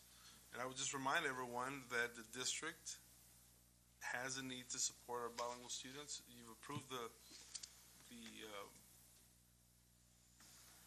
program. Now we just have to support it, and that's what this position involves. I'm confident that the approach that we're taking and using everyone to help teachers plan, provide interventions to students, will provide the results. I might be speaking too early, but we've already started seeing in the results that we got, and I think we'll continue to see it. The results that I shared with you this last weekend showed increases in bilingual. I think to sustain them, we have to move forward with the program. Well, the same way, like, I feel the same way as I do on the other programs. I mentioned at one time that bilingual have needed a lot of help. We're stage 4, we've been stage 4 for a long time. And if we're gonna make any changes, we need to support it. What else can I say? If we're gonna have the program, let's go all the way, see what we can do. Because otherwise, at the end of next year or even before, we're gonna get the same notices. I said it last time, we continue to do the same thing, we're gonna continue to get the same results. So I feel like these people, just like the rest of the program, we need to support it the same way. We have instructional coaches for the regular program. I think we need instructional coaches for the bilingual. How else can we look at it? Other questions? So, any relative increase in scores this year, how can you attribute that to positions that have yet to be created? No, sir. If I could clarify that. We believe that we started last year with the implementation of the planning protocol. The biggest step of that is step 5, which is differentiation. And our goal from the beginning of the year was to provide differentiation through the guided reading, the guided math practices, and we began to provide staff development that and the full implementation of that close to the second semester. Granted, some teachers were already doing it, but as I've gone around and asked what people believe the difference was, were the interventions that we were able to provide. And we're committed to that with the bilingual department as well. I'm certain that this will continue to help us move forward, but it's on teaching the curriculum and providing the interventions. We have to have an instruction plan and an intervention plan. And the bilingual instructional coaches support both the instructional plan and the intervention plan. That's the key to being successful with our students academically. Again, we're able to provide a more efficient system with more support and not adding any dollars to the budget at this time because they're coming from already budgeted positions. I guess if I knew exactly what the concerns were from board members that are voting against it, we could have a better understanding of what we need to do or be able to better explain it. Has anyone heard enough to try another vote, or do you want to table? Come back. Table it. Well, let me just mention one more thing. You know, this afternoon, well, earlier this afternoon, we saw all the results we had when we started providing more coaches, more people to help our students, whether it be fine arts or all the other programs, and you can see the results. We're very, very competitive. And one of the programs that is at the very low, which is bilingual, which is stage 4, we've been not reprimanded, but we've been called on. And we haven't done anything for it. So to me, it seemed like, hey, let's put some help to it. Or else at the end of next year, let's not say anything, just be waiting for another 4. Can I say one more thing, Mr. Griffin? Okay. I think that earlier today when we talked about my evaluation, everyone agreed that the teacher evaluation, the teacher survey, and the scores were important to the process. And I agree with that. But I also agree that if I'm being held accountable for student outcomes, then I need some leeway in reorganizing both the administration and the instructional staff to be able to provide those results that I'm willing to be held accountable for. So I ask your consideration that I agree with the accountability you have over me, but I'd also like some leeway in being able to reorganize. If I was coming forward and asking for additional dollars, then it'd be a different story. But I'm not. I'm asking for some leeway in reorganizing our staff to provide the services to the students.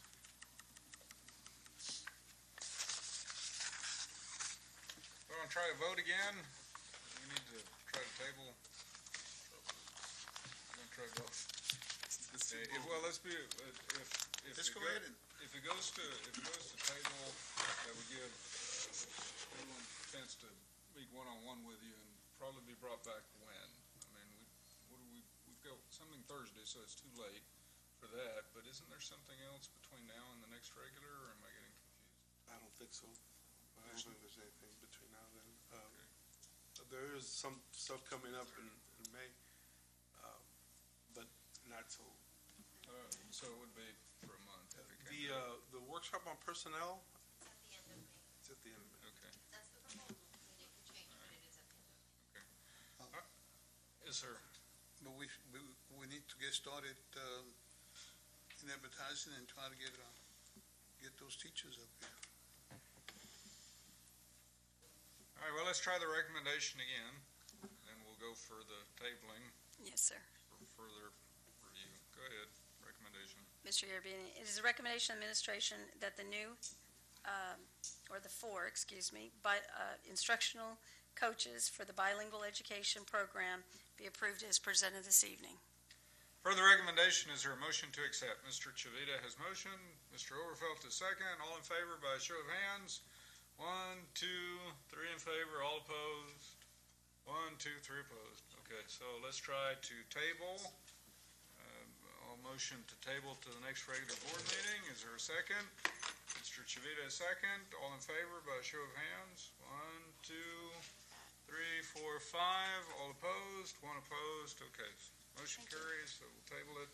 We'll give superintendent opportunity to meet one-on-one, intensive discussion to convince those of us who are not convinced.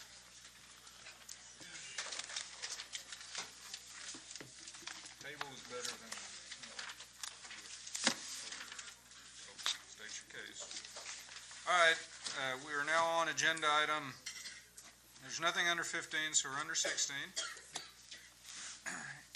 It is now 10:38 p.m., April 20th, 2015, and the Board of Trustees will recess as open session and convene the closed meeting in accordance with the Texas Open Meetings Act, Texas Government Code, Chapter 551, Subchapter D and E. We're able to do that under 551.071, 551.072, 551.073, 551.074, 551.076, 551.082, 551.084, and 551.087. Specifically tonight, A, pursuant to 551.074, discussion of personnel or hear complaints against personnel. 1 being discussion of personnel report to include the following: new hires, district vacancies, retirements, resignations, reassignments. And 2, discussion of salary adjustments to include, but not limited to, the following justifications: service credit, master's degree, and stipends. All final votes, actions, or decisions will be taken in open session. We're now in closed session.